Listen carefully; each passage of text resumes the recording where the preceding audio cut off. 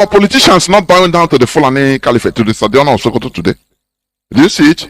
It would have been better to pay that eye service that time, and the Britain would say, okay, this man can be loyal. That is deceit. You deceive them. It is allowed. This is why I'm going to speak a little bit.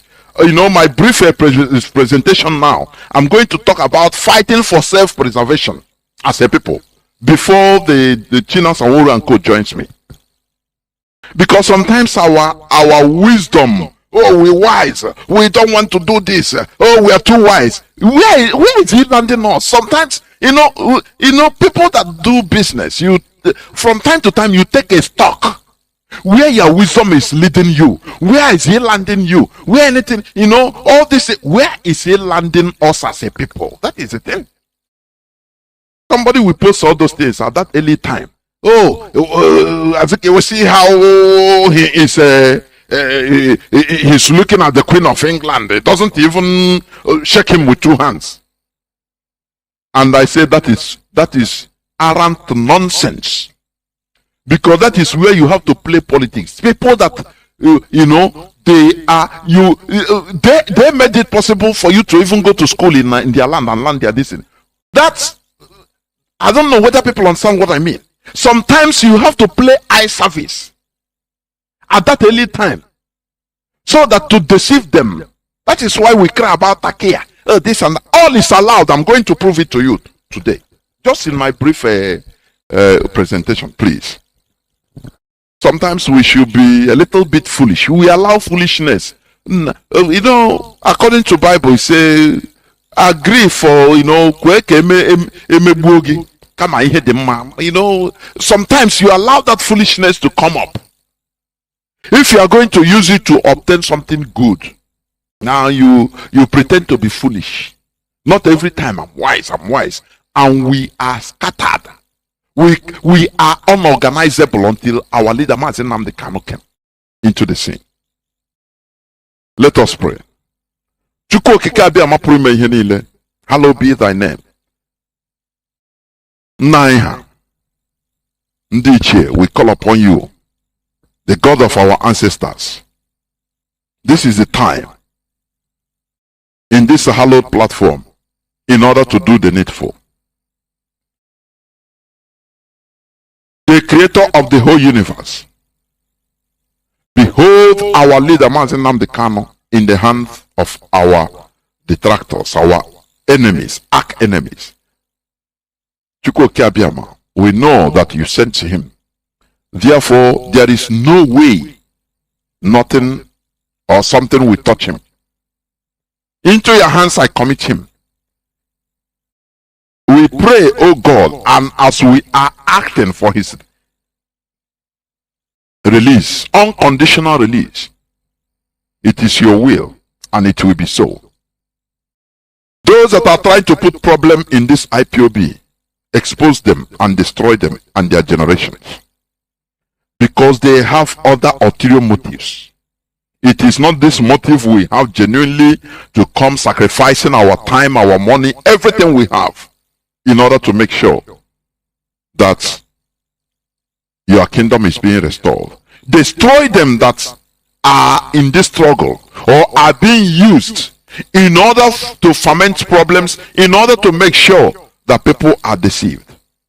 Take care of them. Any person or a group of people that his or her hand is either actively or passively in this extraordinary rendition of our leader, though we know it's part of the process, but deal with him and the generations decisively. The same way you dealt with Judas. Thank you, Chukwuka Abiyama. We are praying and we are acting towards the destruction of this zoo that is tormenting the indigenous community, the indigenous people. Unfortunate enough to be in that contraption. Therefore, destroy that zoo called Nigeria, that through the ashes will rise up those caged indigenous populations, that they will advance and progress in their various ways. Thank you, Chukwuka Abiyama, for in your name we pray. He say, Once again, I welcome each and every one of you to today's edition of Radio Biafra House of Service, coming to you through Radio Biafra London. My name remains Mazi Nnamdi, and today is the 27th day of August 2021. I welcome each and every one of you to welcome your friends and well-wishers. As I said before, let me repeat. I will be joined in less than 1 hour by some members of the DOS Directorate of States. They will be ready to take your questions, please. As I said, let us be reasonable in asking questions or making suggestions, please. This is a structured movement. We must move on. As I said before, let me briefly make this submission, which I captioned fighting for self-preservation as a people. Fighting for self-preservation. In a people's fight for self-preservation and survival, everything is allowed as long as you can get away with it. You know, I said this yesterday. You know, the problem we have, we are a highly sentimental set of human beings.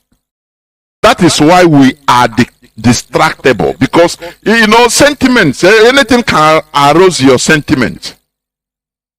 You know, somebody can be sentimental on dancing music.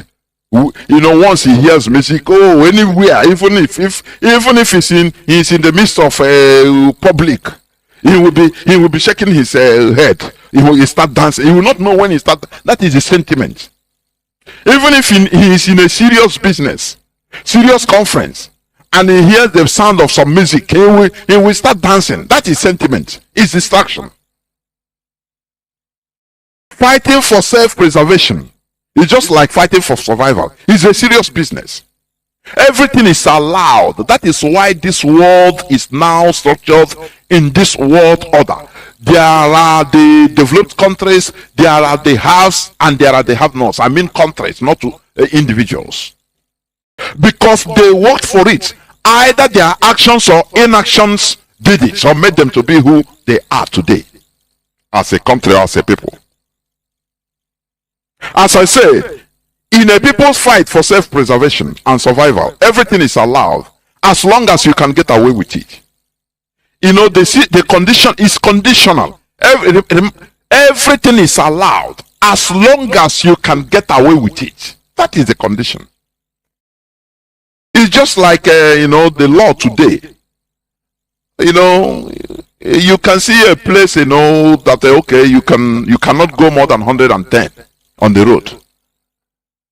If you can cheat if you can, maybe you're in a hurry and you are going on 140 because you feel that you can get away with it. Did you break any law? Did any person see you? No, because you got away with it. That is why, you know, people that are in prison today, they are not more criminal than every other person. Only that they couldn't get away with their crimes. There are many people committing many crimes today all over the world that are even seen as a very good people, because sometimes they know how to do it. Sometimes they will do it without getting, you know, without getting caught, and no proof. That is why I say everything is allowed in a people's fight for self-preservation, as long as you can get away with it. You know, we always accuse the Fulanis of using takia, which is correct. They use it. That is deception. Yes, they deceive. Who can you deceive? Somebody gullible, somebody stupid, somebody that is not at alert. That is the person deceivable, isn't it? Deception is also allowed. You know, sometimes we make statements without thinking, pondering deep inside it. Oh, they use takia. Why can't you devise your own way of deploying that takia or diplomacy and deceive them so that you be on top? That to beat them. That is it. That is why I say, you know, Azikiwe was stupid. I can tell you that. It's a culture, yes. But there are things you have to say. You have to see. The way he acted at the first time. Okay, if he is so intelligent, why was he manipulated? Because some people will attack me. Why should I say a whole Azikiwe is stupid? No. It's a word. His stupidity is when you are. Oh, he was manipulated. That is his stupidity. He was made the president without no single power. That is manipulation. But we praise him for standing up and saluting Queen of England. Maybe that singular act made them even to look down and say, oh boy, if we give power to this person, really, he will he will even swallow us, Great Britain, alive. Why do you have to bring out yourself? Your true self. When you are not supposed to. When you're supposed to use a lie, deception is allowed. Don't you understand? It is allowed. Let me, because many of us believe in this Bible. Let me give you example. If you go to the book of Joshua chapter 9, do you see there are people? These are Canaanites, the Hivites. They are called the Gibeonites. They use takia, deception, to deceive Joshua and the princesses of Israel into signing peace treaty with them, and they remain forever. they become alive. People that God told Joshua destroy them in Jericho, this and that, kill all of them.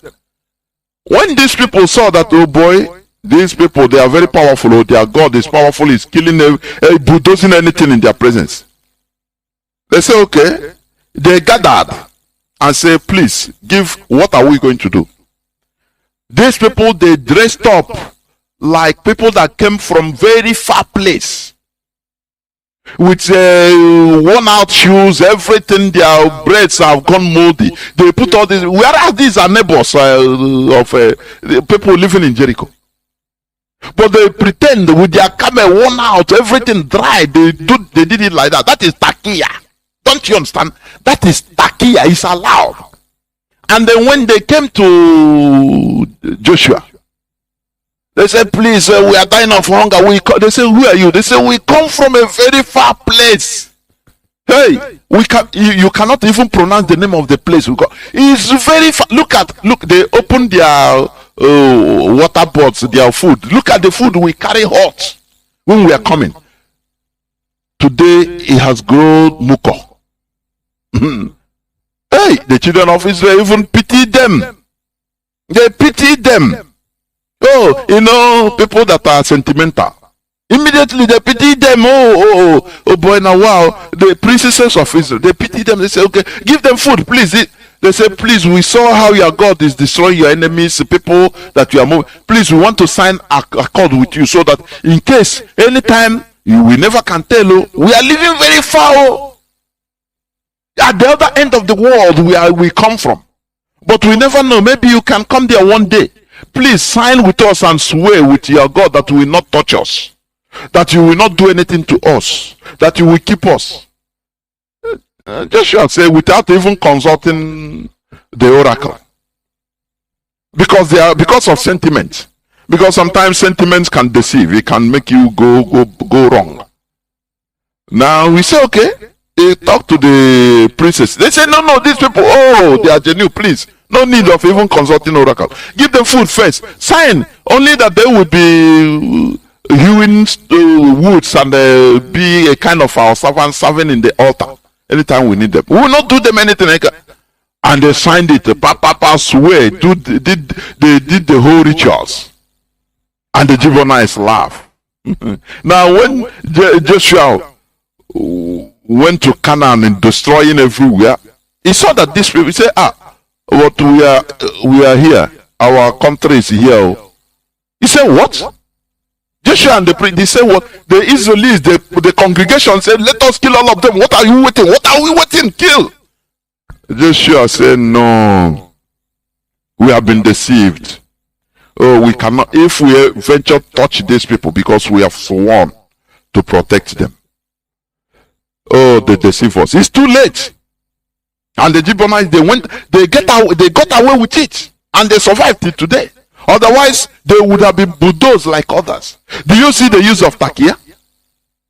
Do you see? That is diplomacy, politics, diplomacy. For your self-preservation. That is what it means. You should not be always truthful.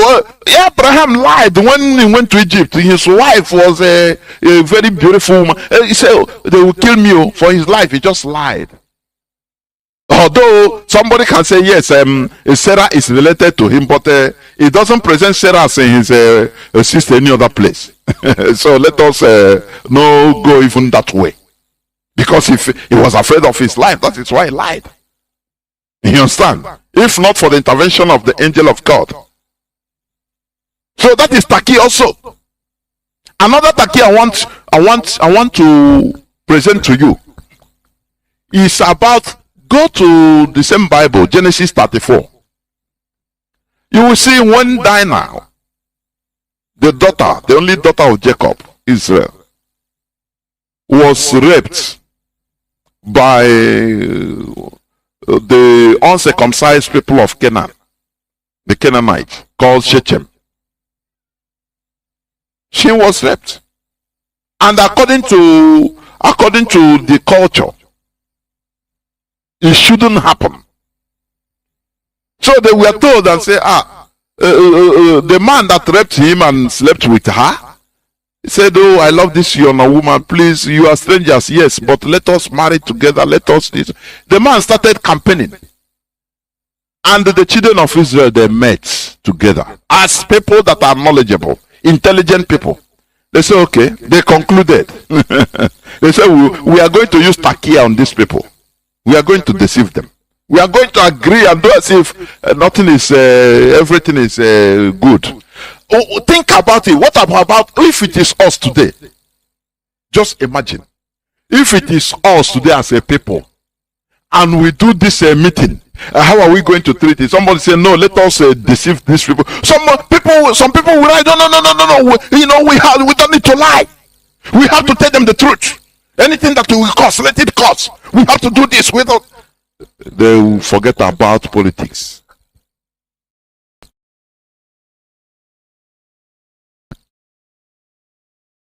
They will forget about diplomacy. Sometimes diplomacy is the answer.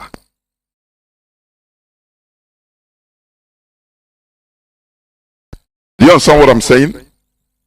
The children of Jacob, they met. That the annoyance, they didn't show it. They have to restrain their emotions. Could you, if it is you, just imagine, could you restrain your emotions? Could you control your emotions today, if it is today? If it is today, you see people, oh no, if it is like this, like this, that promised land, to lie. No. We have to deal with these people like that. We have to expose them. But they they exercise restraint. That is diplomacy. That is where we are lagging behind as a people. I see it in Biafrans, in Igbo people. It is lacking. That is why, one of the reasons we are where we are today. That is why everybody, you have a hot temper. You start speaking out of annoyance uncontrollably. When you are annoyed, your brain neurons cannot function, coordinate properly. That is one thing. And that is, many of our people, we act out of emotion. That is out of annoyance. If it is you, when the children of Jacob, when they gathered to address the issue, they say, look, this uncircumcised Canaanite are supposed to be killed. That we have received order from above and say we should slaughter all of them. Uncircumcised. He slept with our sister, asking us for her hand in marriage, that we should be married.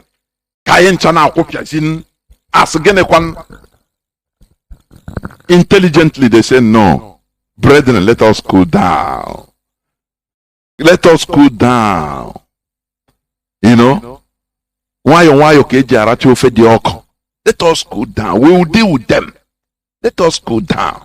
We will deceive them. We will tell them that, okay, we have agreed. We show them fake face. That is one thing as a people we lack sometimes. That is diplomacy. Sometimes you show your enemy fake face in order to get what you want. You show him fake face. That is it. You know, one of the weapons of surprise, of weapons of warfare, is unpredictability. You are unpredictable. When they see that you are laughing, is that time you slaughter people. You take out your sword and slaughter people. As you are laughing, you are slaughtering people coldly. When they think that thing is the time you are so mad, oh, you forget everything. You become unpredictable to the enemy. It is a weapon of warfare. Let us understand that. Unpredictability. So these people, they say, okay, after the meeting, they concluded. They say, everybody, don't show annoyance, eh? Don't betray your anything. Just let us go and welcome them. That, oh, okay. But we give them condition. And that in that condition lies what we are going to do them. It's okay. Mazi Nnamdi, you know what? We will be your future in-laws now. Even we will marry your children also. It's normal. But you know now, we are a special people. We obey our God. So without that, you cannot touch us. You know, you shouldn't have even slept with our sister. But if you can do this, we'll give it to all of you. Will you stop marrying, intermarrying? They say, what is that?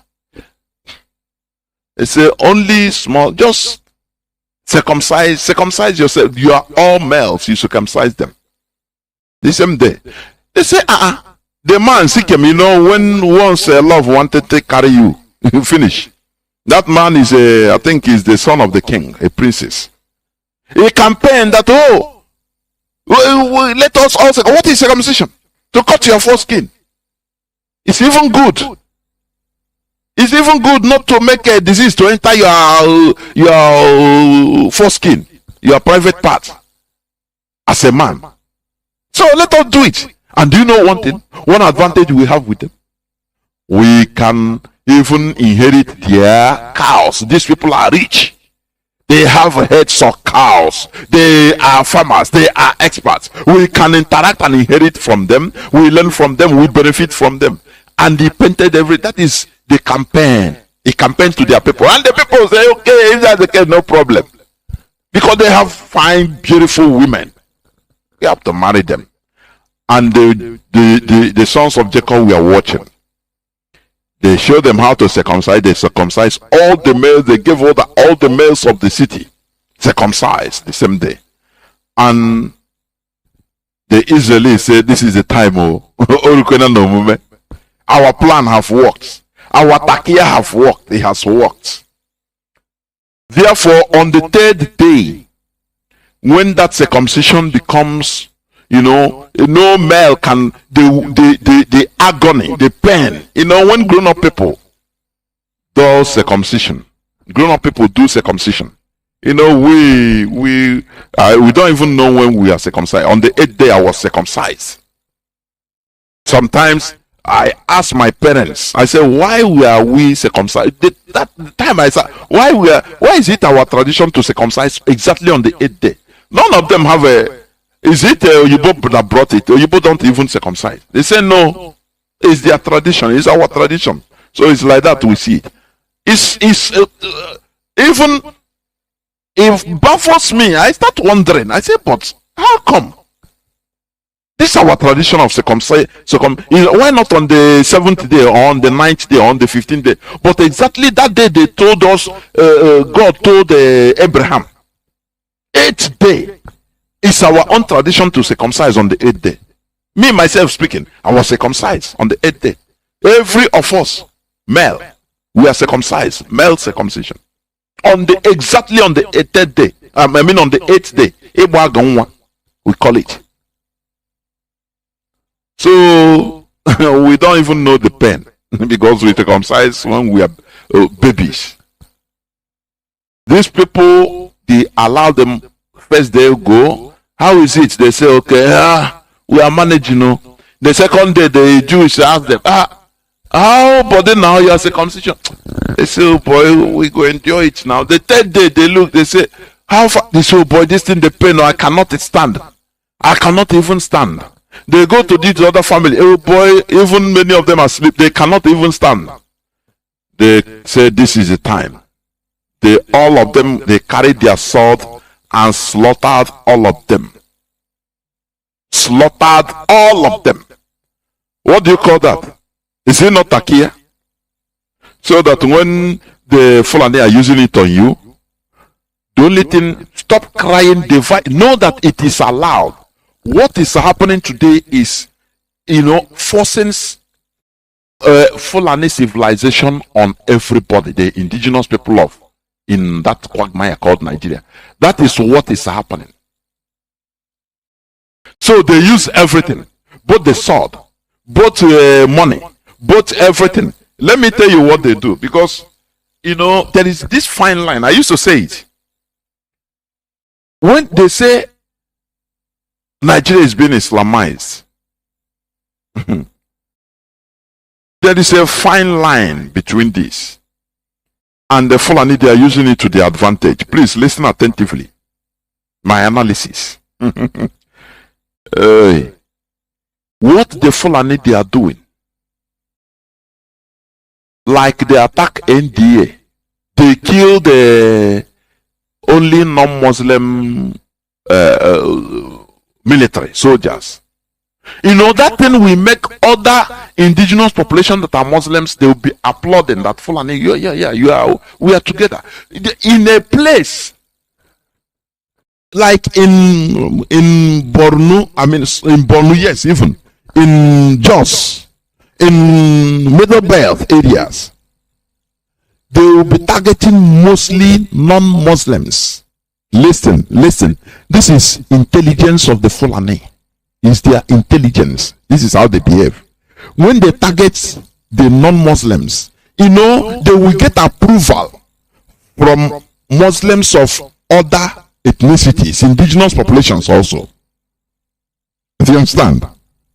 They will get approval. They say, okay, we are fighting. No, they are targeting non-Muslims. Now, when you remove the whole non-Muslims in the area, as they are doing in the Middle Belt, most of them are in refugee camps. Now they take over the community.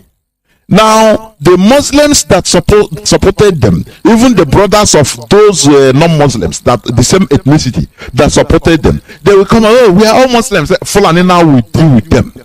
Come on, shut up. This is exactly the same way Ottoman Dan Fodio dealt with the Hausas. He will be conquering, killing other non-Muslims. Other ethnicities that are Muslims will be applauding, happy. Oh, okay, we are Muslim, we are taking over. Now, when they have cleared all these non-Muslims, now these other ethnicities, other Muslim indigenous population, they become like a minority. If you understand? When they come now, oh, we are together with you, the Fulani. Okay, come on now. I have to be, it's my land, so make me king. I'm a Muslim like you. They will turn against all those people as Muslims. That is what you see that is happening in the north.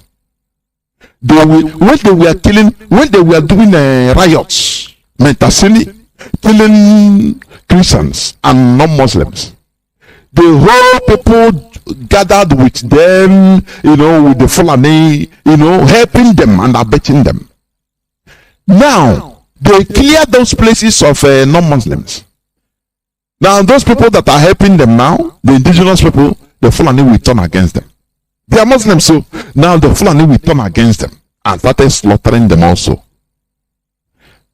And when they are seeing it, when other people that are displaced, that are still alive, that are Christians, they will not even be able to render any support, because they will say, these people, you people supported when they were killing. Do you see how things are going? That is Fulanization. It is not even Islamization. They are using Islamization to deceive the Muslim indigenous population in Nigeria. They are using that word. After all, we are fighting for all of you, everybody of us, so we are Muslims. So that when they hear that, Major Okoro was, General Okoro was killed, he's a Christian, they say yes. They will laugh. They don't know that when they clear all these people, now they will come for them. That is why you are hearing, even in Zamfara, they are killing them, because the Fulani have taken over. So what is happening is pure Fulanization, pure Fulanization. Islamization it's not that. It's not Islamization. They are using Islamization to Fulanize everybody. So they are deceiving the non-Muslim indigenous people. They are also deceiving the Muslim indigenous population. Do you see? The Fulani, they are using one stone in order to kill two birds at a time. They are playing on the sentiments of the Muslim indigenous population that, oh, we are killing the infidels only. Now when they kill the whole so passive infidels, the Fulani will take over everything. When the indigenous population that are also Muslims will talk, they will say, come on, shut up. Are you better than your brother? After all, you are not a good Muslim. You are not good enough. They will turn around and kill them, or place them as, subjugate them as slaves. Do you see the way they are acting? That is why I find it too difficult to completely say that what is going on is Islamization. No. This is what they are using. This is their activities. They are deceiving everybody, taking over. Fulani take over of everywhere in Nigeria. They are deceiving both the Muslims and the non-Muslims. They are deceiving everybody alike. For the Muslims, they are playing, oh, we are Islamizing. You know, are you not going to be happy when we even dip Quran in Atlantic? They say, oh yes, we do. They'll say, okay, help us. When they kill the non-Muslims, now you that is not a Fulani, that are not Fulani people, indigenous population, you want to talk, they will turn against and slaughter you. That is why more than 50,000 refugees left Zamfara the other day, about a few days back, and down to Niger. Many of them are Muslims. Many of them are Muslims. Many of them supported the killing of non-Muslims. But now, before they understand, it is too late. You know, before you understand what happened, it is too late. Now you started rethinking, as Gowon is rethinking now. Gowon, you know, somebody wrote on Facebook, which is good. He said, the highest punishment God will give you is to keep you alive, kill your children before you. Your children will be slaughtered in your presence. Your community will be decimated in your presence. And nothing will happen. You are still alive watching. Gowon is alive today. He's regretting. I've been saying this. If he can come out and tell himself openly the truth, he will tell you that had it been that he know that it will be like this, that he will never fight Ojukwu. Never. He's regretting. But it's too late. That is how the Fulani are smartly using everybody. They use your emotion. That is why sometimes you question your emotion. Do you understand? Sometimes when something happens, you want to, that emotion want to, like, you question it, you subdue it, you say, wait, let me use my brain first, not my emotion. You understand what I'm saying? That is a complete human being. Your emotion being in control of you, not you being under your emotion. No. Because you are the master. Do you understand? So these children of Israel, they used Takia and got what they want. Self-preservation as a people. Survival. Because they didn't want to be compromised. That is the reality. They didn't want to be. Had they become compromised, they will face the consequence. So they have to use lies and deception. That is what you call takia in Islamic language or Islamic terminology. They use it and show their fake face. Today, everything is allowed for fighting for self-preservation. Do you understand? That is why sometimes when the leadership, you know, as I say, there are secrets that are not meant to be divulged in the public. Sometimes the leadership of a movement or a country will tell you do this. They know what they know. They saw what you didn't see. But they are fighting is a genuine fight for self-preservation. Please. Therefore, let us stop crying about other people's tactics and methods. Let us be disciplined to our cause and also make use of every tactic we could in order to fight this war of survival. I told you this is a free world. Nothing restrains you. It's only human being that put artificial boundary. The world naturally have no boundary. It's a planet. It's human being out of intelligence, people that open eye first. Now they go and subjugate others. Now they put boundaries. From boundaries they put restrictions of movement. Don't come, don't come. If before you come, there's something we call visa. You get before you come. Do you understand? It is being put by human being. If you can build your own submarine, for example, undetectable submarine now, or undetectable flight, you just take off from the zoo by yourself and land undetected without being detected. In, for example, Florida, you land anywhere there, come down. No person will know you. No person. You will enter America because it's a free world. It's only what your brain can give you. That is what I'm saying. So anyhow you can do something in order to for self-preservation and for survival as a people. It is allowed. Our people should stop castigating who is using Taki or who is using this method. The only thing we should be saying, how to counter these people and stop being gullible to their deception. That is the line, our line of action, the line we should be acting upon. Instead of these people, they are deceivers. You allow yourself to be deceived. Why not go and deceive? Where they know Igbo people to act brightly more is trading. They say they can one person, or they say Igbo man can even deceive you to buy something you don't want to, or yes, I can call it deception, or convince you. It's a more refined word, but it's deception. It can convince you to buy something you don't even need. Why not do it in politics? Why not do it for self-preservation? Only what you can benefit by yourself. Only one person, only you can benefit. That is where you bring out your whole tactics. This is wrong. I think tomorrow I'm going to talk about civilization. That is the thing I'm going to head into. What is civilization? From tomorrow, by the grace of Chukwu Okiabiama, so that we understand. Let us stop complaining. Devise our own means of doing it, deceiving others, and getting away with it.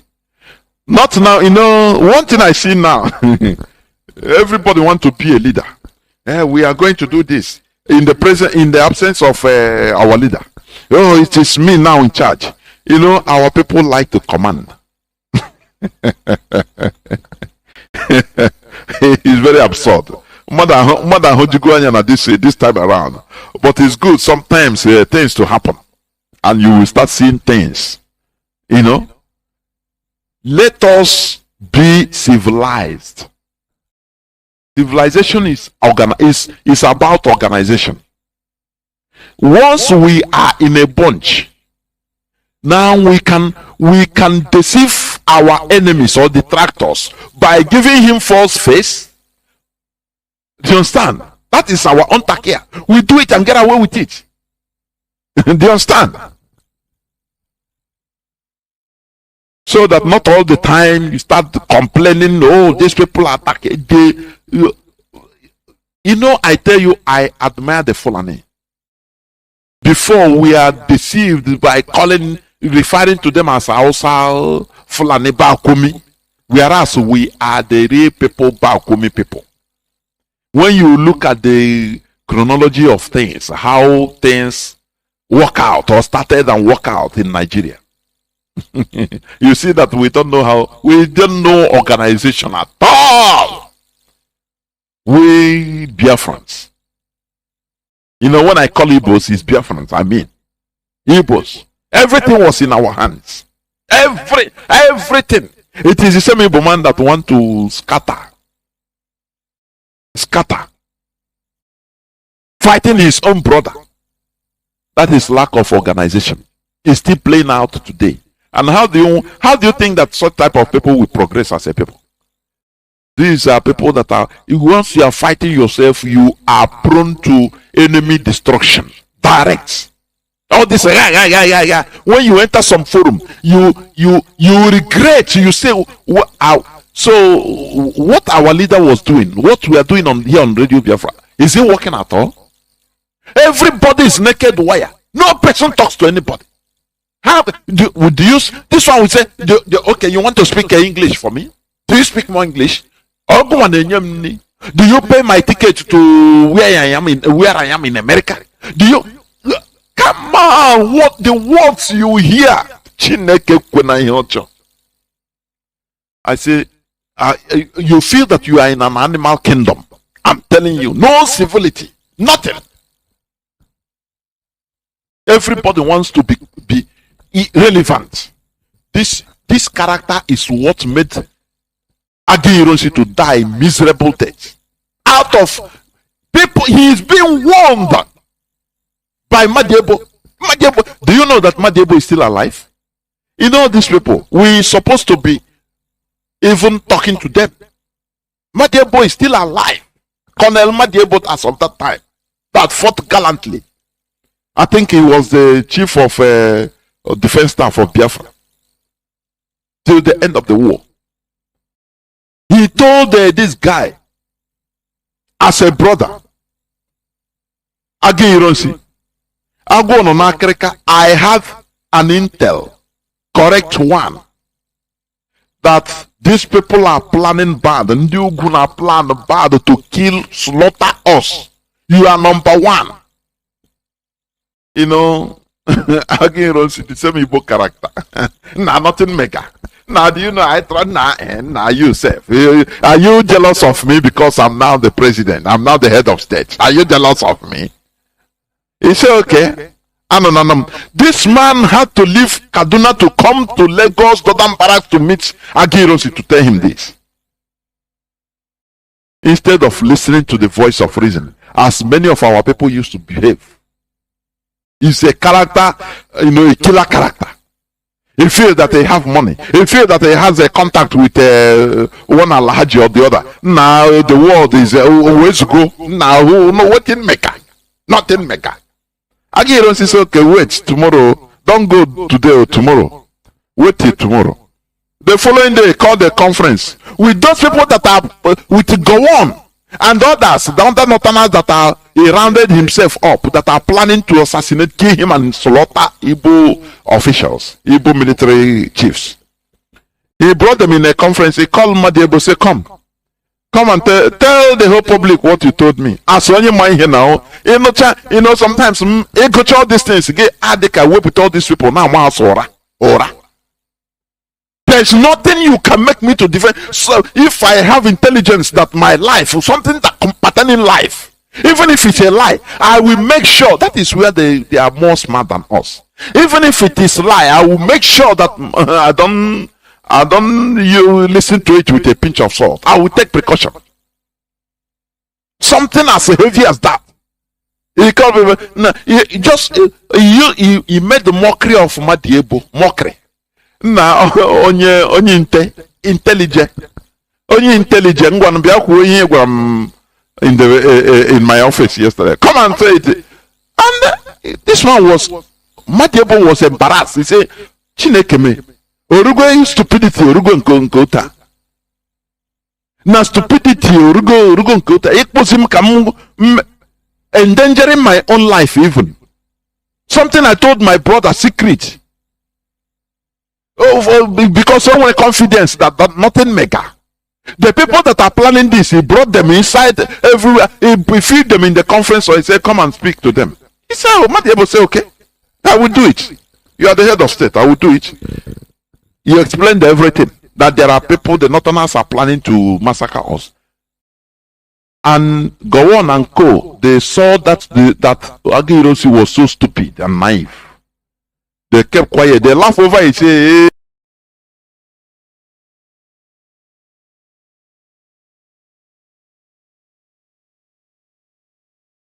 intelligent. A very formidable disciple of Agirosi. That I will kill him. Now I beg, bring champagne, make we drink. He will bow down to Agirosi. Look, my mentor, my general.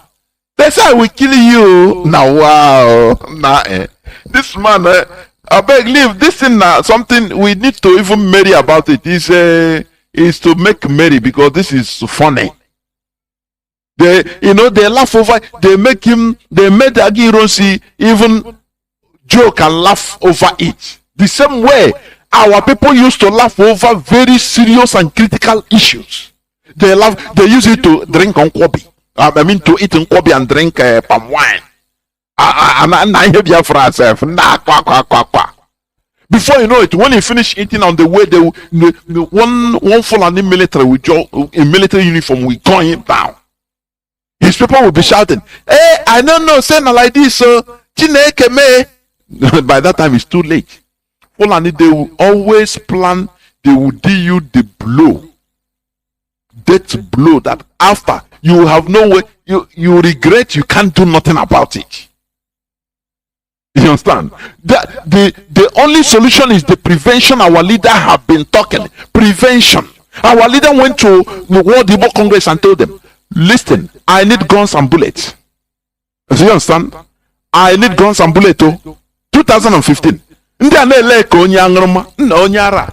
even make mockery of him. I saw it. I beg, make we not waste our time. One of them said, the video is there. Let us, we have other things to do. Many of us have job to attend, work to go. We have schedules. So this man that flew from nowhere, he said, I beg, make sure I give him food. If not food, make it drink well. Don't ask any question again, because anything you ask him, he will answer. They make mockery of him. Today it is the same people that are shouting. Sometimes for them, why do you create us in this type of way? Those people that made mockery of him. Guns and bullets. The woman say, hey, what do you say?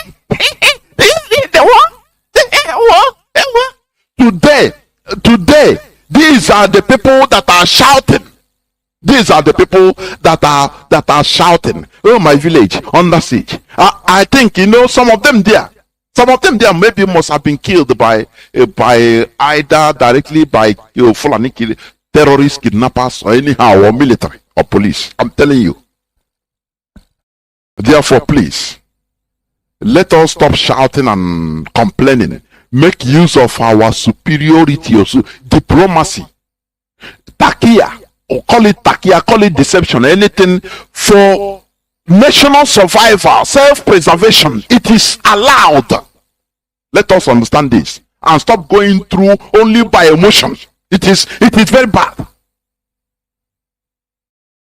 This is where I'm going to stop, and I'm now joined as I promised. I'm now joined by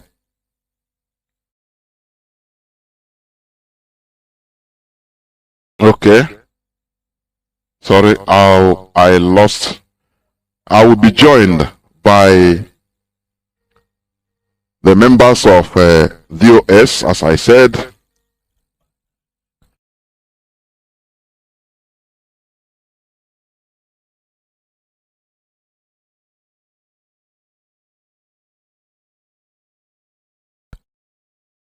So I will go into a few minutes break, please, so that some of our DOS will join me, make their presentations, and you can ask your questions when the lines are open. I'll be right back.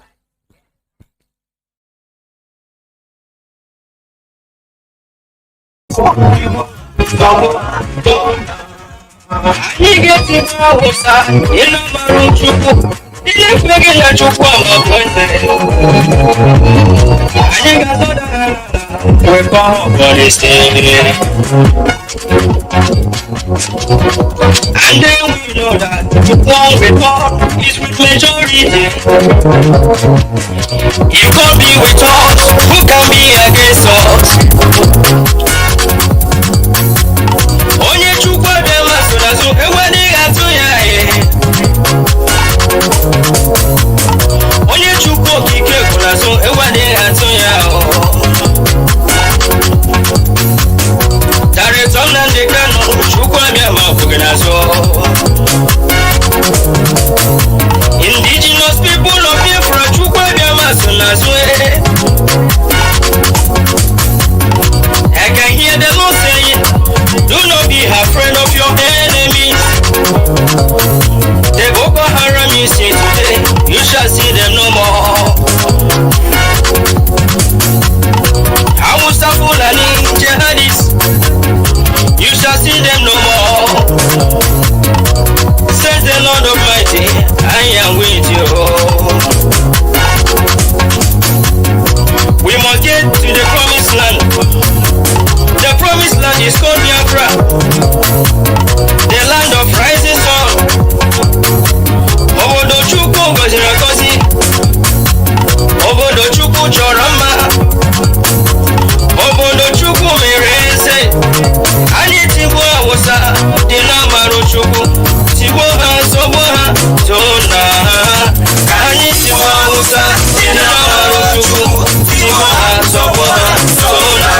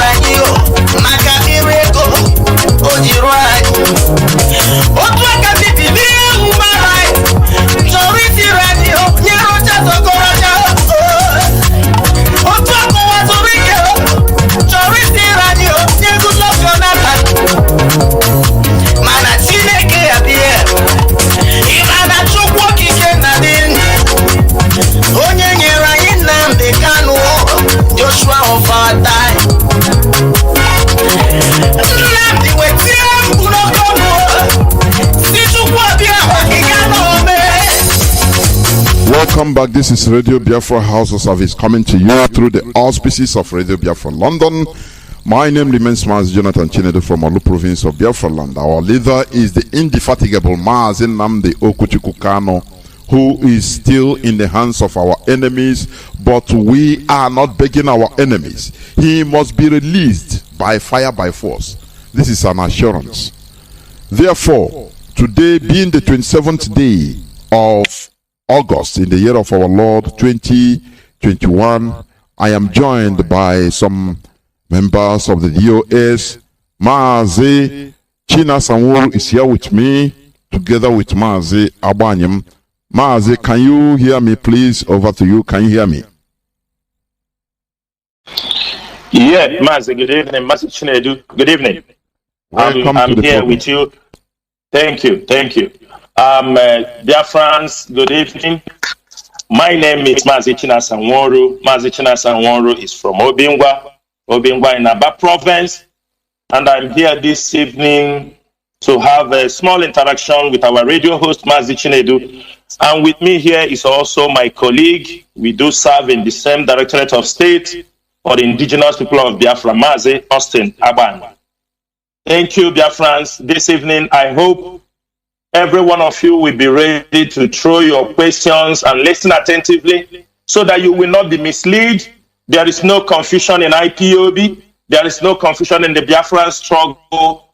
You want to be confused because you want to be confused. Nobody have misled you before. And this evening, we are here to make sure that we clarify every doubt that you have. The indigenous people of Biafra, IPOB, still remain in the cause to fight for the freedom of Biafrans. The DOS is still at the helm of our affairs. And this evening, most of you, I know, after listening to this interactive section, you will go home fulfilled and being confident that this cause can never be betrayed. This cause can never be taken aside by anybody. And I know that Biafrans are listening. And at the end of the day, it's all Biafra that we want. And that Biafra, when they refuse to give us Biafra, it is either they give us Biafra by force or by pieces. We are not going to give up in this struggle because it is a struggle for destiny. Thank you, Mazi. Thank you. Thank you, Mazi. Thank you, Mazi Chinasa. I don't know whether Mazi Abanyam is here. I don't know. Or yes. Should we continue? Yes, Mazi. I don't know if you can hear me. Yes, can yes. The whole world is listening. Please, the whole world is hearing. Mazi Abanyam, please go on. Make your introductions and go on. Thank you so much. Good evening, dear friends. Good morning and good afternoon, wherever you are, depending on your time zone.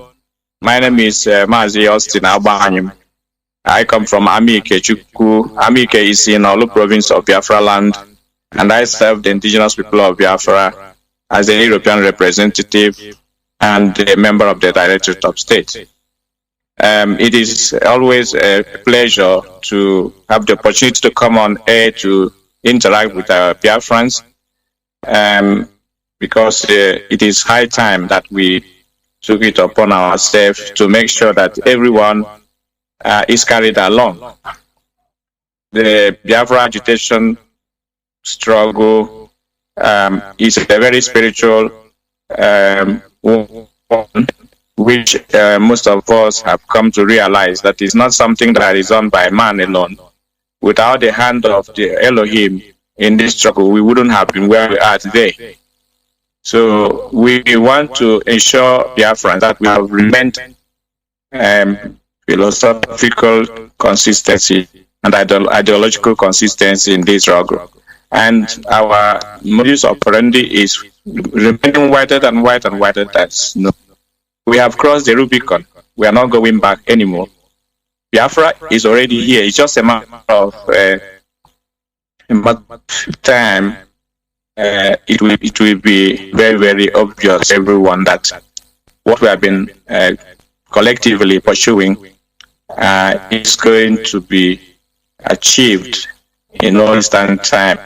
But at this moment, the highest priority is given to our leaders' incarceration in Nigeria. It is very, very appalling that a citizen of the UK is abducted, kidnapped in Kenya without any trial and extraordinary rendition to Nigeria, and they have not taken him to court. This is against all known laws and norms and international agreements. This is the reason why we are coming on air now to tell Biafrans that what is happening in the zoo is lawlessness. Lawlessness in the highest order, that we all need to stand up and support our own. Nnamdi Kanu has sacrificed everything sacrificable in this struggle, and he is ready to do more to ensure the liberation of the inhabitants of that geopolitical area called Eastern Nigeria, which is Biafra. Even those who hate him, Nnamdi Kanu is fighting to save them. Those who are mocking him, he is fighting to save them.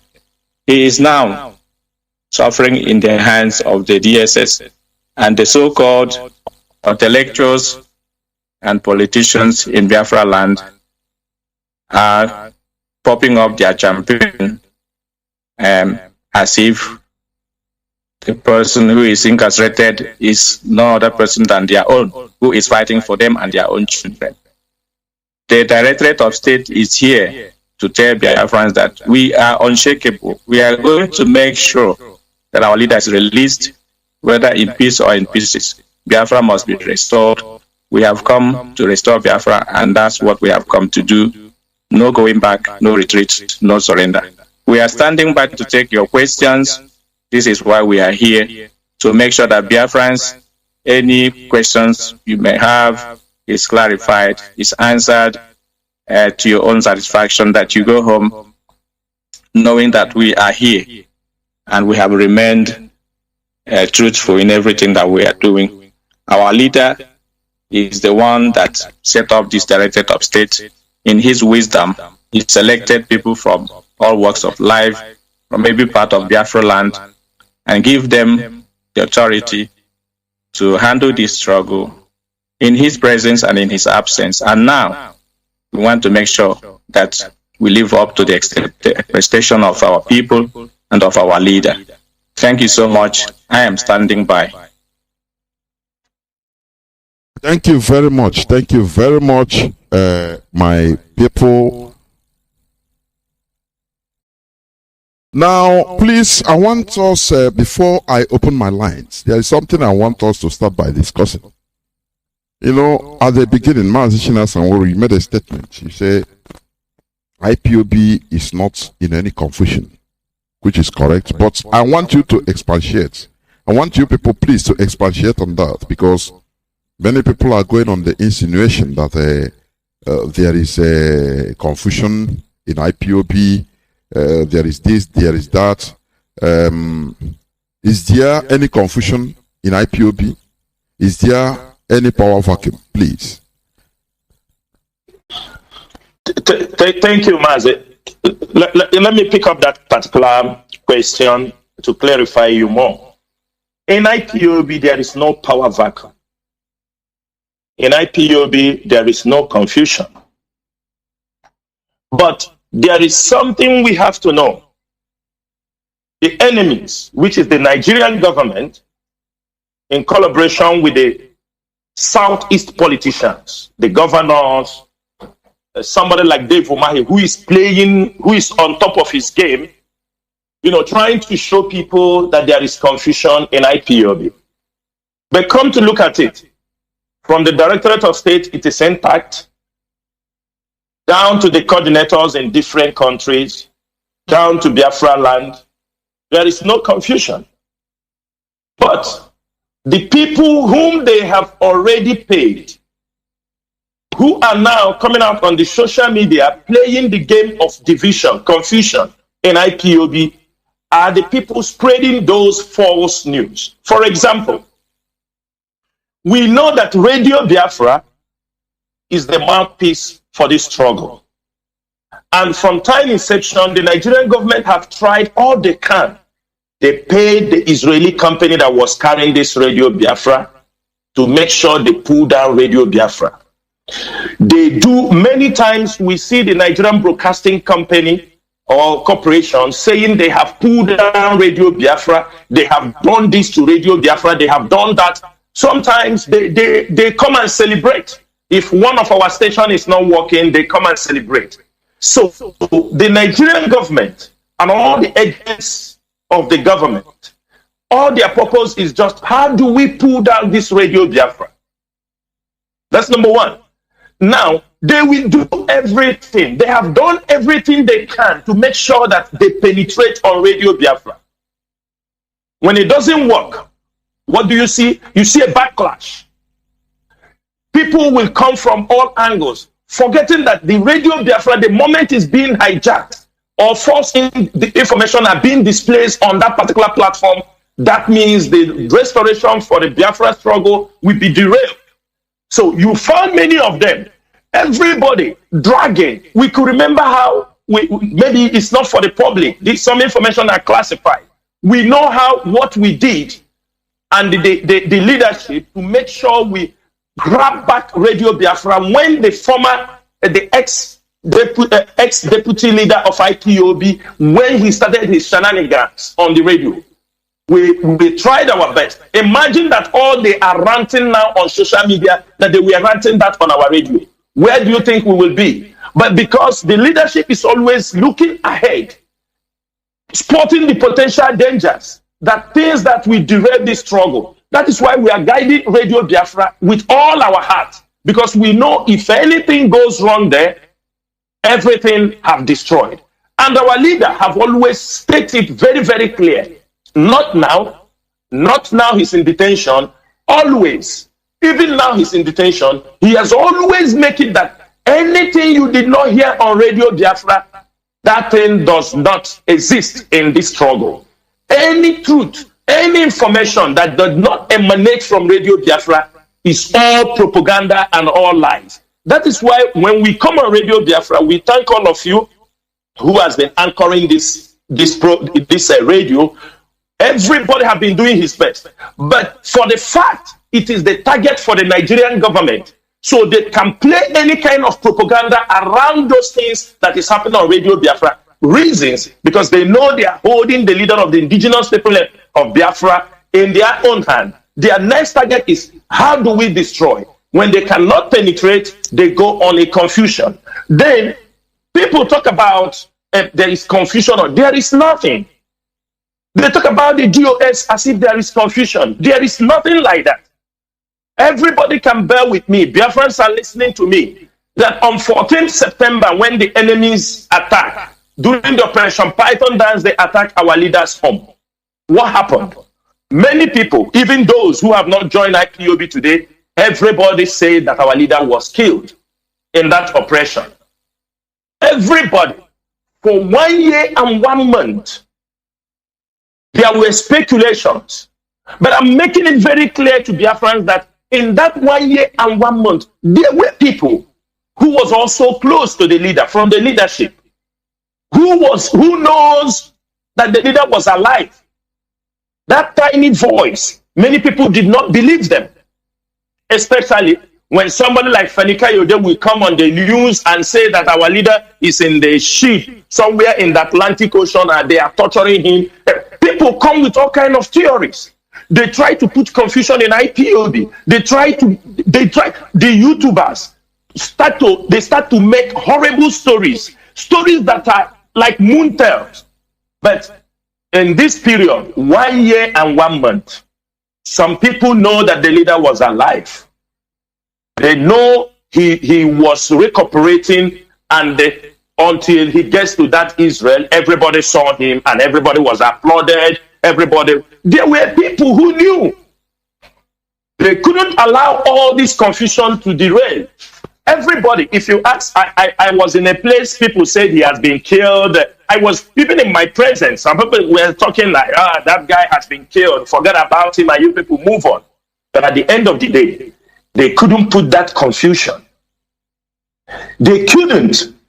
Now, the same game is playing back, even though that in 2015, IPOB do not have the wider acceptance and followers like we have in today, 2021. Now, you should expect that there are people who will come also with their own propaganda and all these kind of things. The leadership has problem. But if you go to the legal department, the work is still going on. Our leader was, as they arrested our leader, we still have people we are releasing from detention. The administration is working.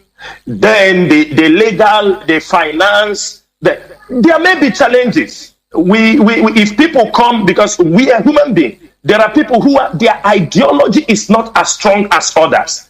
The moment they hear some gossip along the line, they pick up the gossip. You know, our people like show business. So they pick up those things, they start to carry around because they like false information. One thing our people don't understand is this. This is a global movement. Without a secret, this movement can never succeed. Without the DOS keeping some classified information, this movement will not go anywhere. Sometimes people come, they try to poke. They poke the leadership. We knew and we know presently whom the government are sponsoring to poke the leadership of this movement. Dave Omahi, I can say this thing on radio. Dave Omahi boasted to us that he is going to sponsor 1 million people to attack IPOB online and on ground. Governor Dave Omahi. And he saw that governors are capable to do it. So what do you expect? They pay money, they tell people, go there, attack them, put confusion, let people don't believe the leadership. We know we are masters in this game. If it is to get a doctorate degree, most of us in this struggle would have been awarded a certificate. Because in the early 2014-15, we know what they did. We know how they attack us.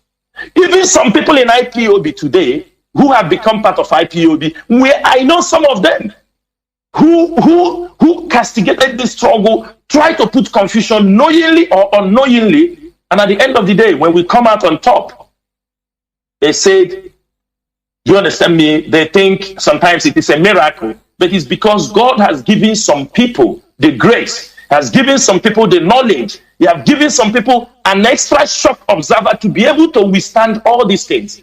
The fight of confusion or not confused and people being misinformed are just the work of the Nigerian government, the DSS, the Southeast governors, the politicians, whom their strategy is very simple. We are holding the leader of indigenous people. This is our main bet. But how do IPOB continue? The DOS is there. So what do? Let's attack the DOS. Let's attack every one of them. Let us carry all sorts of allegations against them. For example, who among us in the DOS have received the insult given to Mazi Nnamdi Kanu? Have any one of us received such thing? Have any one of us been scandalized on the social media like our leader? No. Our leader have got all the brunt. Now our leader is not there. Most of them don't have anything again to talk about our leader because they know he's in the enemy's camp. Now they are selective. They are looking for who do we attack in this DOS? Who do we say anything? Mazi Doziem say something, they attack him. Chinasa Nworu say something, they attack him. I can say these the two people, all of them are putting the attack. Reasons are they know without the leader, Mazi Nnamdi Kanu, there is a structure in place that are doing all the job. There are Mazi Abanim is here.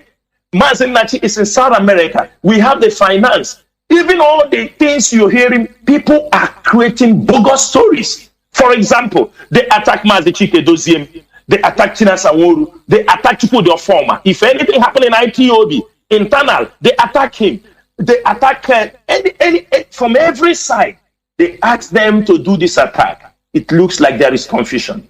But the bad part of it is this.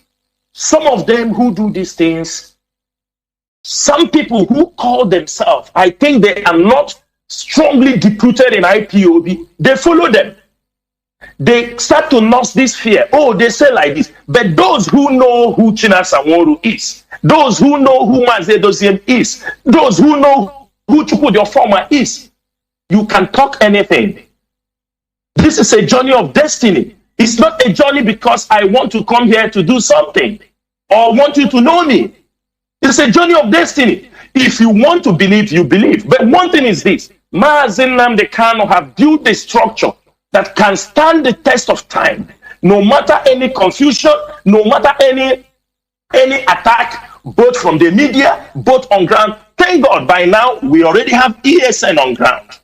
We are not shaking. You can't threaten Biafrans. Forget about what people will talk. You don't dictate for us. We are all waiting. People come, they make stories, they talk, they want to create panic. You don't create panic in IPOB because the information you are disseminating, we have an accurate information, we have classified information. Your information only based what you hear on social media.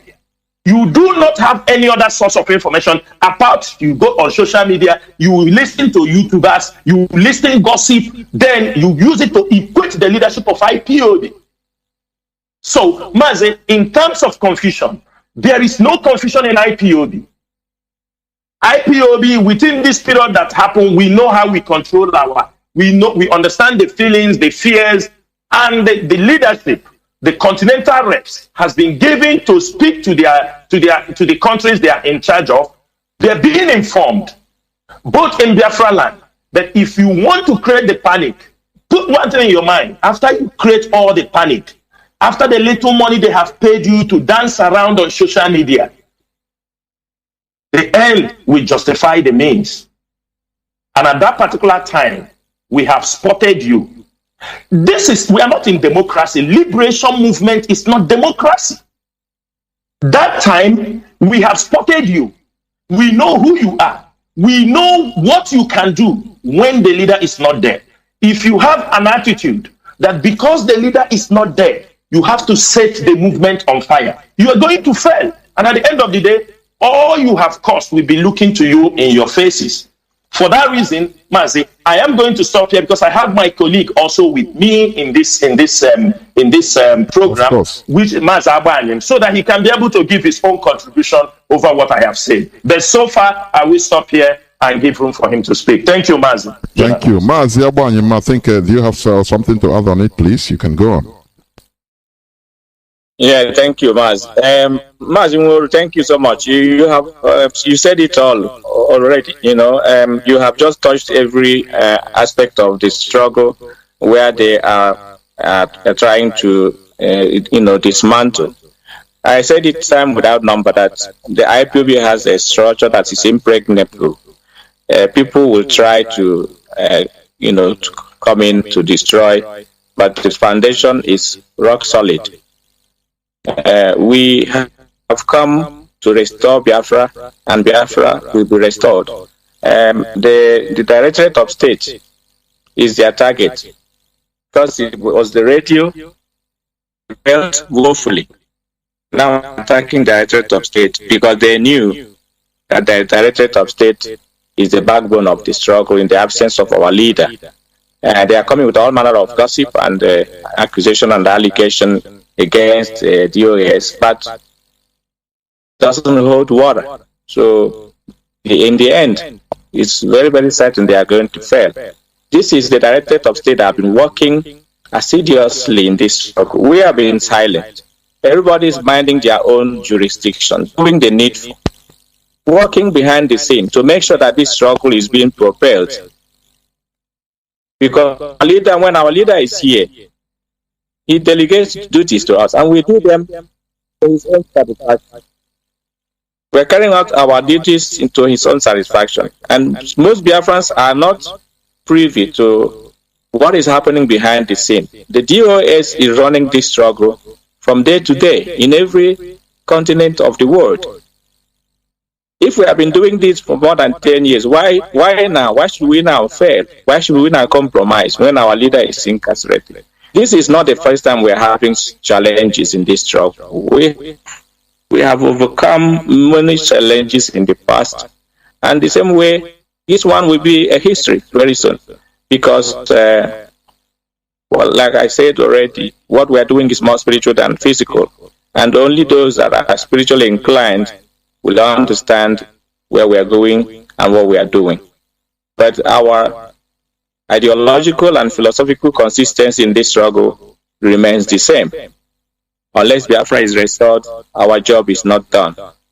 Those who are dreaming and hallucinating that they are going to come into the IPOB struggle to destroy, they are wasting their time, because if you get one person out of the DOS, you have not gotten the whole of your DOS. There's no time you can always get the whole of DOS compromising the struggle. It's not possible, not in this world, not in a million years, because we are from different continents, we are from different Biafran national ethnicity, wherever our leader has selected the people to come together and work as one unit, one body, pursuing one collective goal. So all the attempts they have been making, remember that in 2015, they brought people that come on air and the media to say that they have fired our leader. Now they have taken over. They brought this tripod and delayed them and so on, that they are now leading the Biafra struggle, that our leader has been sacked or removed. But all those things, we overcome all those things, and Biafra is here. DOS standing firm, and the IPOB remains phenomenal. It is the highest, largest movement of a people in the whole world. There is no other movement like IPOB. So the zoo has tried. They have spent. Remember that they have budgets of hundreds of million dollars to destroy this struggle. They have paid some lobbyists every part of the world to proscribe IPOB. They failed. They have done everything humanly possible to destroy or to bring conviction to IPOB. It was not possible. Now they believe that as they have arrested our leader, they are going to destroy the struggle. That's why you're seeing all these things happening. People are coming from east and west, left and right. In one concocted story and after another to try to deceive the gullible ones. But they are dead on arrival because we are not going anywhere. We have crossed the Rubicon. Our goal is Biafra restoration, and that is what we are going to do. Come rain, come shine. Thank you so much, Mazi. Thank you, Mazi Abanyam. I will have two questions, but I'll ask one first before the other one, before opening the lines. Now, please, considering the situation of things now, about the extraordinary rendition of our leader, his incarceration, illegal incarceration. There are some people you can hear, those that are saying that they will only obey Mazi Nnamdi Kanu and no other person. Sometimes they can come up even on A or try to incite this type of thing, this type of phrase, or even on social media. It become a common thing. Yeah, I can only obey Mazi Nnamdi Kanu and I cannot obey any other person. No other person can command me. So that is one. And what about those also that genuinely, I say genuinely, love Mazi Nnamdi Kanu and IPOB, but out of emotion, can I call it ignorance or naivety, they are doing or saying things against our progress in their deeds, their actions, their utterances, which they think that they are doing out of the love they have. So what will you tell, or what will you say about this type of two sets of people? Please, over to you. Yes, Mazi. If I may come in, like you already have alluded, some people are doing this out of love for Nnamdi Kanu, but they forgot that Nnamdi Kanu, when he was free, he is the one that gives directives, and whatever he says stands.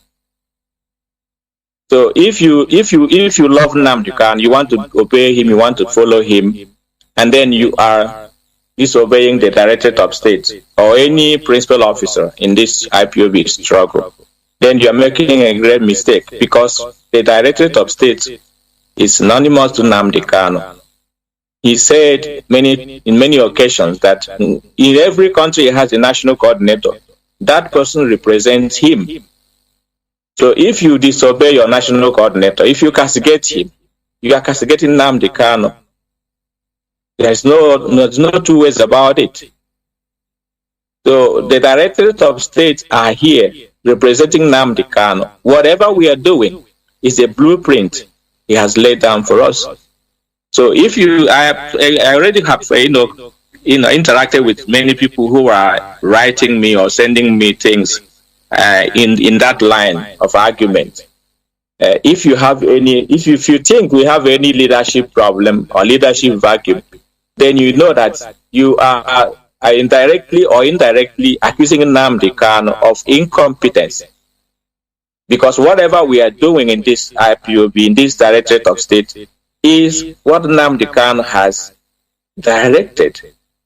So I don't see the reason why somebody will say, you love Nnamdi Kanu, but you don't love those who are representing him, those he has chosen in his wisdom to do this work. You castigate them, you denigrate them, you say all manner of things against them, casting aspersion in what they're doing.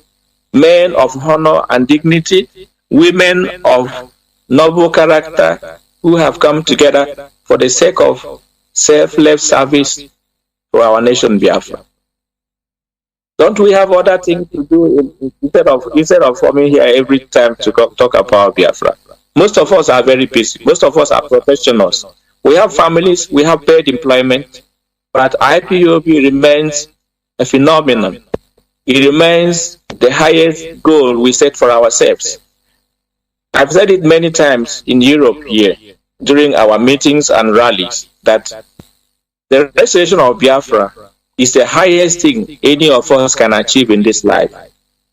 You might have some wealth to build houses, start up businesses, whatever, but when you die, those things are gone. Another person that maybe never labored for those things may be the ones to enjoy them. But if you partake in the Biafra Restoration Project, your name will be immortalized. Your name will be written in gold. That is the highest achievement. Now we are talking about some people that died centuries ago. We learn them in our history at school and in the books, when we read books or when we watch movies. We remember quotes from such people of honor and noble character. Why do we remember them? Why do we reiterate their quotes? Why do we use their wisdom to make statements? It's because they lived selfless lives. They have not pursued material wealth. They have pursued honor and dignity for themselves, for their families, or for their nation. We talk about things fall apart. We remember Chinua Achebe. Without that book, all the people that died during the time Chinua Achebe died, how many of them are we remembering today? It's just because of his work. And that work is for the people of Biafra, for the people of the world. We remember him because of that. So if you have partaken in Biafra restoration struggle, you will be remembered forever. So those who are even dreaming of collecting money to betray the struggle, they have not even realized what they are doing. Where are you going to enjoy the money? On which planet are you going to enjoy that money without having a home called your own? We're all in diaspora. We have everything we should have. The nationality of the countries where we are, we have job, we have houses, everything. But you're not at home. Somebody will still ask you one day, where do you come from? Because your color is different.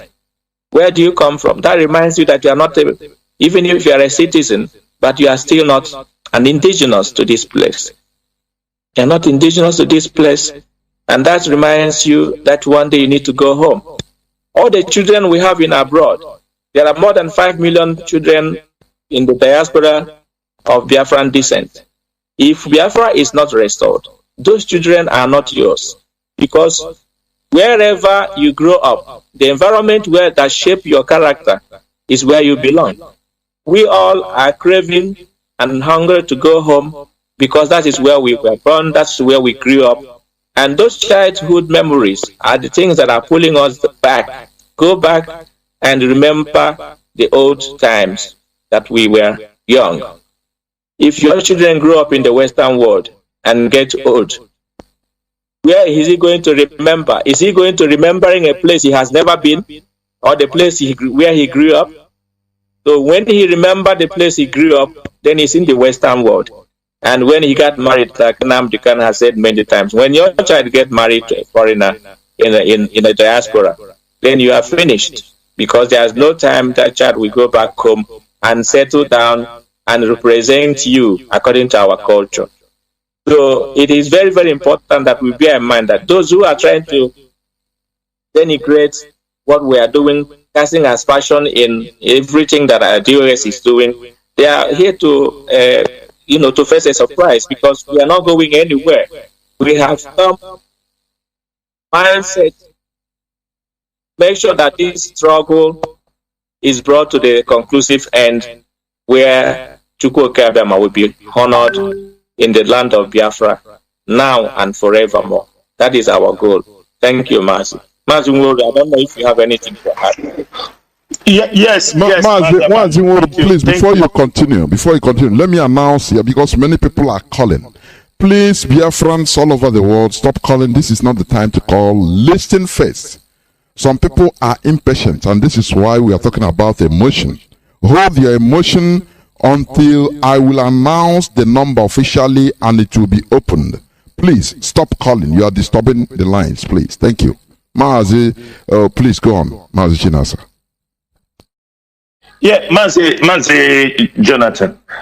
I will pick up your first question, which you said why some people say they believe in Mazi Nnamdi Kanu, but they don't believe in the leadership. Sometimes people want us to talk like a gentleman. People want us to talk like a senator, talk like a local government chairman. When we come to this radio, we speak so that people will understand. But I do tell people we are not senators. We are not, neither are we governors, or we want to be like those ones they are thinking. We are rebels. Rebels in the sense we are rebelling against the injustice. We are rebelling against things they're doing to us. They are rebelling against everything, the marginalization, the killing, everything. We are rebelling against them. And for that reason, if I say that I'm a rebel, I shouldn't be misquoted. Now, there are people who say this is what they call self-deceit.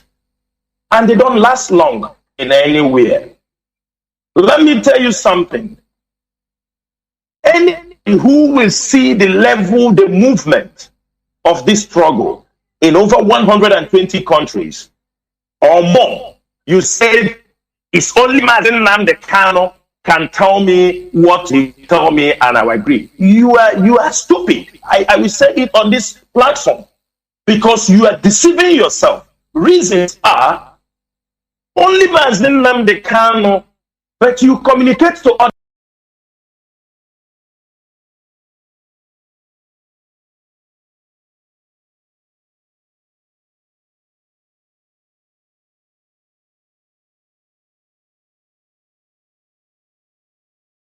people who are not Mazi Nnamdi Kanu. You communicate with IPOB members. You take help from them.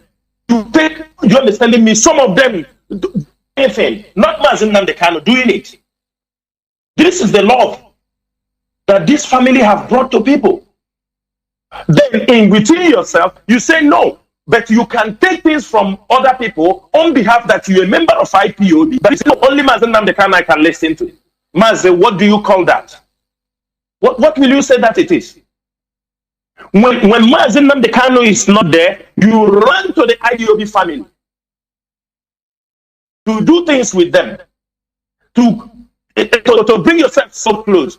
You go out there, you tell them it's only Mazi Nnamdi Kanu will tell you what to do. You are deceiving yourself. You must know that. And they said there was one popular, and indiscipline is also disturbing you because they say we used to say it when we were growing up. Eti Mensing was a very fine footballer. He played very well. Some analysts will say he couldn't go far in his football career because he was indisciplined. That he couldn't, because of indiscipline. In everything you do in life, discipline matters so much. You must be disciplined.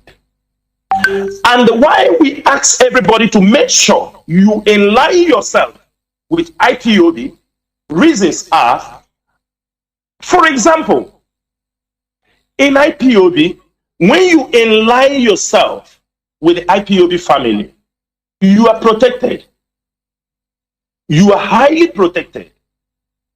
Anywhere in the world you can go, and you inform your coordinator, I am going here, I am going there. You will be received. People can testify. Many people who do receive help from IPOB families around the world, they don't even know who the people are, how they look like. But you can pick up a phone and call somebody in America and tell them I have a problem. He pays your house rent. You can pick telephone and call somebody in Asia. They raise money, pay your medical bills without even knowing who you are. They don't know how you look like. And you can call somebody, I am IPOB, I have a business, and he go follow you because you are IPOB. Then at the end of the day, You don't want to listen to the leadership. Let me give you another example. In this struggle, the media department, I can tell you, headed by Mazi Nnamdi, I can tell you for 3 years or more, Mazi Jonas, you are in the media, have Onyendu 2 to 3 years. I think since Onyendu came out in Israel, have Onyendu come to the media people and talk to them, this is what you have to do, this is what you have to do? No. Onyendu doesn't come to the media because he knows there are capable hands who have been running the media. He knows that if the former is there, he have indoctrinated all of you on the ideology of this struggle. And whether Chukwu the former is not there, you people can run this media without any interference. The same thing goes to the legal. Onyendu can only, when he hears the cases of people are being detained, he will call the legal department. You people take care of this, and I'm hearing, and the legal issue will be going on. He wants results. Only results. You tell him, he will be happy. Onyendu, we have released 5 people. We have released 10 people. He said, good. That means he trusted the people on those departments. Now, you go to finance. Maybe he look at the finance. The money that's supposed to be coming in, the people handling it are doing it. This is a leader. He have already set these structures. It took time to put these things and get trusted people to handle them. Like what Mazaba and my colleague said here, it is impossible to betray the DOS. For somebody to destroy reasons. Somebody is in America, somebody is in Europe, another one in the Middle East, in Asia, in Africa. I'm telling you, it is, let me tell you, highly impossible to corrupt the DOS. And besides, different. It's like, let me give an example. I'm just trying to let people to understand. It's just like when those who do stole away, traveling with a ship to another country, hiding in the tanks. If you eventually, those who used to do those stole away, first you go to the shipping line, you look at how many crew are these Chinese crew members. If all of them are Chinese crew, you avoid that vessel. Because it is very easy, they will kill you and throw you inside the ocean. Very simple. But when you go to the crew, you found out that there is one Indian, one African, one Japanese, one European. When there are a mixture of people from different religious beliefs, it's difficult to kill you and throw you in the ocean for those who make stowaway. Because it is very impossible that all of them will agree for you to be killed. With different, there are some, I'm a Hindu, I don't want you to kill this person. This person says, I'm a born again Christian. This said, I am a Muslim, you can't kill this person. Why I am saying this is for those who think the DOS can be easily infiltrated. It is impossible. Because everybody in the DOS, they are all independent-minded people. They can oppose you with any idea you come that they know that will disrupt this thing. And they will leave you. And that is what happened to the former deputy leader. When he thought that, he will come there, he will bamboozle people, when he saw the independent mind, he know that he cannot go on air, demonize the leader, challenge the leader, do anything he wants. Everybody was, he said, no, you are crossing the line. So anybody who is seeing himself, number one, he is selfish, he's indisciplined, he has nothing, no matter what he does, he has nothing, he's not helping to build this institution. Every one of us here have capability to be on social media. Open. It is as simple as ABCD. People, as I am talking on this platform, for those who hear my voice, do I look like somebody if I come on social media to open this and that I can't find my level? No. If I open the social media tomorrow, I put on social media, I start talking. It is free. But do not use because you have come to that level, you use it to destroy an institution. This is where we have problem with you. If you say, I don't want to listen to Mazi Nnamdi Kanu, I don't want to listen to the DOS when Mazi Nnamdi Kanu is not there, you are free. But when you turn your channel to become an attacking dog against the GOS, then you know you are going no-go area. You can back, you can shout, it doesn't matter. This is an institution. The GOS is an institution. If you don't want to, for example, you don't want to understand what they are doing, you feel that you're listening, you're doing it to yourself. The one thing that I know, and members of the Directorate of State, is that we are leaving a legacy that tomorrow we may not be there. Chinasa Nworu will never live forever. Mazi Abani will not live forever. Mazi Nnamdi Kanu will not live forever. But when we step out, the new set of people comes in, like what Mazi Abani saying, those who use their quote, they can continue from there, because consistency is what matters in this thing. Consistency. If we can be consistent, it's not today we go and form customary court, we go and form customary government, we go and form this. No, we are the people come. They told us turn the BOS to Biafra Parliament. Some people say turn it to de facto government. All this advice, people have given it to us. If the DOS do not, I know when some people were crazy, change this DOS, we don't believe they are fit for no this, they are this, they are that, they bring their idea. It was somebody in the DOS before brought this idea, you see, this de facto government. We told him, Papa, this thing will not work. There is nothing like de facto government. We need to make sure we secure the house. Now he has sold that rubbish to the people. Have it failed or not? Master Jonathan, have those people saying this de facto government, have that de facto government failed or not? It has failed woefully. They brought that de facto government. It became an issue in the Directorate of State.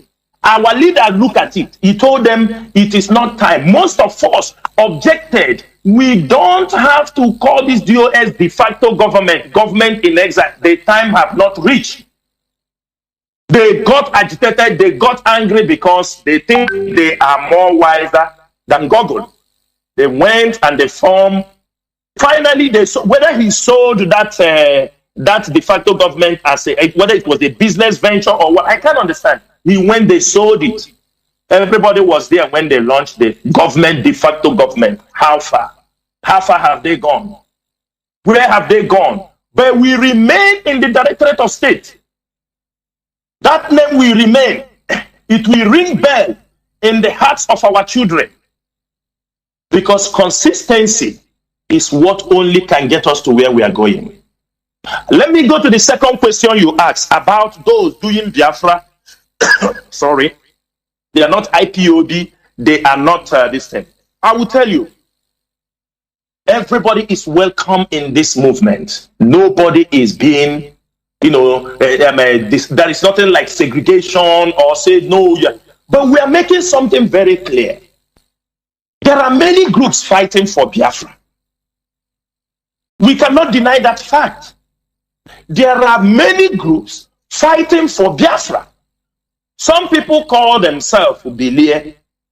Some want to get Biafra in customary court in Owerri. I don't know what those people call themselves also. Some said they are Mason. Some say they are de facto government. The other one say he's BMI. Everybody fighting for Biafra. Sorry, Mazi. Now, in all this, everybody is fighting for Biafra, right or wrong? They have their own decisions. They have their own methodology, how they are fighting for their Biafra. We accept them. If they come to IPOB and say, I am part of this movement, IPOB, we will tell them you are welcome. There was a time Paul was called Saul. If you change and understand and abide in our ideology, because we know it is only IPOB have taken this struggle very far beyond what people even imagine. Now, if IPOB has been working with our principles, the way we have spread this struggle all around the world, create the awareness, we need to continue. We have our blueprint. We don't need to come and sing it to people. We know where we are going.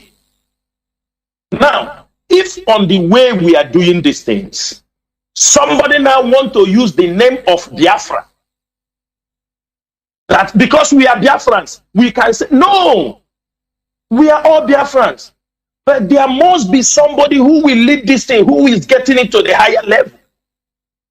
If IPOB don't distinguish themselves from what is happening, tomorrow, if Biafra comes, you will see those people who were 20 in number sitting in one beer parlor. They will come and tell you, we fought for Biafra. I was the general secretary of this. I was this, I was that. No. You must distinguish yourself in whatever you are doing. And that is what IPOB is doing. And we are not only distinguishing, we are leading the pace. All of those people who talk about Biafra, we know some of them have been in the group of those people who have failed. They want to bring the same ideology inside IPOB. And we said, no. You cannot come and infiltrate in IPOB, diffuse us. We know you have the passion, but why not follow the principles of IPOB, the code of conduct of IPOB, understand the tactics we are using, know when to talk and when not to talk. This is all what we are saying. But you can't jump because you're Biafra. And finally, let me tell you something. You see this issue, we are Biafra, we say the way. This is what happened in the NSAS program, NSAS protest that just happened. When they were attacking people in Iguacha, we were shouting on this radio. We called many of the people, our people in Iguacha. We told them, don't go out when it is 6 o'clock. We were shouting it on this radio. We were giving them security advice. We were calling people to be careful in Iguacha when Wike was committing his genocide. The Mazi Jonathan, I will tell you one thing. Do you know that 70% of the people captured in Iguacha, kidnapped, adopted in Iguacha, sent to the north? Do you know 80% of them are not IPOB members? Yeah, of course. They are not IPOB bought the brunt. We thank you. I spoke to many of them. When I'm trying to understand which family you are, he told me, I asked them, where were you? What happened to you? How did they take you? Because whenever we release them from Abuja, there must be an interview granted. We understand. Some of them said, I was with my friends sitting in one beer parlor there drinking. These are people, they didn't hear us. They didn't want to hear what we are saying. Because they felt unconcerned. It doesn't concern me. Who is IPOB to tell us what we are doing? We were shouting on radio. IPOB spent millions of naira to secure their band. They were saying Idibo now, Idibo, what it concern me? But at the end of the day, they were profiled as Igbo people. Move them to the north. Many of them died. Who bear the brunt? If IPOB did not step into this case, most of them will still be dying now in the north. IPOB paid the legal fees. IPOB took all the responsibility. Bring them down home. So when somebody bring this idea, we are all Biafrans. Yes, we are all Biafrans. We don't. But there is people leading this struggle. You have not. At least we have gotten an experience. We know what happens to our people. We know. And something you want us to come on air because you're a Biafran, we split every information about IPOB. We give you all the classified information, even if when giving it to you, will you accept it? You will go to the beer parlor, you talk, you say, forget that IPOB. That is it. So what we are saying is this. Yes, you're a Biafran, but we are saying, listen to the voice of the people who are championing this cause. When we tell you stop, stop. It is for your own good. It's for your own good. When we tell you wait, there is something we are seeing, you don't see it. There is something that is happening where you don't see it. IPOB have different departments. We gather our intels. We know. For example, finally, you saw like they are attacking us on social media, everybody coming. People knows. One of the people whom Dave Omahe gathered in Ebonyi State, the people they gathered, you understand me, gathered in Ebonyi State who are attacking us, somebody from there inboxed us. He said, Oga Mekuna no vessel. We are here, this is where we are being paid to do this. So don't you understand me? This is the game. But you are in social media ranting. He gives you evidence. From some members, some of our members in the DOS who understand, because not everybody keep his mouth. I think some of them have received some audio, classified information from people they are holding. They have received information and they cannot doubt those information. We don't share it on air. We don't do anything. If we are telling you to stop over this rendition issue, I will ask you to listen to IPOB. But if you think you can do it for love, it's understood. Nobody's telling you you love. But what we are saying is this: if something not good come on top of it, it will be difficult for us to defend you. Very, very difficult. Very, very difficult. That is what is the case. IPOB, we have our plans. Like my colleague said here, Onyendu already he said you people have the master plan. You know what to do. Continue from there. You want us to come and show it to you? You can be in everything. There must be people who have the master plan of something. It's not everybody. That is one thing we have to know. That is one thing we have to know. The moment we accept those things, any day we fail, other people take over. That is one thing that is in life. Being a member of DOS is a temporary something. I was not there. I became a member of DOS in 2017, and I'm not going to be there for life. But one thing is this: I will make sure, and I swear on this radio, I have said it many times. If I, Chinasa Nworu, betray this struggle, if I, Chinasa Nworu, go against this struggle, you will not talk about me. I will commit suicide and I will make it open. It is as simple as that. It is not we didn't come here to play. We are not here to make money. Because if you talk about money or life, we have touched life. What else do I want? What else do I want? But I found out that after all these things, that we are nowhere. Our people are suffering. We are scavenging all over the world. I have seen our people personally. I have traveled to almost 30 countries. I have seen our people. The same cry everywhere. Go to China. We have thousands of our youths in prison, on death row. Go to Dubai. Go to Turkey. Then at the end of the day, you ask yourself, what is all these things for? When you are young, you may travel, but when the time is coming, you realize that you came from somewhere, like Mazi Nnamdi said. And that place, Mobrundi, wherever is start calling you back. You must return home. And that is what we have to do. We are not only returning home, we are coming to build a home for our future generation. For us, it's finished. What are we going to enjoy? My teenage age is gone. What else? So we are only building for the next generation. That is all. And that we are going to do no matter any obstacle. And if you think you can be an obstacle for indigenous people of Biafra or for this DOS, it is not that somebody said you are arrogant, you are this. No, we are not arrogant. We are telling you what we will do. We will crush you. It doesn't matter who you are. This is freedom fighting. This is not democracy. We are fighting for survival. And that is what I have to say this evening, Mazi. Thank you so much. Thank you, Mazi. Let me, there is something I want to also clarify, because you touched it. Our people are so sentimental. That is why, if you're listening to my program, I always talk about sentiments, our people acting on emotion. Therefore, most of, some of all these social media speakers, many of them you see, some of them are not even members of IPOB, but they talk about Biafra. Now, some, can I say, is it ignorant?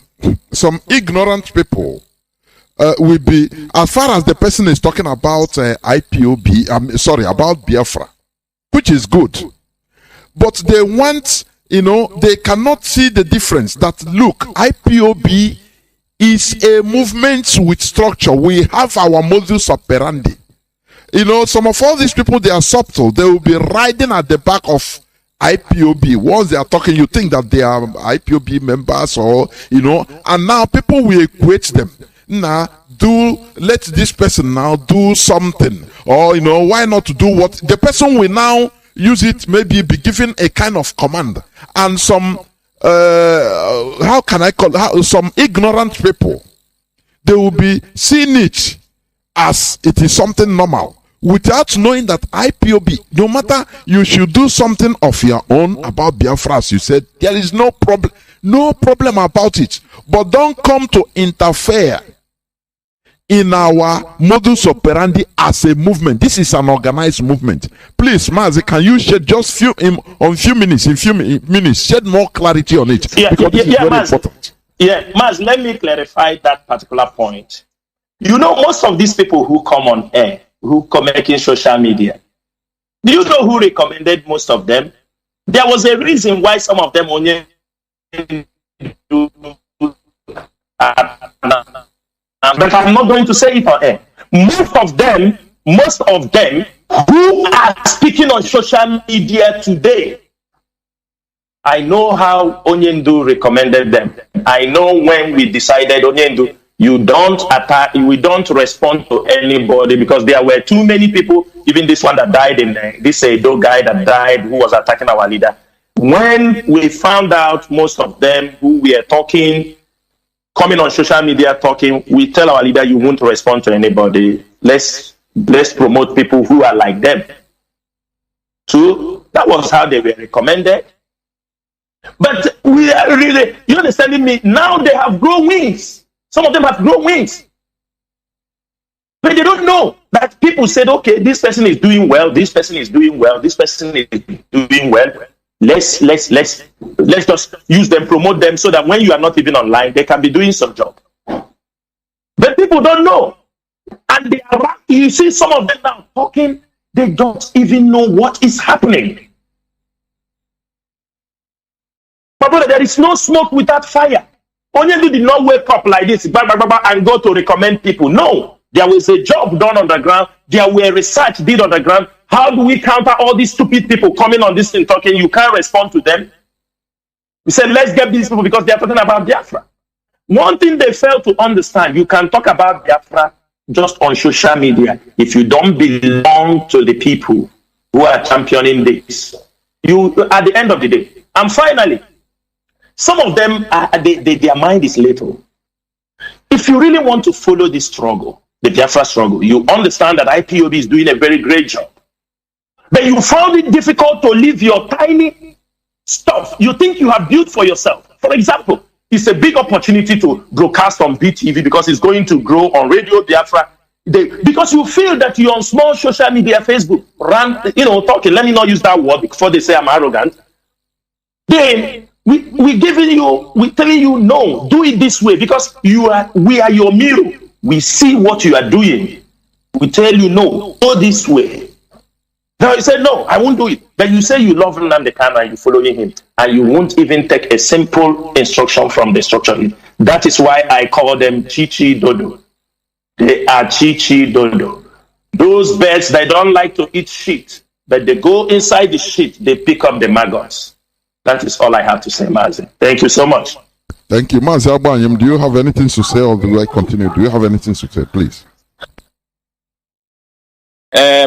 Just a few points, to complement what he just said. Another thing we ought to bear in mind in this group of people is that most of them are paid to do what they are doing. Okay, their paymasters expect them to do what they are doing, and they are doing all those things to be able to earn their daily bread. So, if anyone doesn't to call IPOB or mention the Directorate of State, they will remain irrelevant.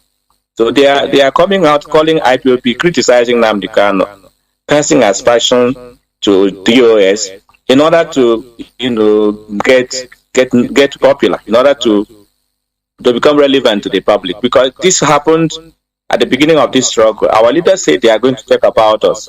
They are going to talk about us. That time has come. Now they are talking about us. Before they didn't want to talk about us. Even in the diaspora here, now they are talking about us. So those people, when they make impression, when they want to make name, they want to climb the ladder of fame. They are climbing on the back of IPOB to make their names. So without any news, without those fake news they are propagating and concocting against Biafra's struggle and the IPOB, they are not going to be where they are today. So if I pay you money as a contractor to do this for me, do that for me, if you're not doing it, I will stop paying you. So they are doing all those things. Most of them, I'm not saying all of them, but most of them are doing all those things to get their money. Okay, now another thing you need to know about them is that some of them are also not of Biafran descent, but they just register their names with Biafran names, so that when they make negative comments, you think, oh, a Biafran is criticizing, okay, I have to follow. They are not Biafrans. That's what we should also bear in mind. Most of them that are, casting aspersion in what we are doing, going against this struggle, going against DOS, going against Nnamdi Kanu, they are not Biafrans. But when you see their names, you think they are Biafrans, but they are, in reality, they are not Biafrans. So that's what we should bear in mind, and we should not always trying to stop and throw stone to any dog that backs us in our way, because our journey is long. If you want to reach your destination, you will grow a thick skin when you come across such a set of people. Because if you always stop to throw stone to a dog that backs you on your way, you're not going to reach your destination. That's what we have learned, and that's what we are doing. We remain ideologically and philosophically consistent, and that is going to lead us to Biafra restoration. Thank you. Let me ask this last question. Don't forget, this is Radio Biafra House of Service coming to you through Radio Biafra London. Today is the 27th day of August in the year of our Lord 2021. Why I am here with some members of the DOS, Mazi Nnamdi and Mazi Abwanyim. Why we are doing this? Because as I said, some people have been calling, they are always too emotional, too quick to call, to speak without listening. That is one thing, some of our people are always fond of doing. So why we start by clarifications, making all this clarification, because it might cover, even answer the question you want to ask. So that when you ask a question that has been answered here, I will acknowledge for your information, please. So it is very good for you to listen attentively. You listen attentively. Maybe the question you want to ask have been answered even in this discussion. That is why we are doing what we are doing. So my last question before I open the line is, many people, it will be in the minds of many people asking, what about ESN? Is ESN intact? Please, this will be the last question before I open the lines. Mazi, over to you. Mazi Jonathan, the ESN, which was formed on 12th, which was launched on 12th December 2020 by Mazi Nnamdi Kanu and IPOB family worldwide, I can tell you, are intact. They are intact. And that is what I have to say on that particular issue. They are intact. Thank you. Thank you. Thank you very well. Thank you very much. Mazi Abwanyim, I think it's answered. Or do you want to add anything before I open the lines? Yeah, what I want to add is that we should all bear in mind that their duty is to protect our forests. Some people are expecting to see them in the streets carrying gun and policing the people. That is not the purpose of ESN. Our military is not launched. Our leader has promised that when the time comes, we're going to launch our own military, who will be in Biafra land, in the streets, and in anywhere we want them to be. But the ESN is specifically in the forest, protecting our farmland, our people, that they can go to farm to avoid famine, starting our people again. So that's all we want to say. ESN is intact and they are still in the bush doing their job. Thank you. Thank you, thank you, thank you. Now we shall go on just few minutes break so that when we come back, I will open my lines and call the lines and open it. You will have the privilege, the opportunity of calling and asking your question. We shall be right back.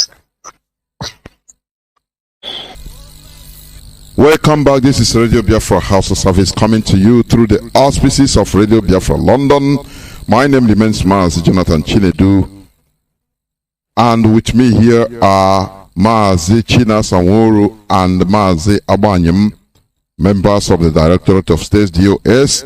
Our lines are now open.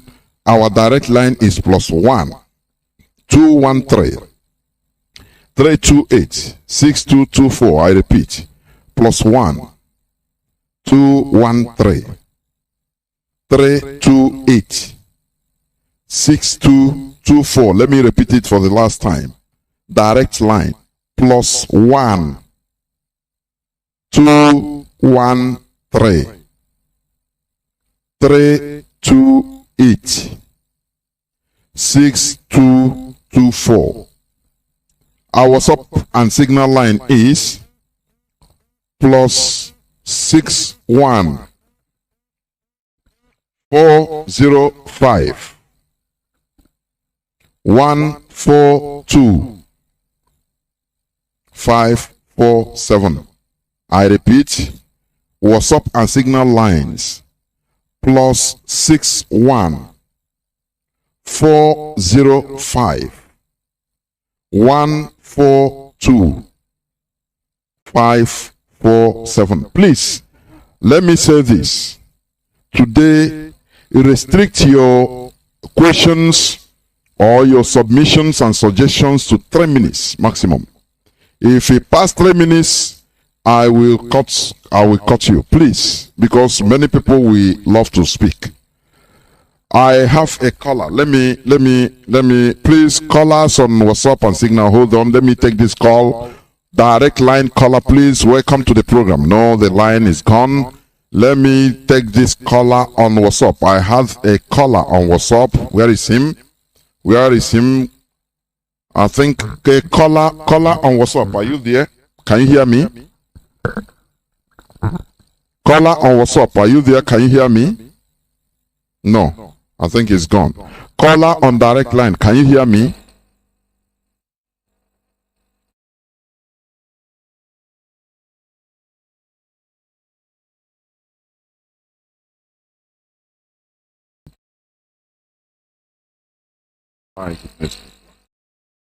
Okay. Let me. Caller on signal. Caller on signal. Welcome to the program. Caller on signal. Can you hear me? Yes, Mazi, thank you so much for picking my call. Am I coming out? You are 100% clear. Please go on. You have 3 minutes. Go on, okay. Please.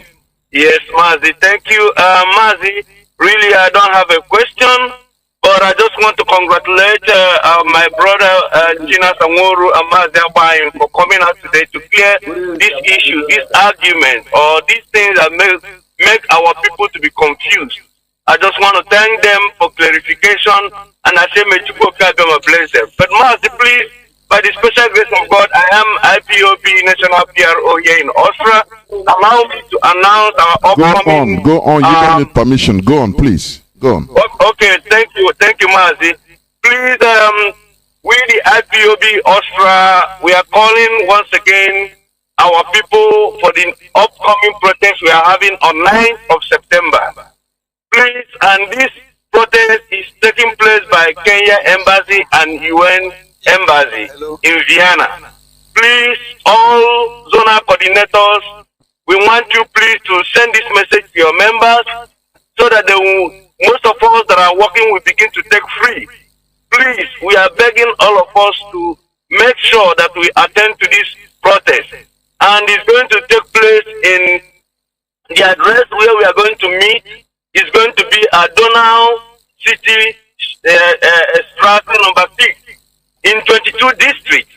Please, we are begging all of us begin to take your free so that we can be able to let the world know that the extraordinary rendition of our leader Mazi Nnamdi Kanu is something that we are not going to keep quiet. And Nigerian government has not released him in the prison of DSS. This is where we stand, and we continue to shout, continue to let the world, to alert the world that they should come and listen to our call, because we cannot continue to put our hands watching Nigerian government killing our people. I mean, trying to make mothers and fathers widow. It cannot continue. So please, let's make it a good day. We are calling on all our Yoruba brothers, our Ambazania brothers, please come and join us on this protest. And as you come, may Elohim Chukwukabema bless you. Mazi, thank you so much for picking my call. Thank you so much. Thank you for sticking to the time.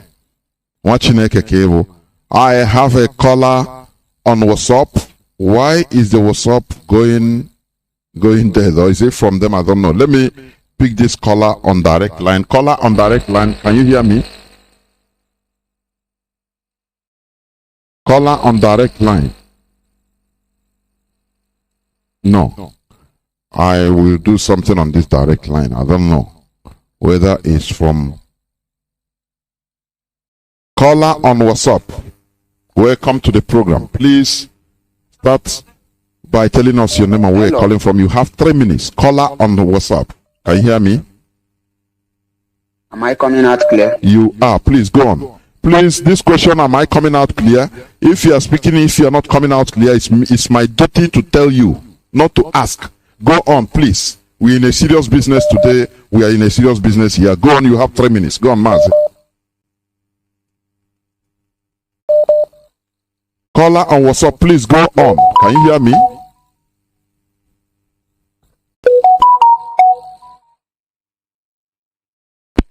Hello, am I coming out clear?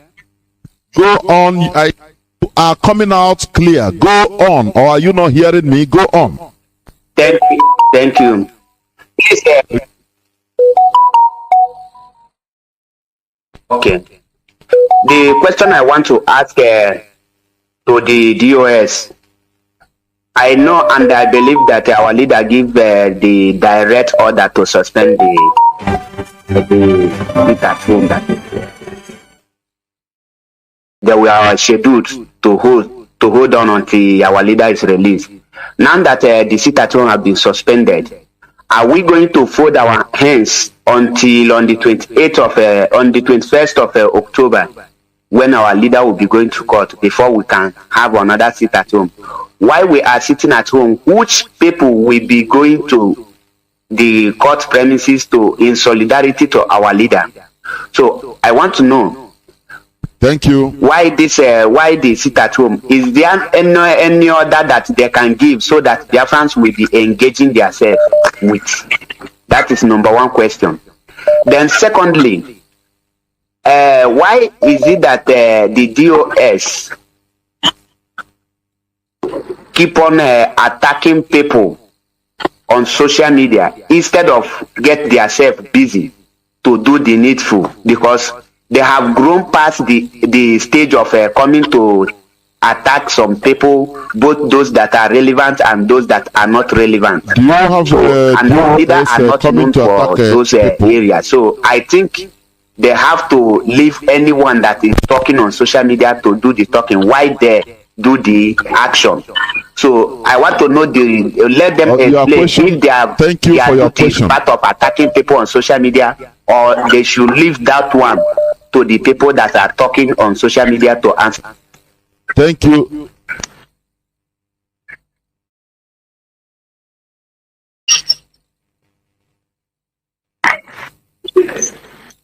Okay. So that others will come in, please. Okay. Thank you very much for the questions. Thank you very much. Mazi, over to you. Do you hear the questions? Yes. Yeah, Mazi. Thank you so much, my brother, who just asked the question. Let me clarify him. There is DOS doesn't attack. DOS consists of many people, not one person.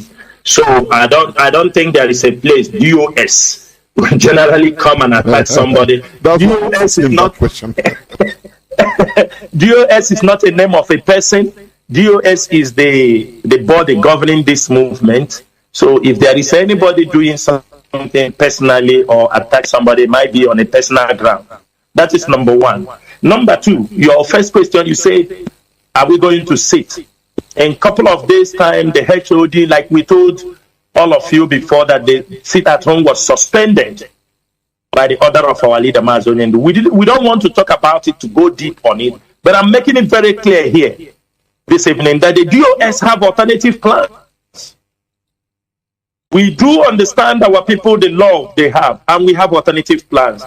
And I think the HOD, before the week run, before this weekend runs out, we will unveil those plans to Biafrans. And I know all of you is going to give support for it. This is a struggle and a movement. We are not going to sit and wait till 21st of October. Are we sure they are going to bring our leader to court on 21st of October? How sure are you? For that reason, because of what they have done, the DOS have other plans which are not to be made public. Because the soon as we make it public, you are also playing your cards on your enemy's table.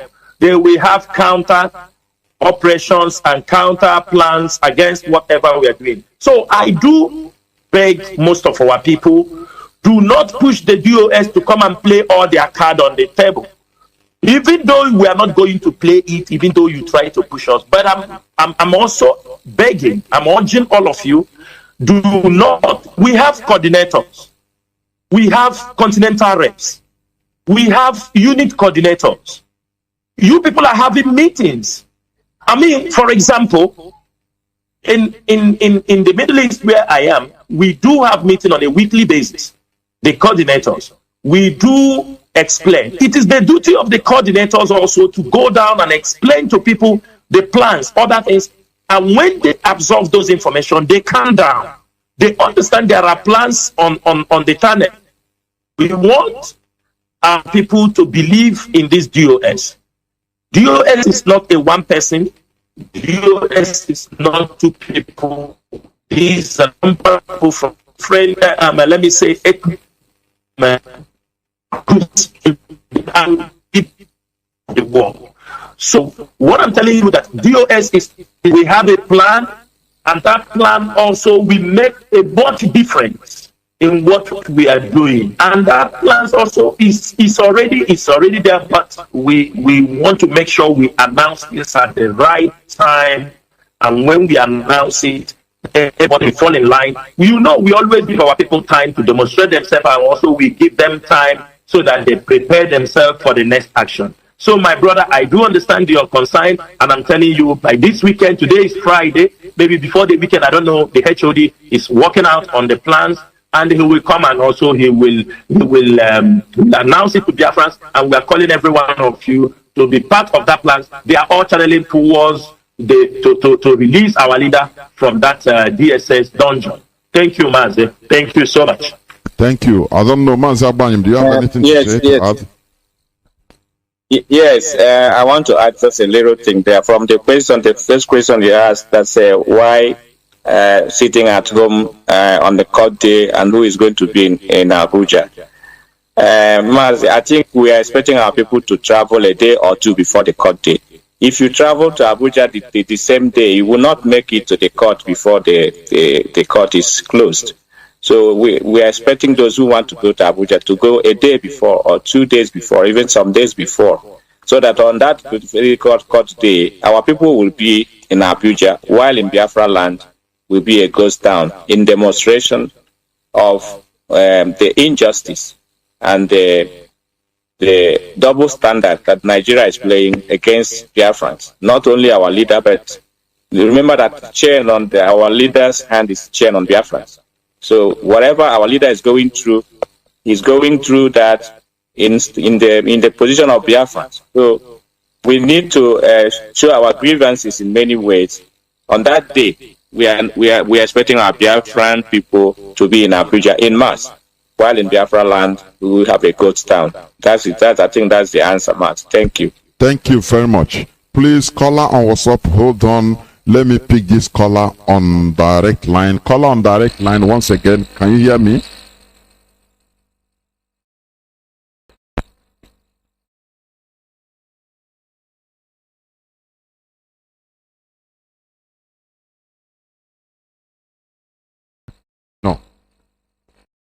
to report this, please. The direct line, please. I don't know what is happening. Caller on, I have a caller on, I have callers, not even a caller. I think I have callers on Signal and WhatsApp. Caller on WhatsApp, can you hear me? Welcome to the program. Caller on WhatsApp, please unmute yourself and ask your question or make your contributions, if you may.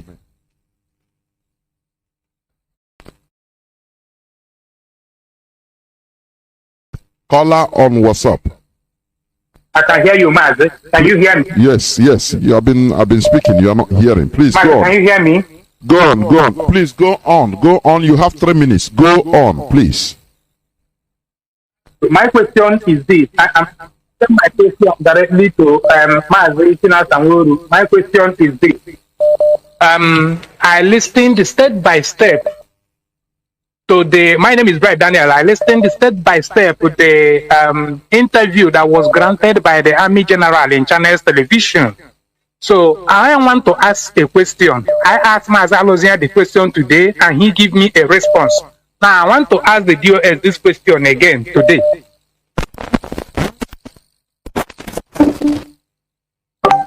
It's 2036. Please, Mazi, I don't know. I'm sorry. I don't know what happened. My goodness me. Calls are flooding in, even you cannot even understand nothing.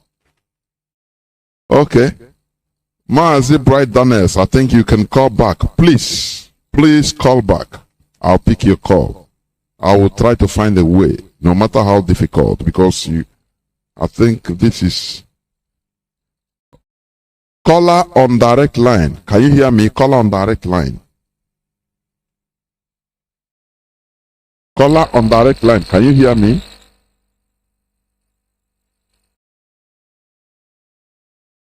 No. Yes, caller on direct line. I've been shouting. Caller on direct line. Go on. Can you hear me?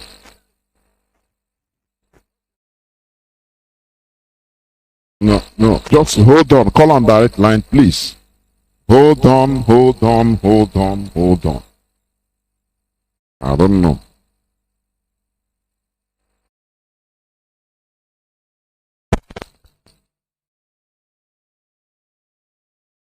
Call on direct line. Can you hear me now?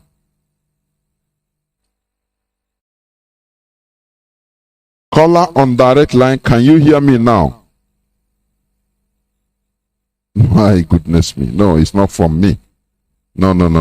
It's not from the fourth. It's not from me. It's not from here. Caller on Signal. Welcome to the program. Caller on Signal. Can you hear me? Caller on Signal. I don't know. Caller on Signal. Can you hear me?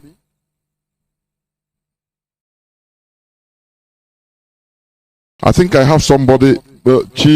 Chineme Nwachukwu. Caller on Signal. Can you hear me? Caller on Signal.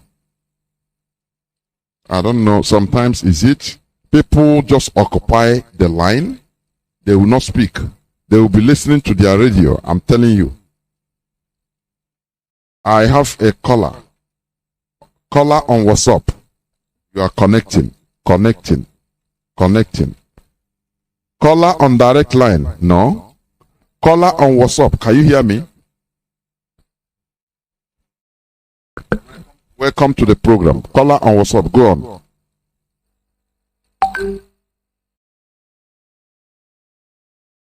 No. There is a caller on WhatsApp. Can you hear me now?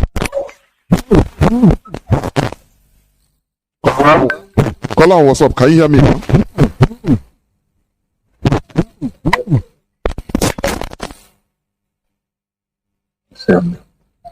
Yes, go on, please.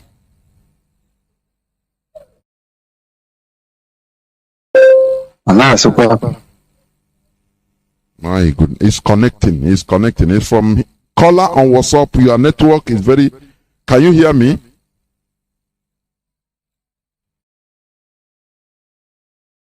No.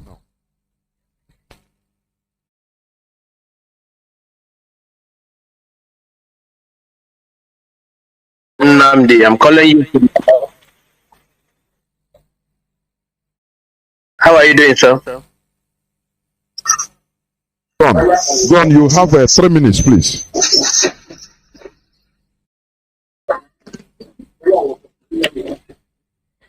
Yes, I can hear you. Mark.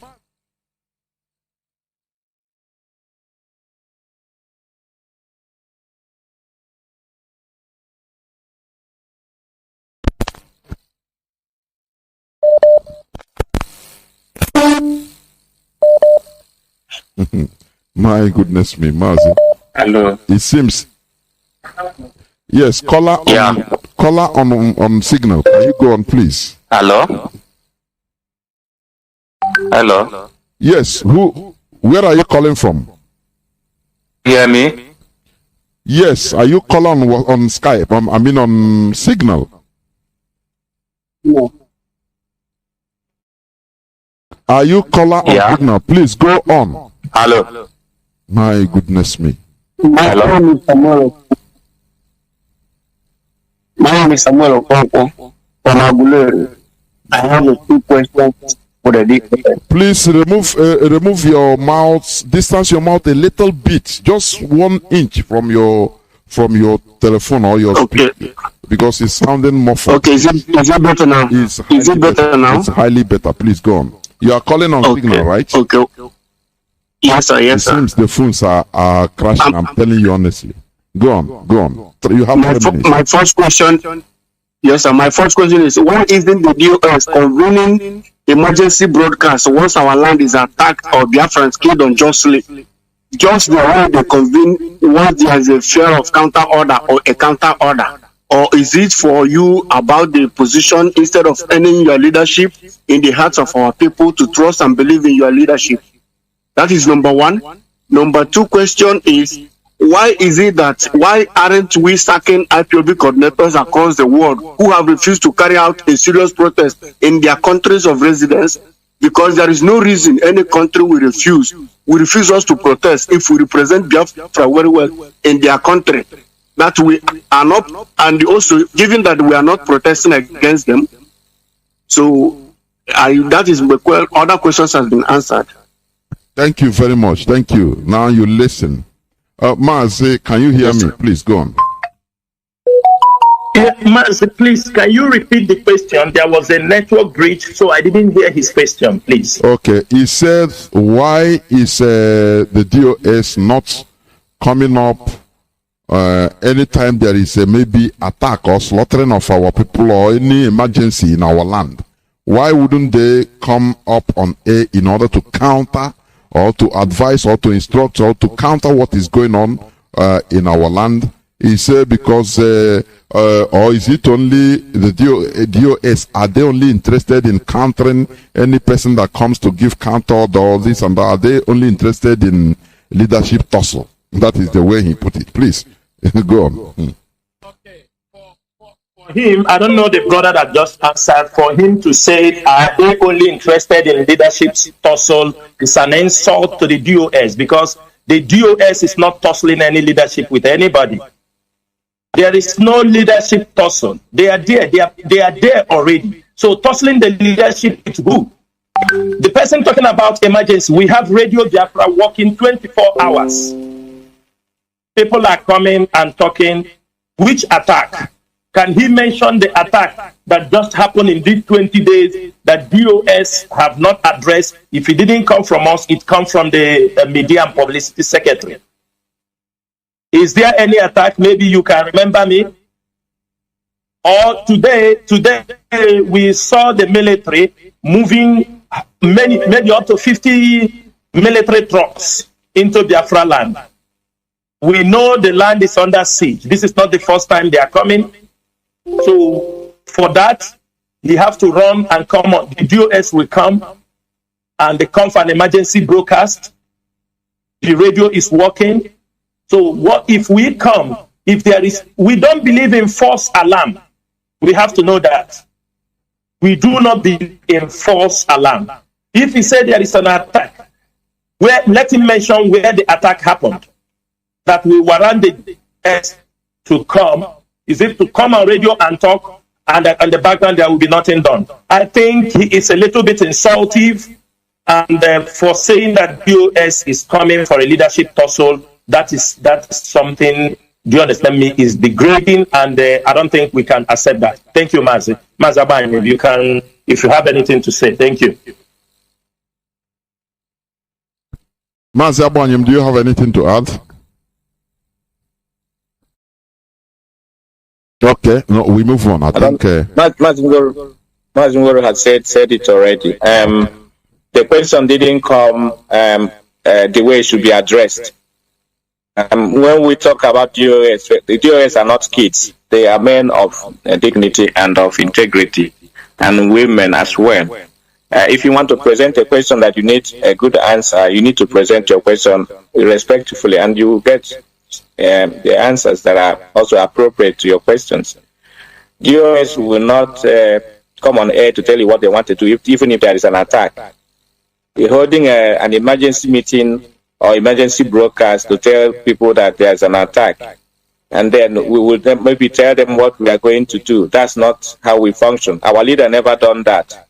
Our leader never done that. So we are not going to start doing that now in his absence, please.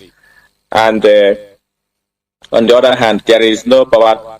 Everybody in the DOS has their own position. Nobody is taking nobody's position, and nobody can come from outside to come into the direct take a position. That doesn't happen. So there's no power to us. We are just trying to make sure that our leaders' directives are carried forward. That's all. No, there's nothing more, nothing less. Thank you so much. Thank you. I hope the brother understood when he listened. Caller Mazi Emeka, can you hear me? Mazi Emeka, can you hear me?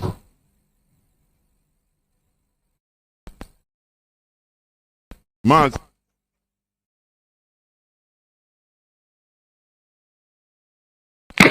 Yes, I'm talking to you. I've been speaking to you. Please go on. You have 3 minutes, please. Okay. Mazi John, from here. My name is Mazi Nnamdi Kanu, calling from the Prince, USA. My question here is going to our brother, our DS Mazi Nnamdi. The other day I saw on Facebook post that he said the jihadist bandits who attack NDA may storm the DSS and kill Nnamdi Kanu. My question goes like this: since DOS know that the jihadists may attack the DSS office and kill our leader, what is our DOS? What are they waiting for? And the second question is, Facebook censor what people say. This morning or yesterday, when somebody, Biafra's corridor, Biafra, and asked question regarding what is going on, and the other person that will shut the person off. Yesterday morning in the outer service, this is about 2 a.m. in American time. It's not good. People have right to exercise their freedom. Our leader, one time he have a live broadcast in America here. A Benin guy come out in the town hall meeting and even abuse our leader. Our leader ask people to leave him, let the guy answer his question. Please, JS, you know what to do about that one. Let us not be silent. See, if Facebook can silence us, let us be silence us. Where are we going to express our feelings? Mazi, I can also say something before they come in. I can say something here because I'm part of it. I'm part of the presenters. We cannot allow somebody to come, I don't know, you'll be listening to me. You can make your suggestion, but what we will never allow here in this hallowed platform is for somebody to come and start inciting insubordination. It is unacceptable. You can never allow it. If that is to express the expression of your opinion, it is not going to be allowed, because there are people that will come on air.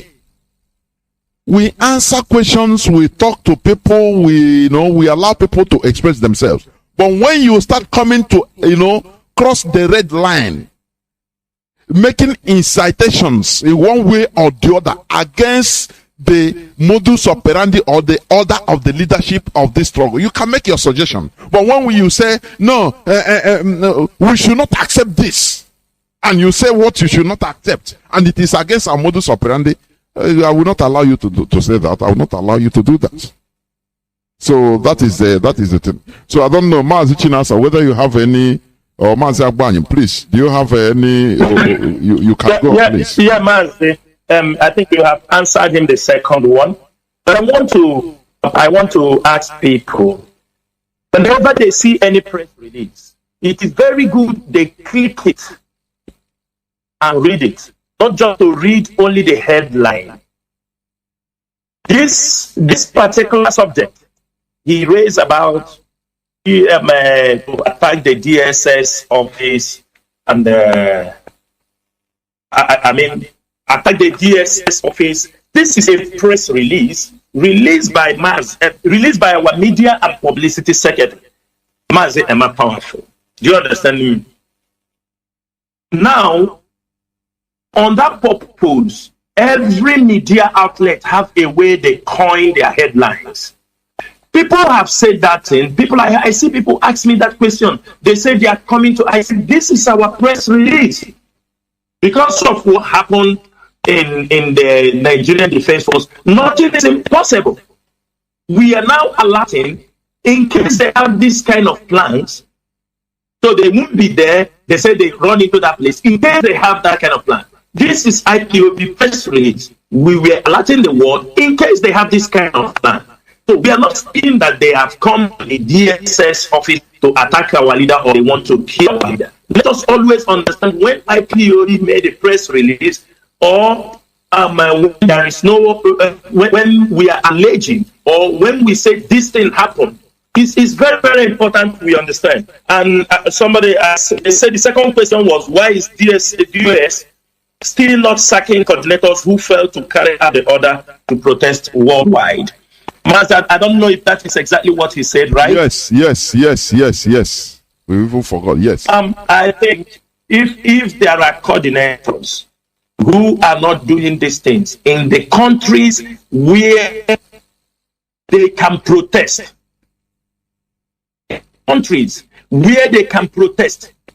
we don't want a situation people will go to protest and we have a problem.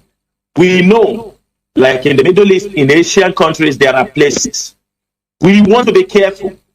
The issue of this extraordinary rendition is bigger than what you are looking at. This is not ordinary protest. We are protesting against Kenya. We are protesting against Nigerian government. We are protesting against the British government. You need to watch wherever. I can say it that you see in European countries, it's okay. But in countries that they are, fickle in their approaches, in everything, they changes from time to time, or they can do certain things with impunity. In those cases, we don't want to risk people. So if there are countries where the coordinators have failed for protest, it is good you go back to those continental reps, put a report. Do you understand me? They will look into it. It's not just coming on air and say where coordinators are not protesting, why they are not being sacked. No, you don't sack people in that way in IPU. There must be other side of the story. So what we are thinking is this: if there are please, Mazi, Anayo, I'm coming. You hold on, hold the line. Mazi Chinasa, go on. So if there are people who could not perform this obligation, so bring it to the notice of your continental rep or any officer. You just report to them, and I'm sure the continental rep there will take order. He will take instruction on what to do. But just somebody say this person didn't protest. IPOB, we don't judge things in this way.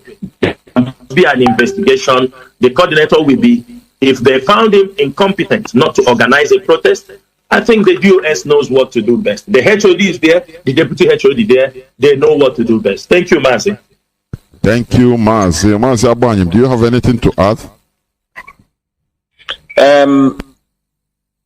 Yes, that is what, in addition to what Mazi Nnamdi has explained here.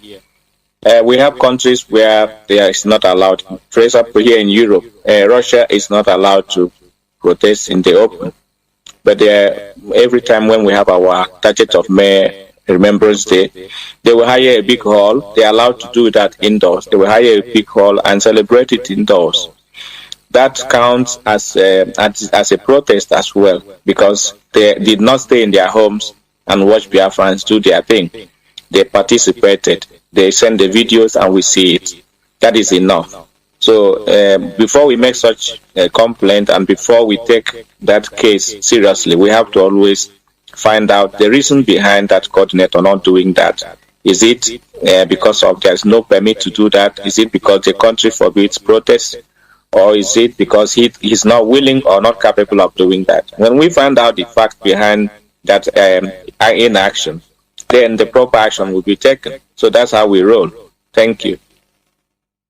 Thank you. I have a caller. I have callers that are floating in. I have a caller on signal. Caller on signal, please. Welcome to the program. Please call us. People are calling me through signal on the direct line. Please, it is intercepting the direct calls. Use the other signal line, which is +61 405 142 547. Please, that is the signal line. Please, caller on signal. Go on, please. Can you hear me? You have 3 minutes. Yes, Mazi, good evening. Welcome to the program. Please go on. Yes, my name is Nkwachimezi. I'm calling from Ghana, the Ghana National PRO. I will make an announcement, then I'll ask my question. The first announcement make it is very fast, please. You have 3 minutes. Okay, I want to use this opportunity to inform the IPOB or remind IPOB here in Ghana that Sunday is our general meeting, and everybody must come to meeting, mostly to all the regional coordinators and all the zonal coordinators. The meeting is crucial and very, very important. And if all these coordinators fail to come, any of them that fail to come, you know the consequences, because I posted it in our platform, which we apply the punishment. This time around is not the time we are just talking. We talk and we take action. Please, all the regional coordinators in Ghana, all the zonal coordinators here in Ghana are all expected to be on meeting on Sunday. It's very, very important and very, very compulsory. Then, if you're a newcomer, you want to join us, you want to support ESA, you want to join IPOB here in Ghana, but you don't know how to join, please, you can contact me on this number 02385666164. 02385666164. Then my question to our DOS is, sir, please, my question is, like, we have been receiving report that Fulanis, the Taliban in the Zoological Republic, are once again taking over our bushes, and the roadblock that has been dismantled before, they are double. They have come back double. What are they doing so that the work that our leader did when he was around, that they will still enforce the order and make sure that all the roadblock and all the road checking points and the Fulanis, the terrorists in Fulanis that are in our bushes also will be evacuated as it was done before. That is my question. Thank you very much, Mazi. Thank you for picking my comment. Bless you. Thank you. Well, Mazi Abanyum, Mazi Chinasa, do you hear the question? Can you repeat the question? Mazi Abanyum can pick up. Can you repeat? He said, I don't know. He said, why?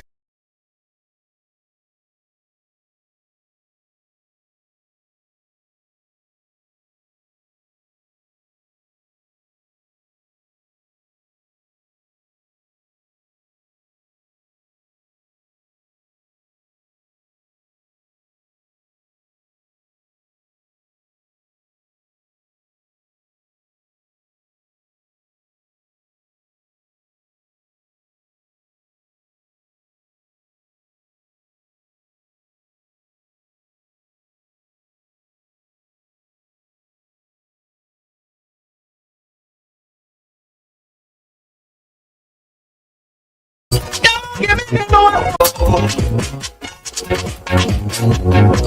must get to the promised land. The promised land is called Biafra, the land of rising sun. Living up to that situation, irrespective of anything, there must be challenges. Now, one thing you have to know, in Imo State, Pope Uzodimma have decided that he wants to fight the indigenous people. He wants to make sure he hand over the Biafra land to the Fulanis. So, he's being supported. We got the report. We heard that even some of them are saying, not sure, but there was a report that came to me and other members of the DOS that even in Owerri, they are no more extorting from the drivers. They also extort from passengers. That is the latest report we had. And for that reason, we have taken note. The security men on ground, yes, and we will look at it. And we are also calling them for those people who have come back trying to intimidate our people, saying that our people must pay them before they move around in their city. That is a particular assignment that every Biafran must also stand up on. We have to support the security of our land, and we are not going to accept those things that degrade our people, dehumanize our people, that leads in killing of our people, because we know it is the tradition of the police. It is at those checkpoints they pick our people. At those checkpoints they kill our people because of 100 naira, because of 50 naira. It is something that every one of us must stand up against. And we are also calling the government who have already allowed these people to come back during this hardship. Sometimes we are not talking to them that they will come in to do anything. But it's always good that we let the world know. But for the Fulanis, herdsmen, we are saying it's not to say they are back. If you know where they are back, we have our inquiry line. It will be posted back on the social media. Send your complaint, send your message there. Come on the radio. You have people on this thing. Give them specific information, not just speculation, because somebody come there, use some old pictures and post on social media. The ESN have the men on ground to confirm every place the Fulanis are settling in the bush. So we don't want people to do speculations. What you will do is get us the information. If you don't want to say it on the social media, on the radio, you can communicate with the host later on, give him specific information, and the ESN will take measures to make sure. To say that the Fulani herdsmen must leave our bushes, it's non-negotiable. It's non-negotiable. We don't talk about that. We have nobody to take permission from. We have no permission from anybody to make sure that we dislodge these people in our forest. But one thing is this: for the men on the road who have started, extorting our people, then we will leave it to their fate. If they think they can come to our land, kill us, extort us, then let us, they know they have come for war. And whatever they want in the land, they will get it. Thank you, Mazi. Thank you. Before Mazi Abani, before you say something, presumably, let me also say this. Sometimes our people, as I say, only speculation. They say here on this radio, it is being listened to in many parts of Biafra land, even on FM. We expect people to call in either on air. If you don't want to call in on air, you can call in privately, or you can send voicemail. Please, I have information to give to you. I'm calling from so place. It is confidential. Any private calls on us radio hosts, private calls is confidential. Nobody will see your number. Now, if I because sometimes I go through, no matter that I get messages everywhere, every time, but sometimes I go through most of them. If I see, the one that is worth giving attention immediately, I will call back the person. That is how I used to do. So please, to make your reports, not they say, I hear say, make a report in my own land, or in my community. This is. Once you have given the information, finish. It's okay. So that is it. Mazi Abanyim, I don't know whether you have anything to add on it. Yes, Mazi, you're always on point. I have received information in that line previously when people are complaining that they saw or they heard that the Fulanis are there in that bush, in that forest. Then I asked them to give me specific location where they are and when they saw them and every other thing, information that we need to take action. And that person will not come back to me again. That's it. So it used to happen they to are me getting also. information on Facebook, like we already said. Most of them on Facebook are paid to bring confusion to this struggle. And when our people are hearing such news, such information, they begin to panic.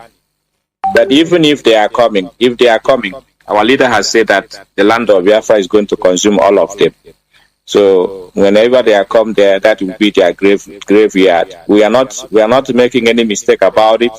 We are not threatening them. We are giving them a promise that if they come to our land to extort money and kill our people, they are also going to die. That's all. Thank you very much. I have Mazi. Is it Mazi Ben Okafo? Are you there, please? Welcome to the program. Please, you have 3 minutes to ask your question or to make your point. Please call on WhatsApp. Hold on, I'll come to you. Mazi Ben Okafo, are you there?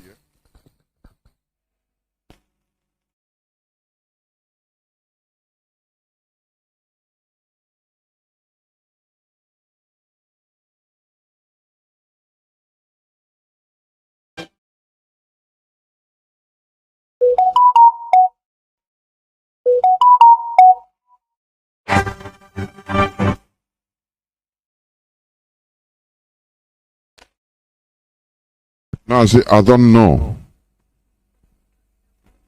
Yes, but your voice is not coming out. I don't know.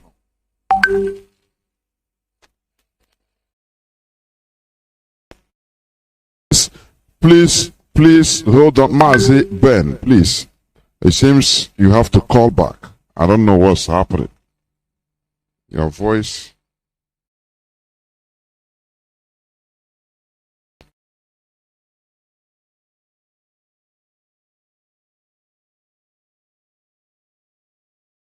Okay, go on, Mazi.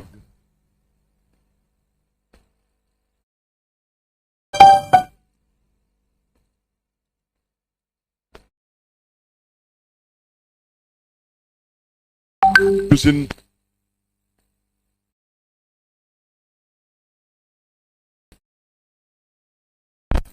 caller on WhatsApp, can you hear me? Welcome to the program. Jonathan Inagwam. Caller on WhatsApp.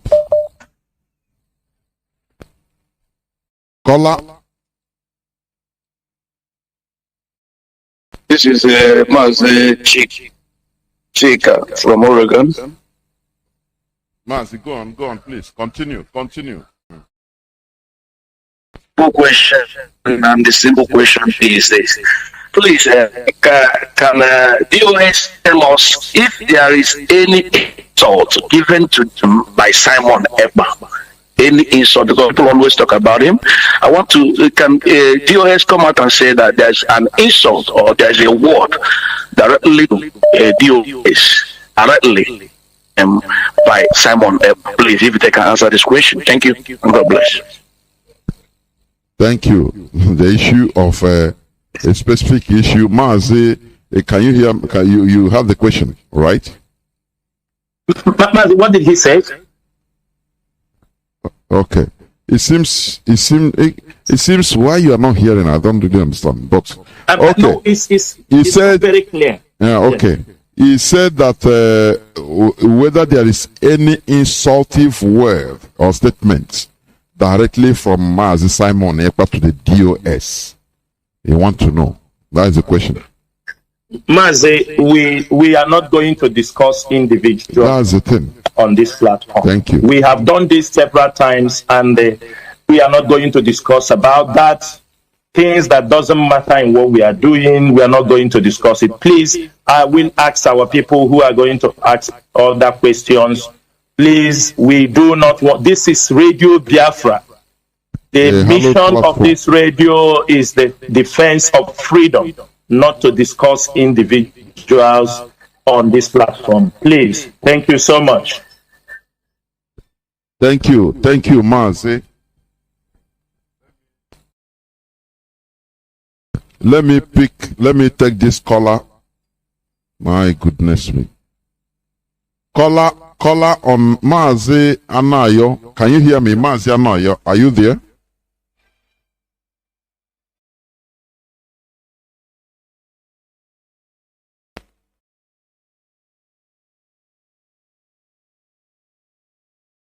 Go on.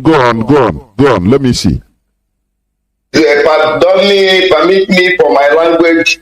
I think it will be very easy for me to ask this question in my own language. My brother, and I don't want to ask I just want to ask this question concerning this seat at home. Here was our seat at home.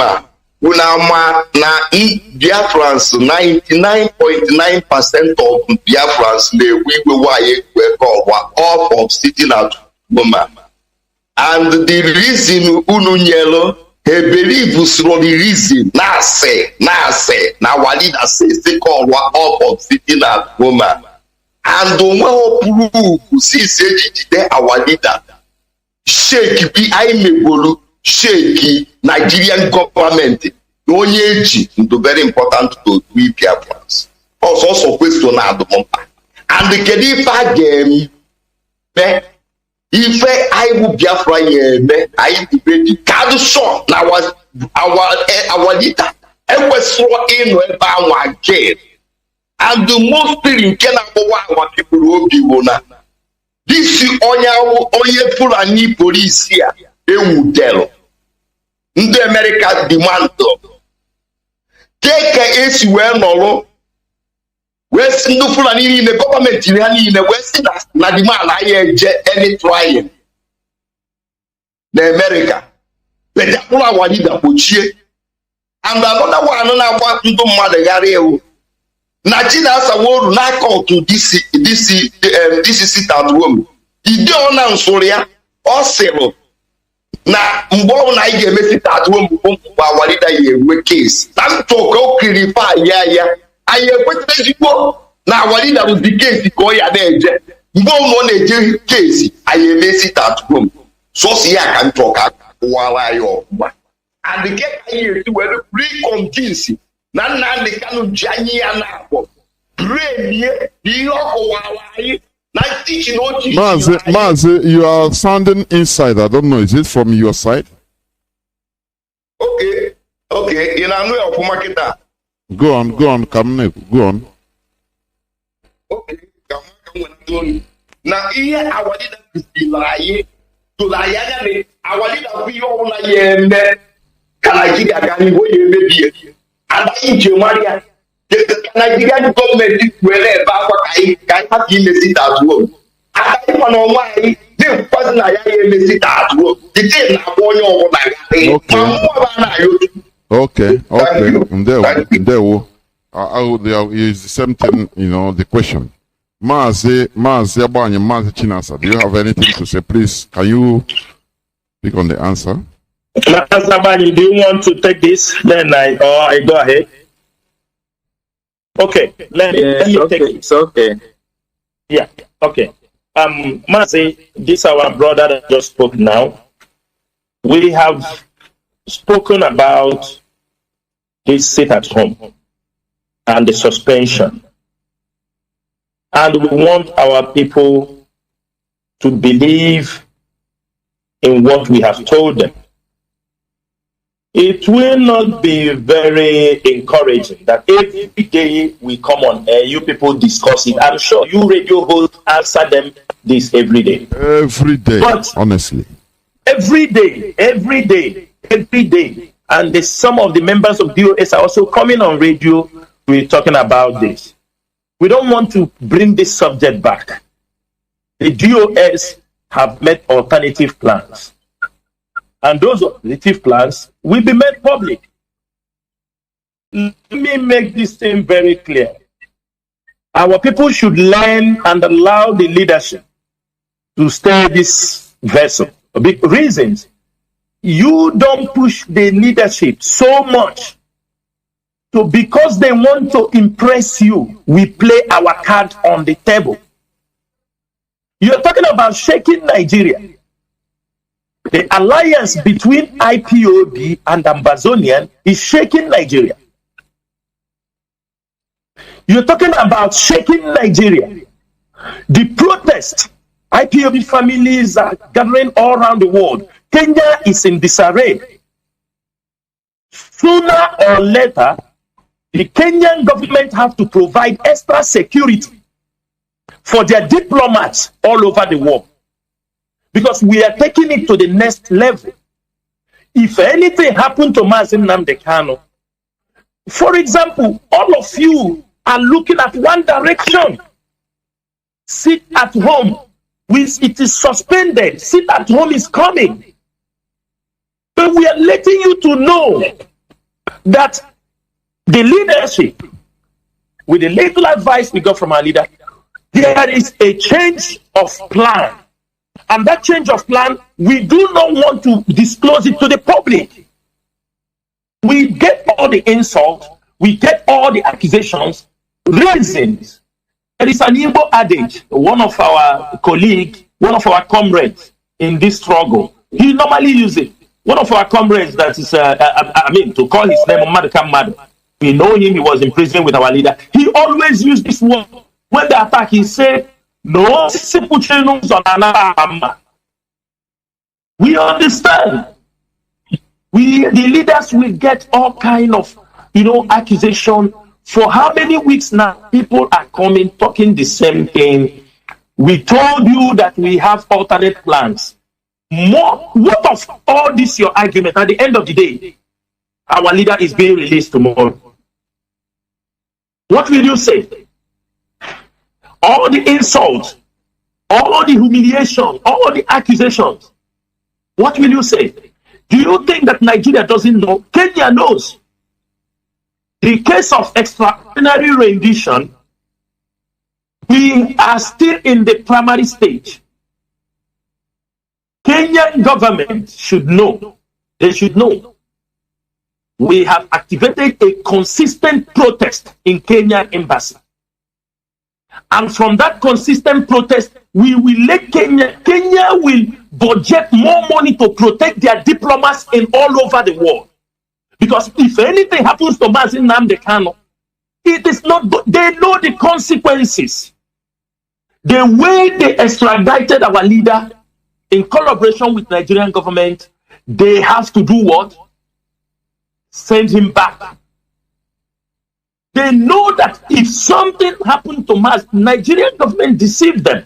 They told them, don't worry. If somebody informed or advised Kenyan that if you extradite this man, that there will be protests around the world, there will be problem. Maybe they won't believe. And the Nigerian government deceived them. They deceived the Kenyan government. And they paid money, in Africa, it's a continent where all rubbish happens. Drug, human trafficking, illegal bunkeries, illegal gold mining, all these things happen in Africa. So they believe it is one of the normal things that they normally do. Like as Kenya have done it to some other people, they have tried to extradite. They would go free for this. We can, if you said only the protest, we can be doing the sit at home without putting it is not only sit at home, the DOS is implying. Nigeria is shaking. The world, the Western world is about to offload Nigeria and the Cameroon. They are so much burden on the Western world. And what we are trying to do to make sure that IPOB fits into that system, to show the Western world we are capable to manage our people. We are capable to control our land. You saw on the media, Babagana Mongonu having a conference with the ambassador with the Cameroonian government. They are threatening the secessionists. Nobody will be here. Nobody. They are joking. We told them that we are coming. The Gulf of Guinea. We never have peace. That stability they want, there will never be peace in the Gulf of Guinea if Ambazonian and Biafra do not have their freedom. And now the Western world has started to understand that Nigeria and Cameroon, they are pure burden to them. And the best thing to do is to offload them. And that is what is going to happen. But in terms of Kenya, our struggle is no more a national issue. This has become the extradition of Mazi Nnamdi Kanu has turned into a regional rendition, extraordinary rendition. The extraordinary rendition has turned into a regional crisis. And I'm making it very clear here on this Radio Biafra that Kenya, if Kenya do not do anything, they are the ones we are holding responsible because they are the ones who orchestrated this plan. And we have activated, there will be protests in every Kenyan embassy. We will take it to next level. Kenya has to now budget money to protect their diplomats around the world. This is Biafrans talking. They can't harm our leader, and any Kenya will walk free any part of the world. If they don't want us to go crazy on the east of Europe against Kenyans, if they don't want us to go crazy against Kenyans any part of the world, the earlier they start to negotiate to return our leader back to the country he's holding his passport, they know. People will say we are talking, but if it is only talk, we are talking. Nigeria and Cameroon will not be having meetings. Nigeria and Kenya will not be having meetings. The governors will not be running around. Because it's on hot seat. They don't think that because they are holding our leader, that things are not okay. But only it is people like you who make the job difficult for the other, because you are moving around without doubting mind. Not to what the leadership is saying. You are only plotting anywhere you go. You continue to talk about who told you that we are going to wait and sit at home and wait till our leader will go to court? Who told you this? That's why I say, Biafrans, be confident enough and trust this leadership. And I know at the end of the day, most of you will call us on telephone, even those of you who have insulted us and said, had I known, I wouldn't have insulted you. But we will take all these things because that is what a leader gets from the people. None of us have received. Mazi Nnamdi Kanu has been humiliated, done everything, but he still loves the people. And that is what we are taking from him. We know we are just a beginner. In this journey, there is nothing we are not going to do to sacrifice to make sure our leader is being released. And there is nothing we are not going to do to make sure that Nigeria is divided, so that those indigenous people who want their freedom will go their separate ways and be able to develop themselves and meet up with what is happening in this present civilization. Thank you, Mazi. Thank you. Mazi Abanim. Mazi Abanim, please. Yes. Like you said already, I just want to add few points to that. First of all, our people wanted to go to open protest when the news of our leaders kidnap and extraordinary rendition to Nigeria happened. We sat in the DOS just to show that we have their best interests at heart. We say we are not going to send them to go to open protest. They will be killed. Had we allowed them to go to protest, now, after they have been killed, people would still come here to insult the DOS. Why did you let them go out and be killed? That's not our plan. Everything we are doing in DOS, we put our heads together and check the pros and cons of every decision we make and the consequences and implications that are going to, come out of it. And then we choose the best part. We decided to sit at home. Sit at home was not, did not fall from heaven. The DOS gave you the sit at home. But there's a change of plan. We have 1,001 plans how to get our leader out of detention. And you people are expecting us to come on air every time to tell you the plans. And that's not going to work. You just have to have trust in the DOS. The same way we trusted our leader. We trusted our leader. The problem now is because our leader is not around. If he's the one leading this, nobody will come and question him in this manner. The same trust you have bestowed to our leader, we expect you to bestow it to the DOS, because we are representing our leader 100%. And we have the best interest of Biafrans at heart. The extraordinary rendition of our leader will not be swept under the carpet. It is an international crime, and we are doing everything humanly possible to make sure that Nigeria is exposed. Kenya will be responsible for whatever happens to our leader. Just as Mazi Nnamdi has reiterated, we are doing so much things to make sure that our leader is out of detention, and is going to come out very, very soon. So we want to ask Biafrans to have hope and pray for the DOS and pray for our leader, that whatever we are going to do, to lead us to succeed. Because when we succeed, Biafrans will be happy, and our leader will be free again. Thank you so much. Thank you. Mazi Ben Okafor, are you there? Mazi Ben Okafor, can you hear me? Yes, I'm here, Dr. Okay, you are through. Please go on. Please go on. Okay, thank you very much, Dr. Jonathan, for making your program available for this wonderful two gentlemen that represent the US. And I cannot go on without, first of all, acknowledging the sacrifices you guys are making. So, I believe that IPOB members who are hardcores believe what I believe, that they appreciate all the sacrifices you guys are making. That's not withstanding, so we appreciate it. We really appreciate it, because you are professionals. You have to make your living. We understand that. But one thing in your opening statements that you made is that you said that that you people have never misled anybody, and that there is a confusion going on among some people.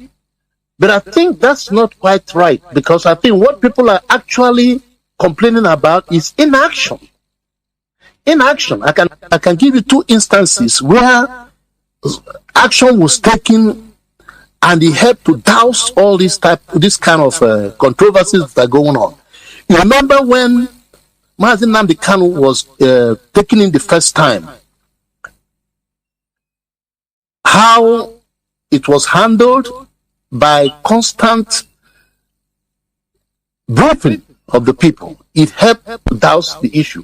And again, when this guy left, deputy left, there was a radio program that came up with Mazi Nnamdi, where Reverend Norom and our woman leader, Mrs. Bridget Okafor, said everything concerning the way they tried to convince Uchemefo not to take the action he took, and everything that went on. They never hid anything.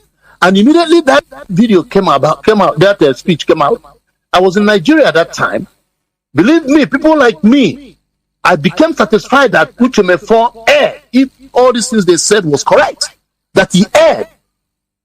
And that helped to douse it. And not only that, when Mazi Nnamdi Kanu came up with ESN, the whole issue of Mefo was buried. That being said, now I'll go back to the question somebody asked regarding the situation in Nigeria right now. Please, you have a minute. Seeing the herdsmen coming back and all the church boys coming back, which Mazi Nnamdi Kanu before he was abducted or was rendition. Why is it that up to today there has never been even a solid, powerful statement?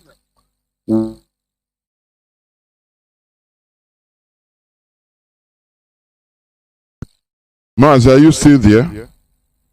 You see why I tell you not to call this signal, because it is being disturbed by direct calls. That's it. Okay, Mazi Chinas, I don't know. The call is off. That's the reason. I don't know. I think he made a kind of. Do you understand anything to? I think he made a kind of comment. Yes, Mazi, I understand him.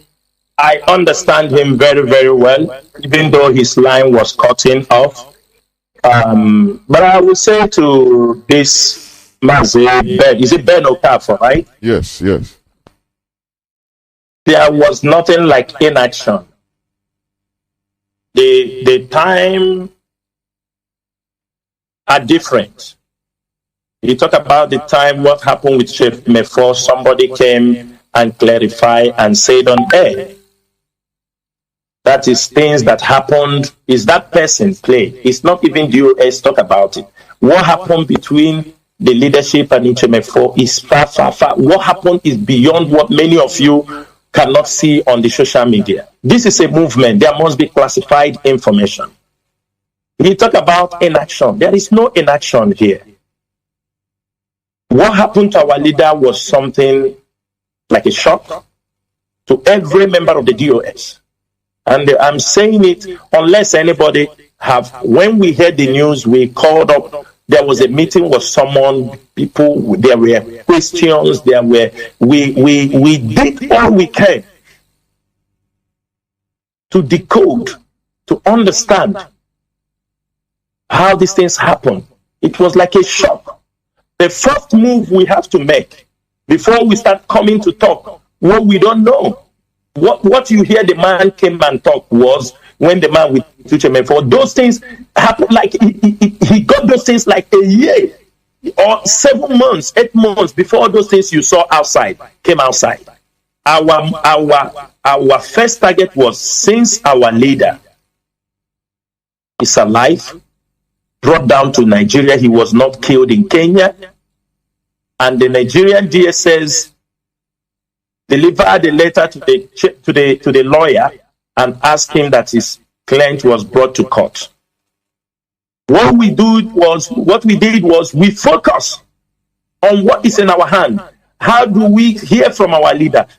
Because he's the only one who knows exactly what happened to him.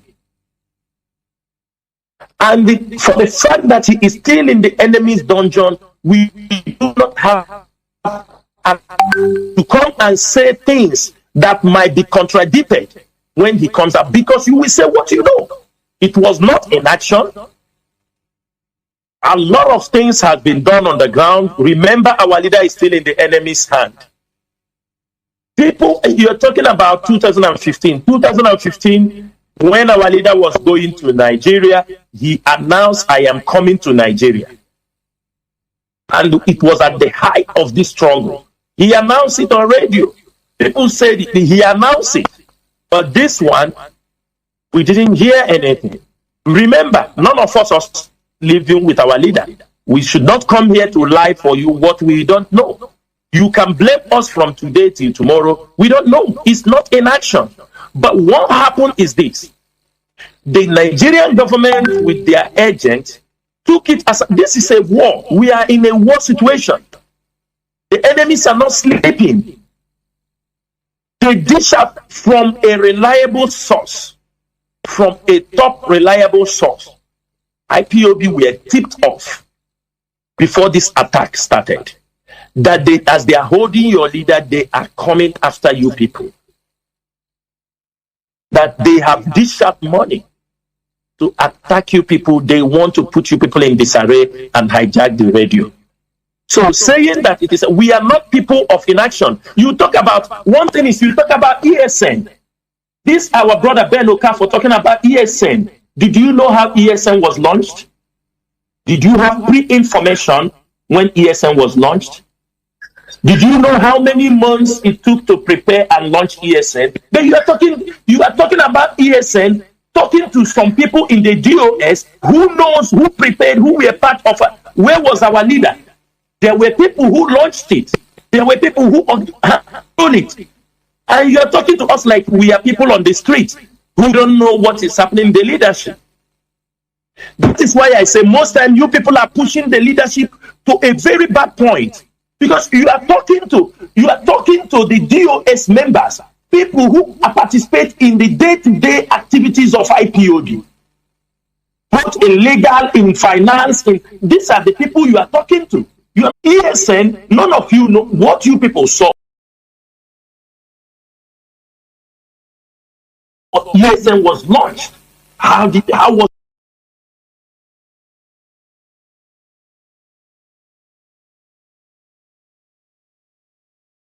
much. You don't know, but you are using it to make a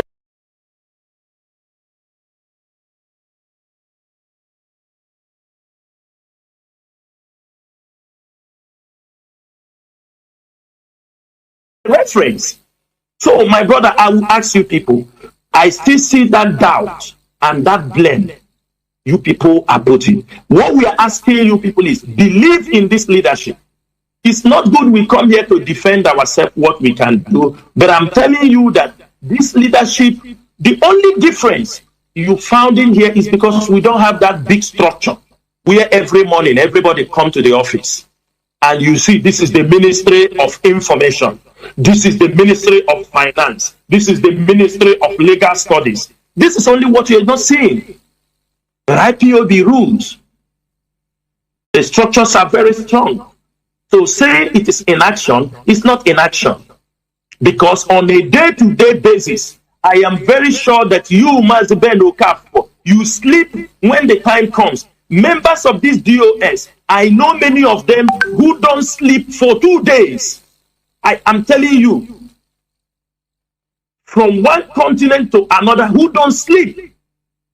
As night have come, you may go to bed. Members of the DOS don't go to bed. So coming every time, trying to twist the talk is action. No, it doesn't work like that. People are working round the clock to make sure this movement is going on. For example, people say Mazi Doziem, the HOD, he must be coming on air. He come once in a week. Other people say no, once in a week is not enough. He must come 3 times in a week. Other people say no, he must to come every day on air. And other people say he didn't come on emergency. Come on. We have people on the radio who are being communicated on certain things. And if you think that the DOS is not doing their job, I think you are being misinformed. Mazdabag, if you have something to add, then that is what I have for now. Thank you. Thank you, Mazi Nnamdi. You said it almost all. For about action, I've said it, I think, this night already, that we are not going to, communicate to Biafrans everything that we are doing. If we unveil our plans and our actions, the enemies are going to counter them.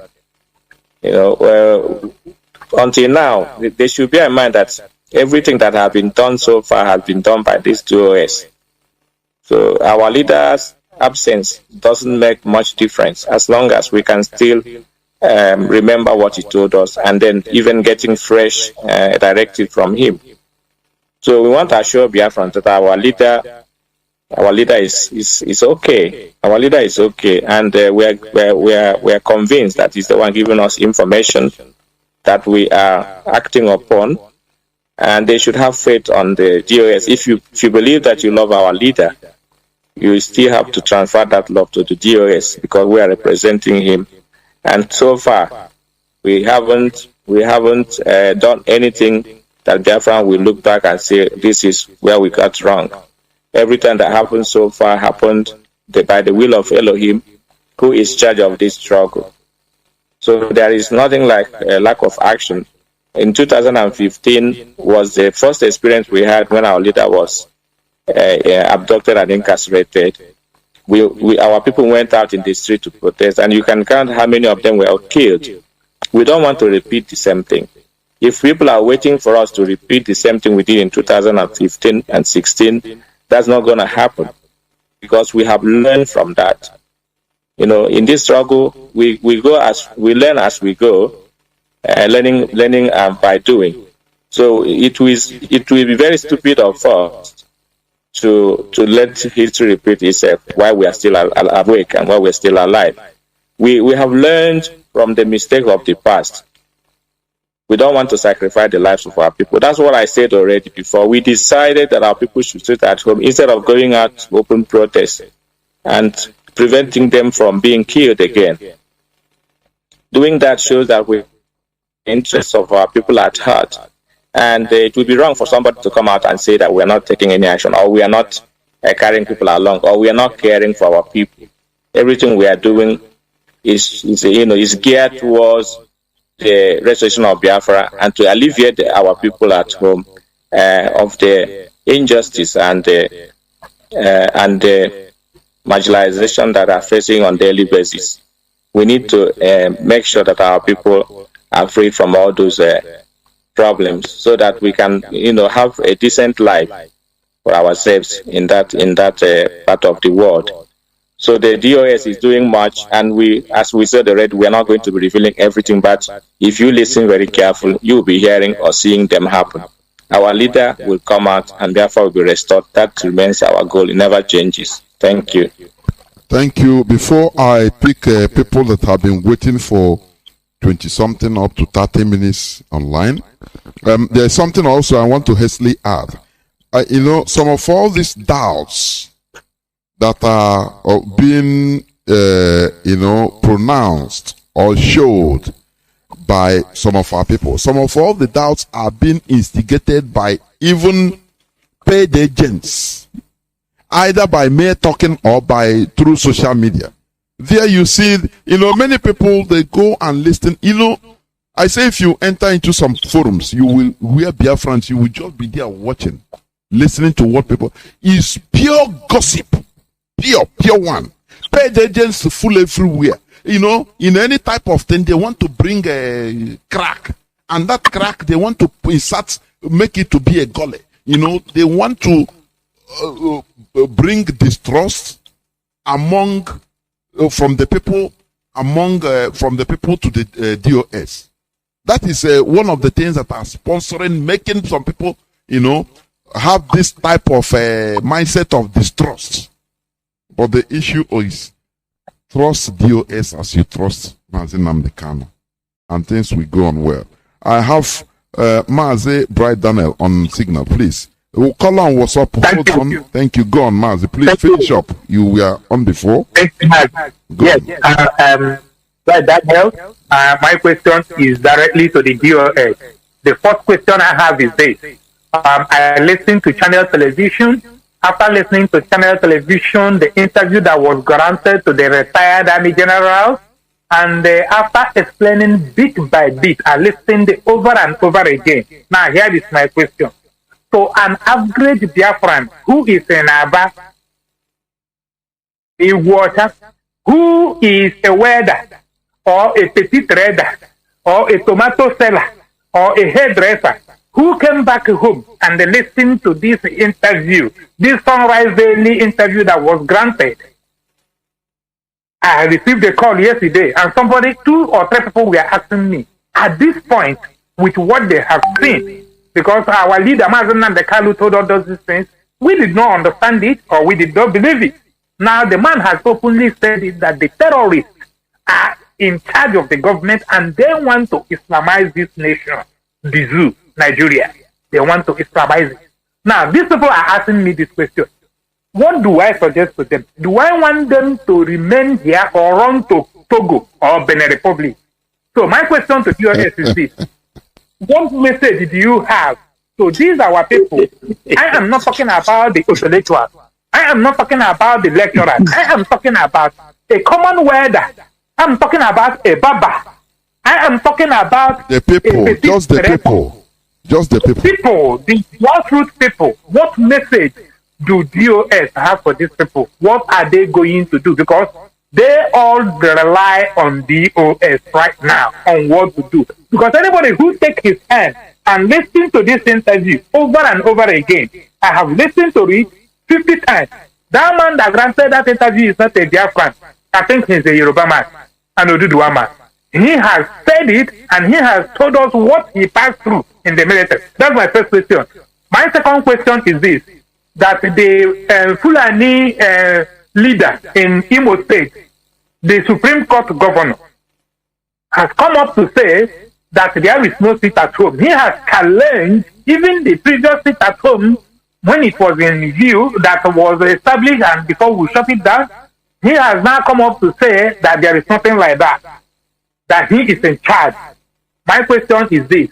What do DOS have to do in reaction to that? My last question is on the news that came up about how Dave Omahe have sold Ebonyi State for the amount of 6 billion naira he has sold a Bonny State for 6 billion naira. And now, the information that we got is that Shehu Musa or Shehu Garoba, whatever they call him, came up and exposed him before the time that they planned for the news to come up. So Dave Omai is trying to hide himself, to draw himself out of it. So the news is true that Dave Omai sold a Bonny State for 6 billion. What are we going to do? Do he supposed to go and return that money back to Garoba Shehu, or do he supposed to keep the money? Finally, is on the issue of people who are coming up to campaign, who are running about please cut it short. I have many people. Please don't take over everything. Just I think the 3 questions is okay. Please. What message do DOS have for our people at home who are listening for these people coming to lie on these campaign promises? Thank you. God bless you. Thank you, and remain blessed. Thank you. Please, you have to make your questions more brief. Mazi, please, over to you. Can you hear me? Mazi Jonathan, thank you so much for our brother that just showed his question right now. I want to clarify something. As na onye amụma anaghị ugwu ala nna ya, ọkụtụ esi ekwu ya. Of course. Yes, maybe now a Yoruba man have spoken. Now they start to believe him. But for 10 years, Mazi Nnamdi Kanu has been shouting on radio, calling people, telling our people to understand what is about to come. Now, today, after how many years, then people are saying they are looking up to DOS, what they want them to do. Number one, have you joined the struggle? Are you imbibed in the ideology for this struggle? Because if you have imbibed yourself with the ideology of what we are fighting for, where are you running to? Running to Togo? The war have not come, in full force. You are thinking, why not stand up and let us all join and fight for Biafra land?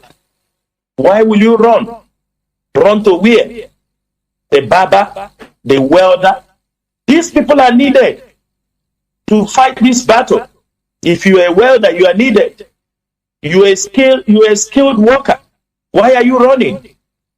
So I do not encourage people to run away from our land.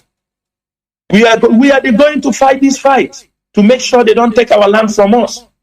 Encouraging people to run away. The only people we have asked consistently are our brothers in the northern part of the contraption called Nigeria. That's the people we have for years. We mounted campaign. We asked them today. The state government are sending cars to bring their state indigents who are studying in uni jobs. The other day, Benue took their people, Abia State took. I think Imo State have sent to pick theirs today. Lagos have sent to pick theirs. And people are still in the north waiting. They're still waiting. They are seeing that the government have picked the students. They are picking them out. It is in the news. And somebody is saying, what are we to do? We get ourselves prepared. We must defend our land. We are not going to run for these people. Biafra land is where we were born. Biafra land is where they buried our umbilicals or placenta, they call it. And that land we must defend. People will say, they can imagine we are in exile and be able to go this far. Talk when we will be on ground. And that we will do soon. This fight, we will fight it to the end. They could not take this land in 1840s or 50s. It is not in this generation that we're able to conquer us. That is number one. Number two, you talk about the Supreme Court. Talking about sit at home. Sit at home. What does it have to talk about? Sit at home have happened. We have cases of sit at home that have happened not even before he come into power. IPOB have always successfully conduct many sit at home. So for him coming out to talk about the sit at home, he's a stupid man. He's a stupid man. Because he knows he can't challenge IPOB. And not from what he's saying. He knows if we say sit at home, Hope of the man knows that he has no power in Biafra land. He's a Supreme Court governor, and we have seen it. And Biafra land, Imo State, we remember somebody like him as being one of the most stupid and high-class slaves during this period. So for both of them are coming to talk, who is he talking to? He's talking to himself. He gathered himself and talk. On our IPOB, is he trying IPOB? And finally, on the side of Dave Umahi. Dave Umahi is an evil man. Dave Umahi is the enemy of Biafrans. We need to understand this. Dave Umahi is the enemy of Biafrans. We know the heart of Dave Umahi. We are not saying the PSA. We know IPOB leadership knows the heart of Dave Umahi. In many occasions, he has poured his heart to some people. He has told them his stand towards, the struggle for the restoration of Biafra, which he do not believe in. That is why you see him consistently doing his best to make sure that he hand over Ebonyi State over to the Fulanis. I'm going to say this, but some people may not like it, but it's a reality because we want to save our people. This is a reality. Because you don't come, you blame the DOS, but in the back you sell the struggle to Dave Umahi. The 6 billion naira Dave Umahi collected, part of it was used in buying some people who feel they are in IPOB. Some of them in Ebonyi State were all bought over. They sabotage the struggle. They know what I'm saying. They connive with Dave Umahi that they can sell the Biafra struggle. People will say, no, but it is a reality. If we want to move forward, we face this reality. Dave Umahi, if you see him on many occasions, he said, I am in charge of even IPOB in my state. They are under my control. He have used these words. It is everybody know that IPOB have successfully removed Fulani herdsmen in the Ebonyi State. Even to the extent that the Meyeti Allah came up and said, we are leaving Ebonyi State. They have killed us too much.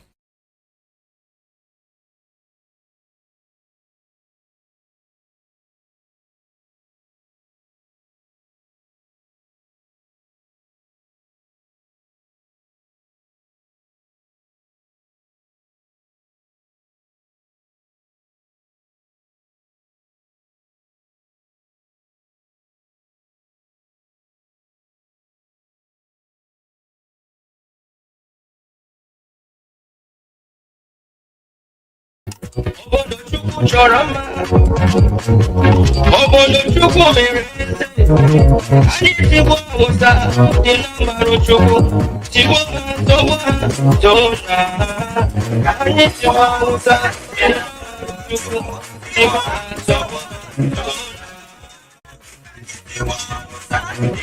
They are surveying their land, and you want ESN to come to defend the land.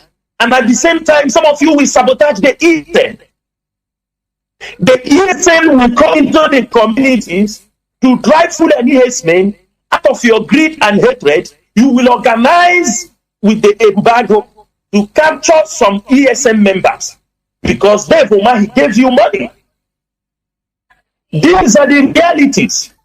It's happening in Ebonyi State. These are the difficult things we are facing. And that is why you see Dave Umahi always, because he has successfully divided the state. He tried to draw them in the line of this is Izi, this is Iko, this is Eza. Because he know when he divide his people, he can be able to do what? Do whatever he want. Can you imagine a boy, Oliver Thomas, one of IPOB member, he resided in Iguacha. He wrote an article asking Dave Umahi to stop, you understand me, fueling the wars in Ebonyi State. Let him stop fueling the wars between he and Igbo and this. The boy wrote an article. They started to threaten him. The boy ran away from Lagos, from Iguacha to Lagos. Dave Umahi sponsored military people with DSS. They came to Lagos, picked this boy from Lagos. Since 20th April, we have been looking for the boy. It is fortunately, we found out a couple of days back, the boy is languishing in jail in Abakaliki prison. In Abakaliki prison.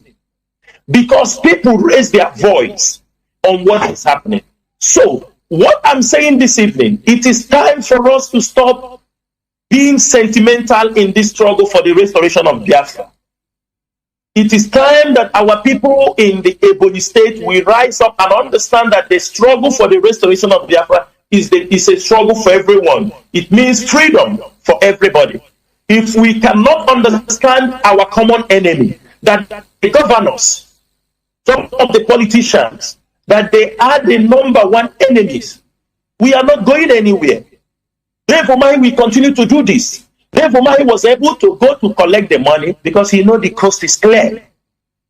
That is what he went to collect. If the coast was not clear, therefore, he would not go to collect the money. So what we are saying this evening, whether they like it or not, therefore, like it or not, IPOB can never die. We are still formidable in the state. ESN have been drafted. ESN operatives have been drafted into Ebonyi State. This is a suicide mission in Ebonyi State in particular. ESN operatives have been drafted into Ebonyi State to make sure that Fulani herdsmen will never take over those land in Ebonyi State. This is if he think he can bribe and he can be able to buy off some certain people in Ebonyi State, the kind of ESN operative drafted into Ebonyi State, he won't contend them. He must be ready. Our leader have said it, and that is where all of us stand, that no inch of Biafra land will be given to the Fulanis. Dave Umahi knows what he is doing. That is why he quickly make a press release from one of his small media and publicity telling us that I didn't collect the money. Who are we kids? If he have collected any money for the Fulanis, he put it in his pocket because that money comes from Biafra land. And they keep away from the road. So for those, he must make sure he did not become a tool to minimize our land. Because if Dave Umahi, at this particular point, we have declared Dave Umahi as a true enemy of the people. And whatever we know, we can do to Dave Umahi to make sure that the Fulanese bandits did not take over Biafra land, take part of any Ebonyi land. IPOB and ESN, we do that thing with all gladness. Thank you, Mazi. I think I have answered your 3 questions. I don't know if anyone I'm missing. Mazi Aban, my colleague is here. We are always, whatever I'm missing, I know he's going to point it out. Thank you, Mazi. Thank you. Mazi Abanyim, over to you, please, because we are inching closer towards the end of the program. Please, Mazi Abanyim, go on. Yes, thank you, Mazi Jonathan. Thank you, Mazi Nwuru, as well. You have answered extensively the questions that have been thrown to us here. The only piece you did not touch properly is about the hopes of Demma. That one is also dead man walking because nobody wrestled against God and win.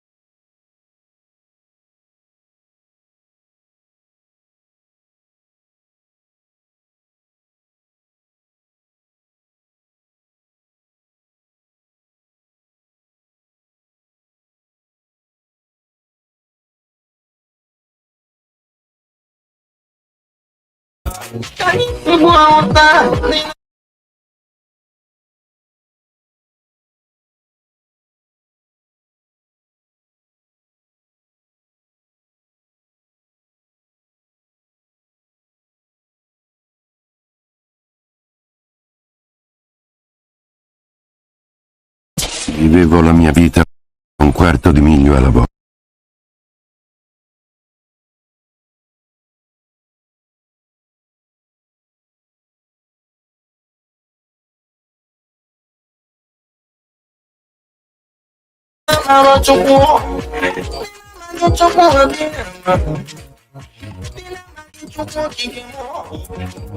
Your own people to foreigners, marauding terrorists who are coming with the intention of taking your land, and you have the audacity to betray your own people and become proud of that because you have opportunity to sit in the seat of power, and which power that the people did not give you the mandate, it was stolen, and so will it also be stolen back from you, because nobody among those governors are going to be alive to tell this story when the time comes. Thank you, Master. Thank you. I have a caller that has been here since more than 45 minutes on WhatsApp. Caller on WhatsApp, you're a patient man, please. The platform is yours. Can you hear me? Caller on WhatsApp. Caller on WhatsApp, can you hear me? Do not miss this opportunity because you have been here since 45 minutes over. Caller on WhatsApp, can you hear me?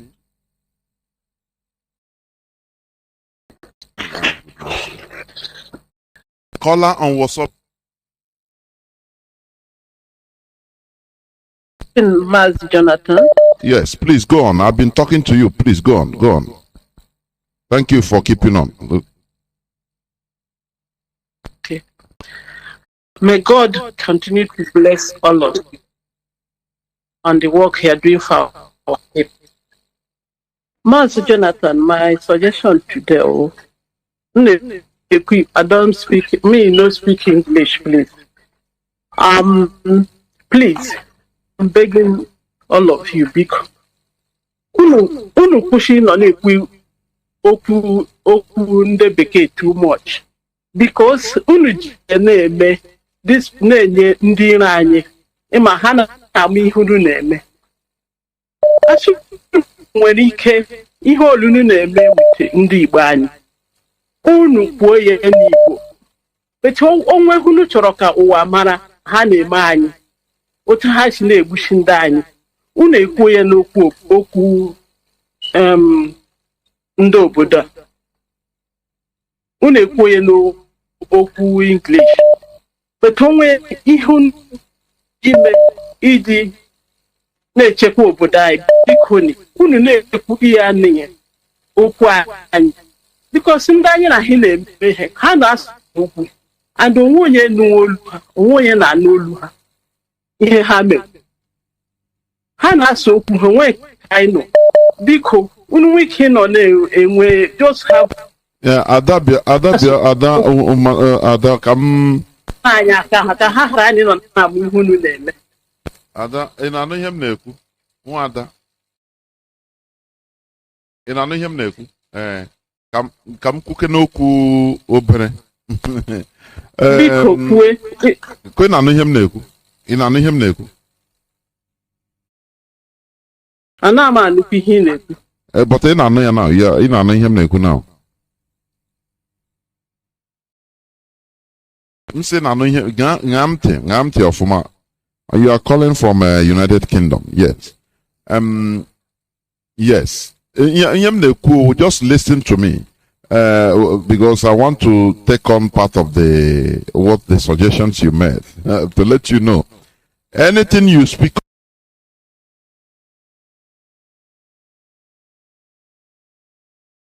on air, let me tell you one thing. Anything you say on. Okay. Ihe ọ na ị na-ekwu n'ikuku. Ihe ọ na ị na-ekwu n'ikuku, ma ịsụrụ ya na Igbo, ma ịsụrụ ya na Chinese o ka m gwa gị ụwa anụgo ụwa the technology enwere now enwere ndị ọcha na-asụ Igbo ịmara na enwere Igbo na Google Translator even. So ihe ọ na-ekwu ihe ọwụ ozi secret ma ịsụrụ ya n'Igbo n'ihe ahụ ihe enwere ndị Fulani na-asụ Igbo, ndị iche na ọsọ ndị Igbo na-asụ Igbo. So ihe ọ napụtara ihe ọ napụtara n'ikuku ọwụ ozi secret. So ama ihe a na-ekwu here ma ịsụrụ ya n'oyibo ma ịsụrụ ya na Igbo ofu ihe ahụ ka ọwụ ọkwewụta ihe m na-ekwu. So ya ọdetide were ihe dị so secret anyị na-asụ a na-ebupụ ihe a na-achọrọ ka ọ pụta to public. Ị bịa na-asụ Igbo sị ka ị na-ezo ihe ezo ma ị na-ekwu ya na redio. Maazị Jonathan nyere gị aka. Maazị Jonathan nyere gị aka.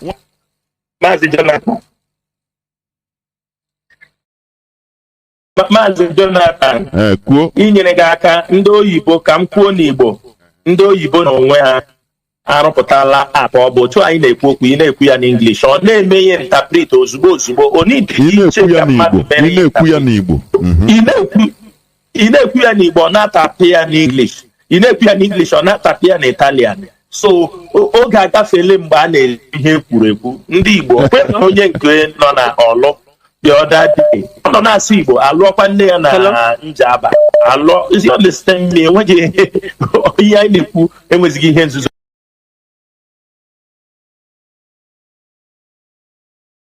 Okay.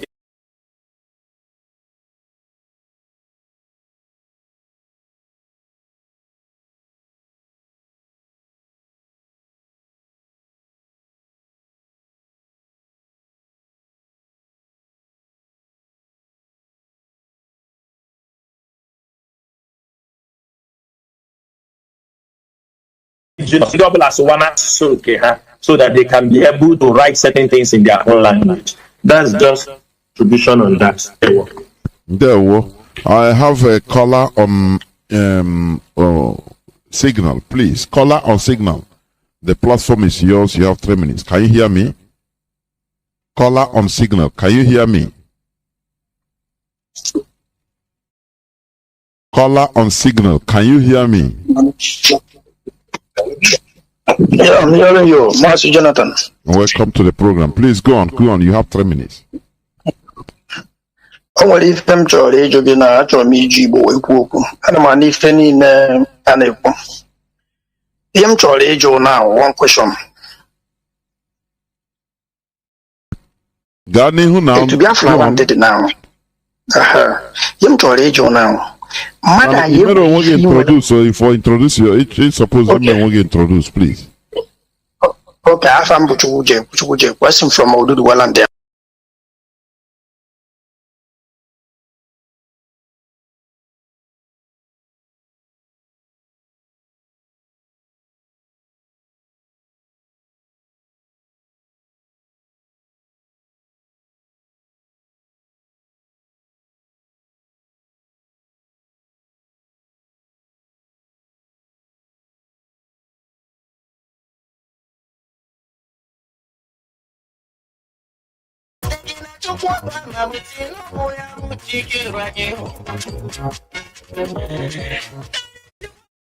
Question from Odudu Walande.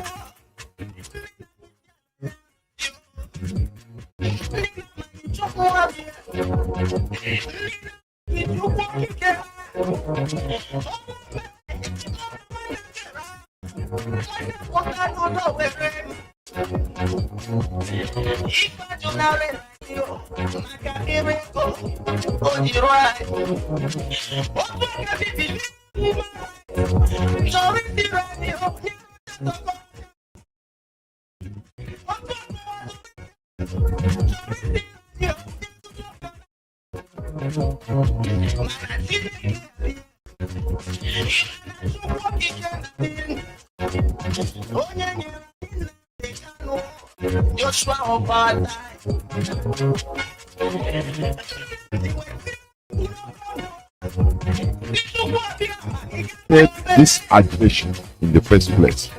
So it's not more a new thing. Please listen. Please let us listen. This is what caused. This is what caused this. The had it been there is no marginalization. Had it been there is nothing like all this born to rule mentality, or denying us of our rights and taking our lands, rubbishing everything, there wouldn't have been no agitation. And this thing you're saying, this is this is a collective effort.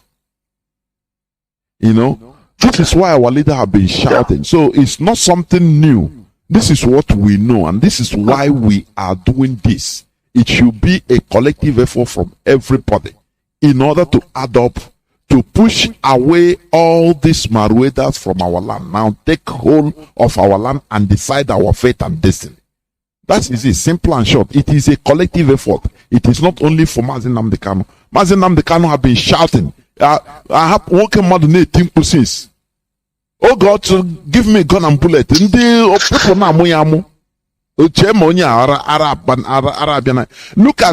at what is happening now. A general that is serving intelligence military because he's a Yoruba. Now we listen.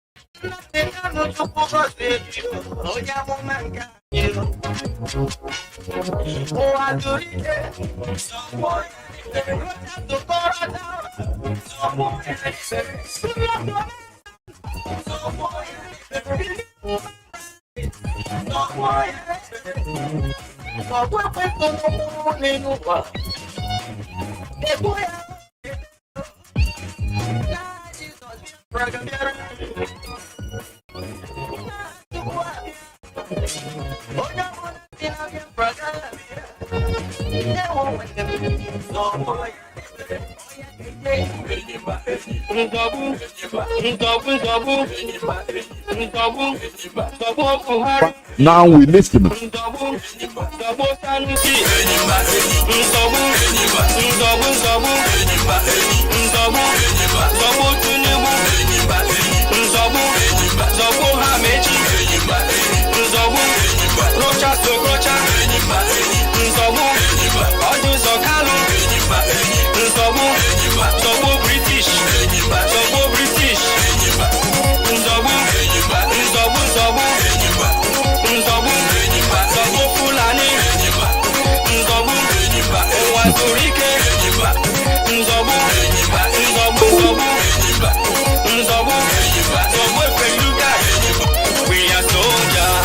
Soldiers of Biafra, in the name of Chukwuabiama, we shall conquer. We are soldiers of Biafra, in the name of Chukwuabiama, we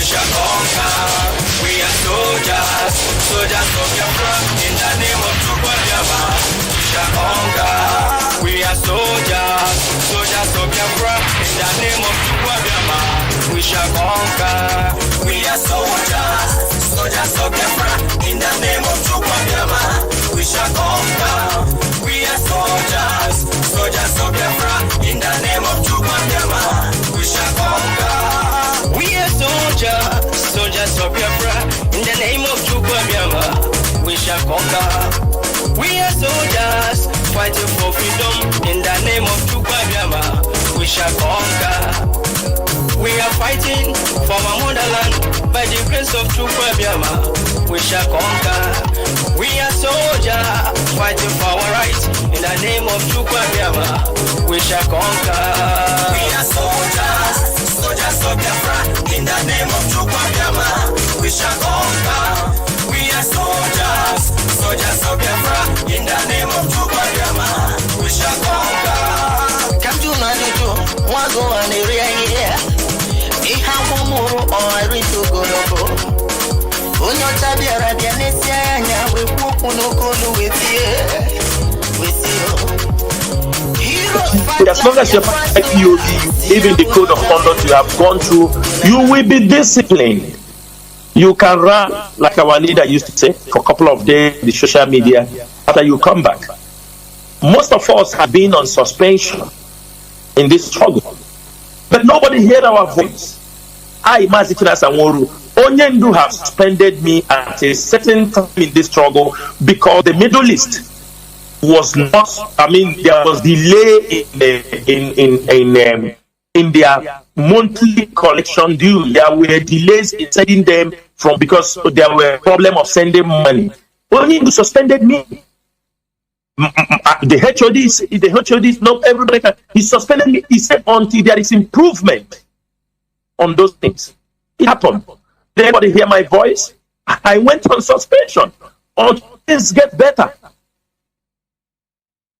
So if you misbehave in IPO, you go against it, become insubordinate, it doesn't matter what you will be suspended. If anything we have to do, and you go to the length of you try to be on ground, you try to sabotage these things you're doing, you will be disciplined. There is no room for unnecessary. Some people can talk when you are not under IPOB. Automatically, we don't have anything to. We can only talk to those who belongs to IPOB. But if you feel you are not on IPOB, you are encroaching on our own territory. You're encroaching on our own sovereign, trying to attack us. You want to become a Wazirike, or you want to become Bilie, or those people, or those and you come to attack us. You think you have got a platform. I'm telling you, you will get it also back from us, because they said the best way to defend yourself is to attack. Thank you. I don't know whether Mazi Agbanim have to say something before I take this caller on direct line. Caller on direct line, can you hear me? You have been calling. Caller on direct line, can you hear me?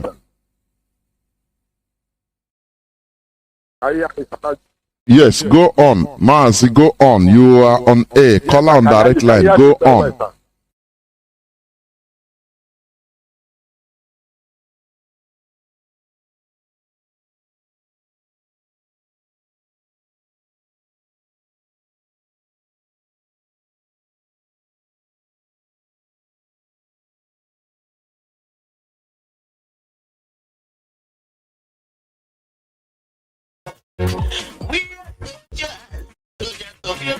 In the name of Jesus, we shall go.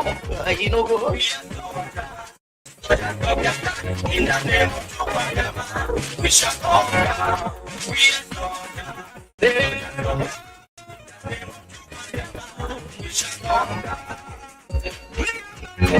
Our motherland, in the name of Jesus, we shall conquer ourselves. We are soldiers, in the name of Jesus, we shall conquer. I say the land of the rising sun belongs to our fathers. In the name of Jesus, we shall take it by force. I say we are soldiers, in the name of Jesus, we shall conquer. I say hallelujah, Biafra, hallelujah. If you don't release our leader, whatever people do, we take it. Fulani, if you people are not afraid of Chukwu Kabia, then this message we send a direct one in all of you.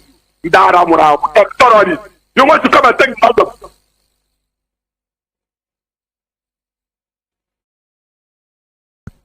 Mazi, are you still there?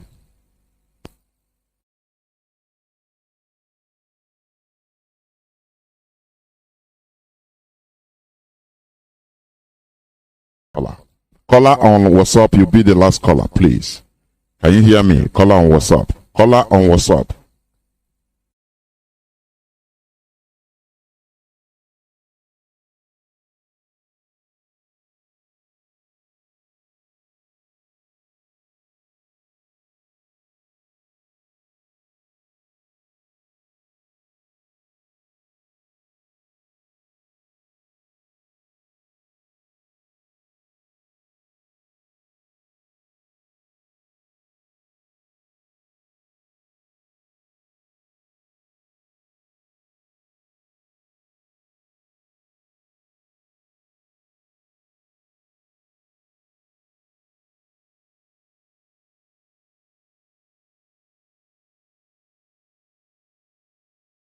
Well, go on, I'm here to question. I'm coming from Istanbul, Turkey. Thank God, Sanwo-Olu is there. I have some questions to ask him. Am I permitted?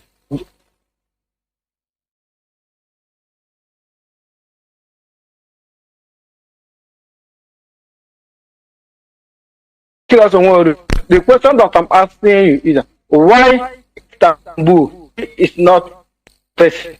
And Mazi, we also had, I want to get that ask Turkey not to protest unless we pay our dues for 5 months ago. And Mazi Jonathan, I used to ask you this question. Is there anywhere in the IPOB law that any people, any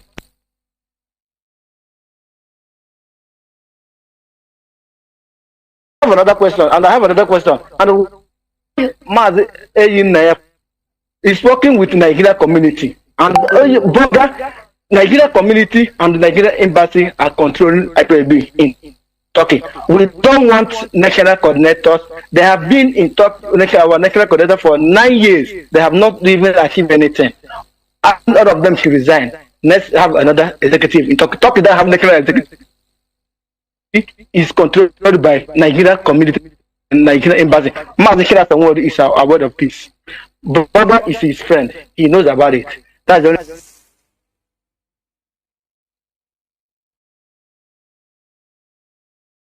Chinasa, can you hear him? Do you hear him? Hey, Mazi, can you come again with his questions? Because the network was breaking. About Turkey. Yes. Calling from Turkey. Yeah. I'm waiting for the answer. Yes. Turkey is suspended from. Turkey couldn't hold protests because of monthly dues or something like that. Is there problems in Turkey? You know, in general. No. Problems in Turkey. No, Mazi, that is not the case. I would not like to go on details in this issue, but you know, our people sometimes they try to be insubordinate. You understand me? I think I have had a meeting with Turkey's executive. I don't know his name, if he was part of the people and all the people, but I had a meeting with them couple of I think it's not up to 10 days, or if it is, I'm not sure. We have discussed about this and discussed it extensively. When people feel not comfortable, truth, especially, we look at things from all angles. He's talking about the coordinator. I'm not the one who appointed the coordinator. He's coming here to talk about the coordinator. Something happening in Turkey, and I asked them, go and sort this thing out. You can come up, you can even pick up a date for a protest, but go and sort a particular issue out. There are security issues, there are administrative issues, and I have told them sort it out. But if you don't want to sort it out, you think you can come on the radio and you come to talk. Mazi Nnamdi know this. I'm not. I think Eze Naya is a coordinator in Turkey before I became a coordinator in Kuwait. So coming here to talk those kind of rubbish shows that what the insinuation that even people have against you people is true. Because you cannot tell me that when our leader was arrested, there are publications from Turkey labeling our leader a terrorist and a Christian. I don't want to go deep into that. And we look at things from different angles in order for security reasons and the place the protest will take place. And also we talk about if you are the person in charge of a zone and for some time you decided out of insubordination, what we are saying here, out of insubordination, you don't want to listen to the leadership, what they are doing, and they ask you, and I gave the month end, this subject is talking now, I gave them this month end to resolve those things so that there will be no problem going on in Turkey. I have reported it to the HOD about this subject, and I think It is an IPOB in-house issue and not to be discussed even in public. Yes. But I try to just give it a little touch so that it doesn't look like as if I don't want to talk about it. But what I'm saying is this: I gave them this month end. I told them sort those things out for him to come up. I am not somebody people can blackmail, my brother. You cannot come on Radio Biafra to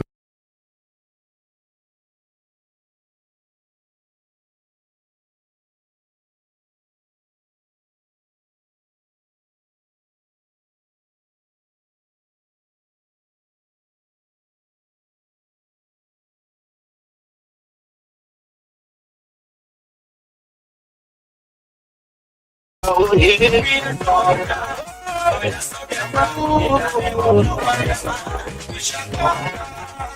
are thunder from the rising sun in the name of Biafra. We shall conquer. You cannot come on Radio Biafra to Radio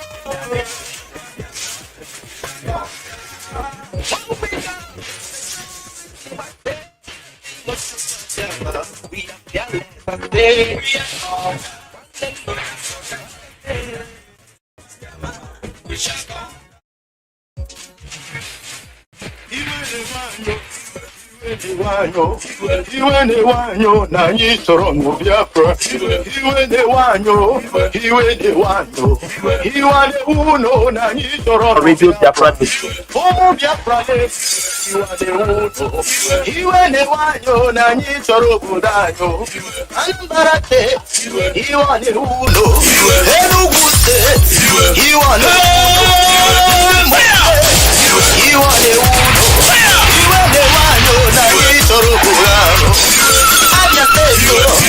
River State, Ebony State,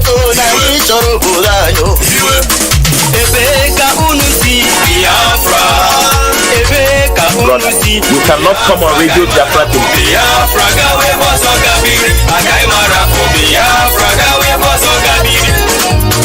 Biafra is my home.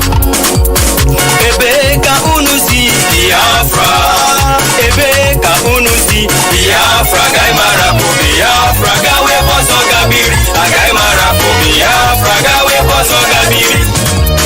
Biafra is my home.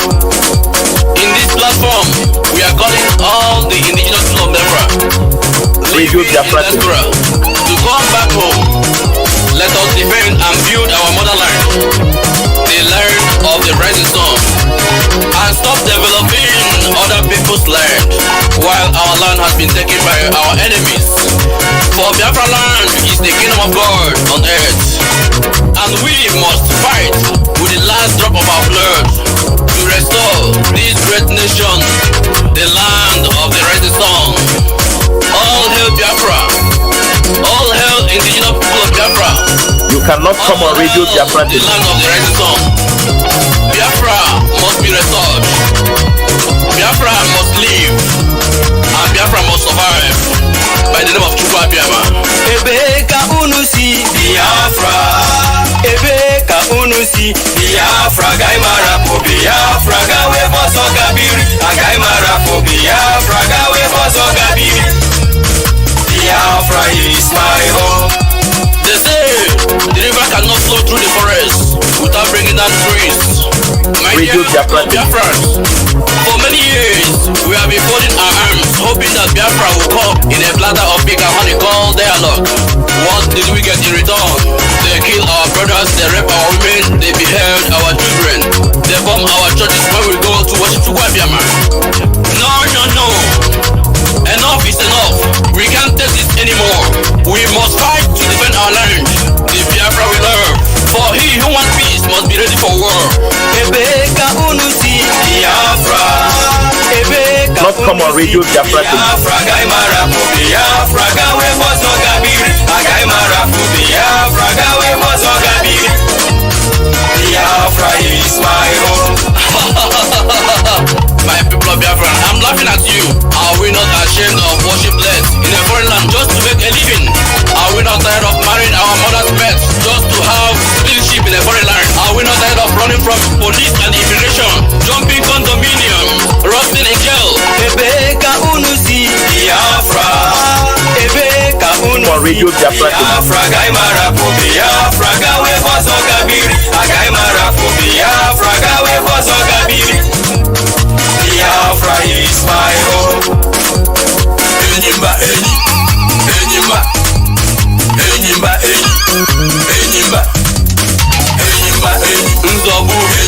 Nzobu nzobu enyimba enyi. Zobu enyimba ike wachuku enyimba. Nzobu enyimba enyi. Bitobi enyimba. Zoboya enyimba. Ashikudanwa enyimba. Zoboya enyimba. Ebru masobu enyimba. Ndiro enyimba. Nzobu nzobu enyimba. Ainga zobu ha enyimba enyi. Nzobu enyimba. Nzobu nzobu enyimba enyi. Nzobu enyimba. Nzobu nzobu enyimba enyi. Nzobu enyimba. Nambo kobidoro na la Biafra kobidoro. Nambo kobidoro na la Biafra kobidoro. Nambo kobidoro. You cannot come on Radio Biafra kobidoro. Nambo kobidoro na la Biafra kobidoro. Nambo kobidoro na la Biafra kobidoro. Nambo kobidoro na la Biafra kobidoro. It don't say no be today. I say it don't say no be today. Oh, but I can't hear her out and up. Madonna Kajigo ya we babu. Yeni ne dino na banyo. Yeni ne di manu bidoro na banyo. Biafra lande ya makao. Biafra lande ya makao. Nambu bidoro. We want everybody to believe in this struggle, the struggle to restore Biafra. We have seen what is happening in Imo State today. Dave Umahi is doing his own. Hope Uzodinma is importing the military. The one he have killed in Imo State is not enough. He want to come and kill us. But they should know one thing. They saw what they have brought. It's not because they have brought in their tanks. They have brought in their machines to kill who? To kill Biafrans. They are bringing it for us. They are handing it over to us. That is our belief. And it will happen in their eyes. It just happened in Afghanistan. All the billions, helicopter, drones, everything, armory, everything. It was left and run away. And that is how they are going to run away from Biafra land. Nobody should understand, everybody should understand that every time there is something, there is election, they will move their tanks from the north to the southeast, to Biafra land. If there is election, they move them, they come. After election, they move them back. Now they believe they are coming for war, they are moving them in. But this time, it belongs to us. Those machines they are bringing to kill us, they will use it to kill themselves. What we are saying, telling Biafrans is that every young man in Biafra land must be awake. And I'm also calling all our people, those who have daughters. Remember, you are fighting the jihadists, the Islamists. They are coming for your daughters. The earlier you stop unnecessary gossip and join the struggle, support IPOB, support ESN, because they will protect those your daughters. You know the Islamists, they don't come for a fight without picking the young girls. If you have daughters in the age of 8 years to 15 years, these are their targets. They will bring tears in your eyes. They will come with no mercy. You know that there is no other people that will protect you apart from the IPOB.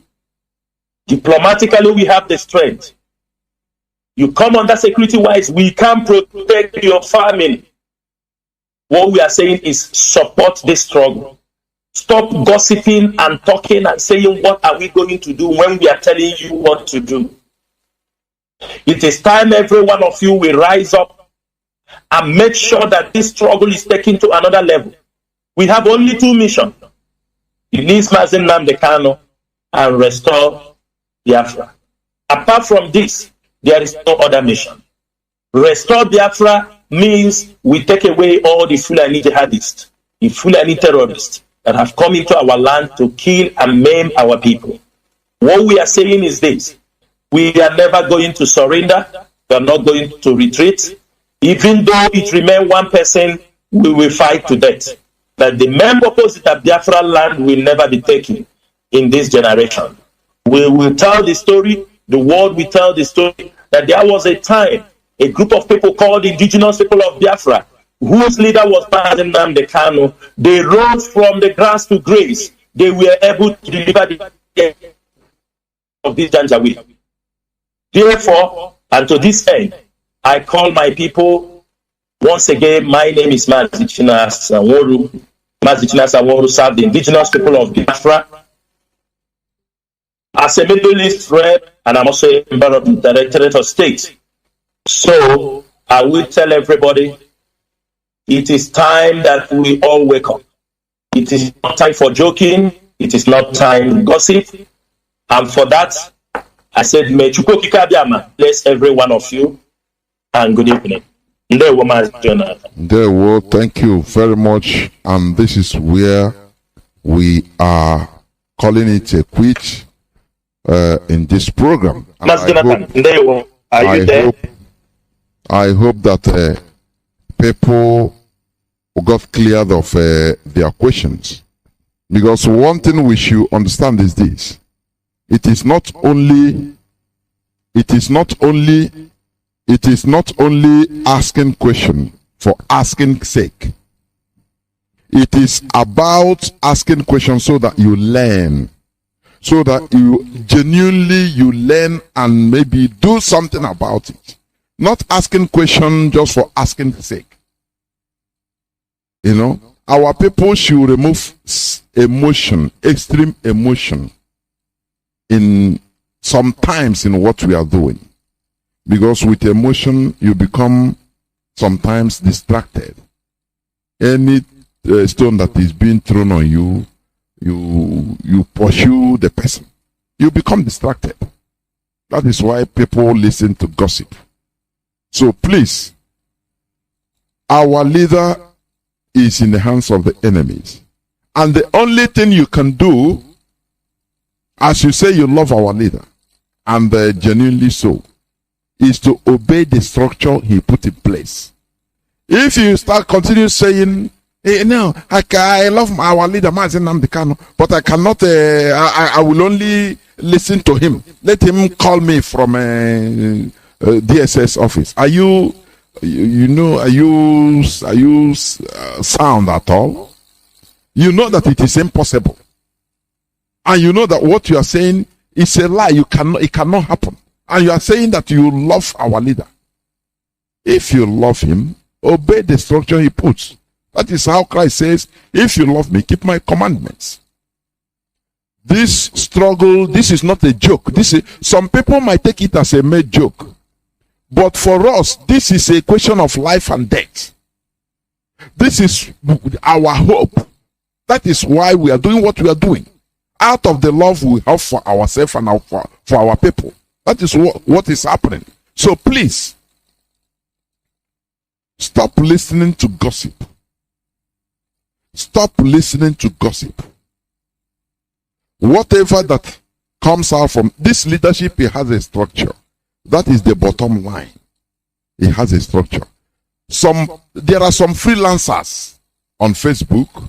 There are some freelancers, they are trying to, some of them are trying to ride at the back of IPOB using that sentiment.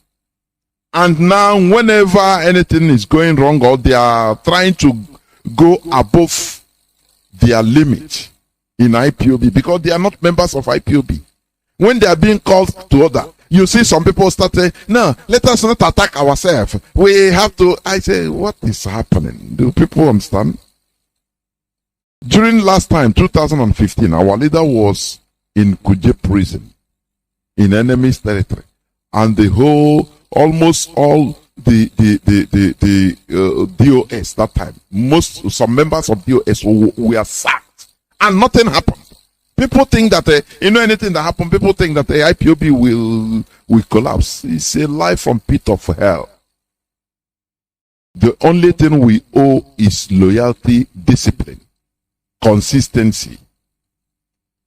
And, we become more formidable as we should be, or we are supposed to be.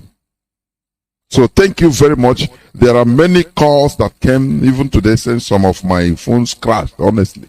Mostly the direct line. But this is not the last. You can still put up your question. Reasonable ones for that matter. I thank each and every one of you because what I have here, many thousands of missed calls, only in one system. Therefore, today being the 27th, this is where I'm going to end the program. Remember, Biafra is our ideology, our identity. Biafra is our religion. If you don't take Biafra as your religion, you have no business being here with us. On Radio Biafra is where we worship. From me, from here, Mazi Jonathan, it is simply good evening.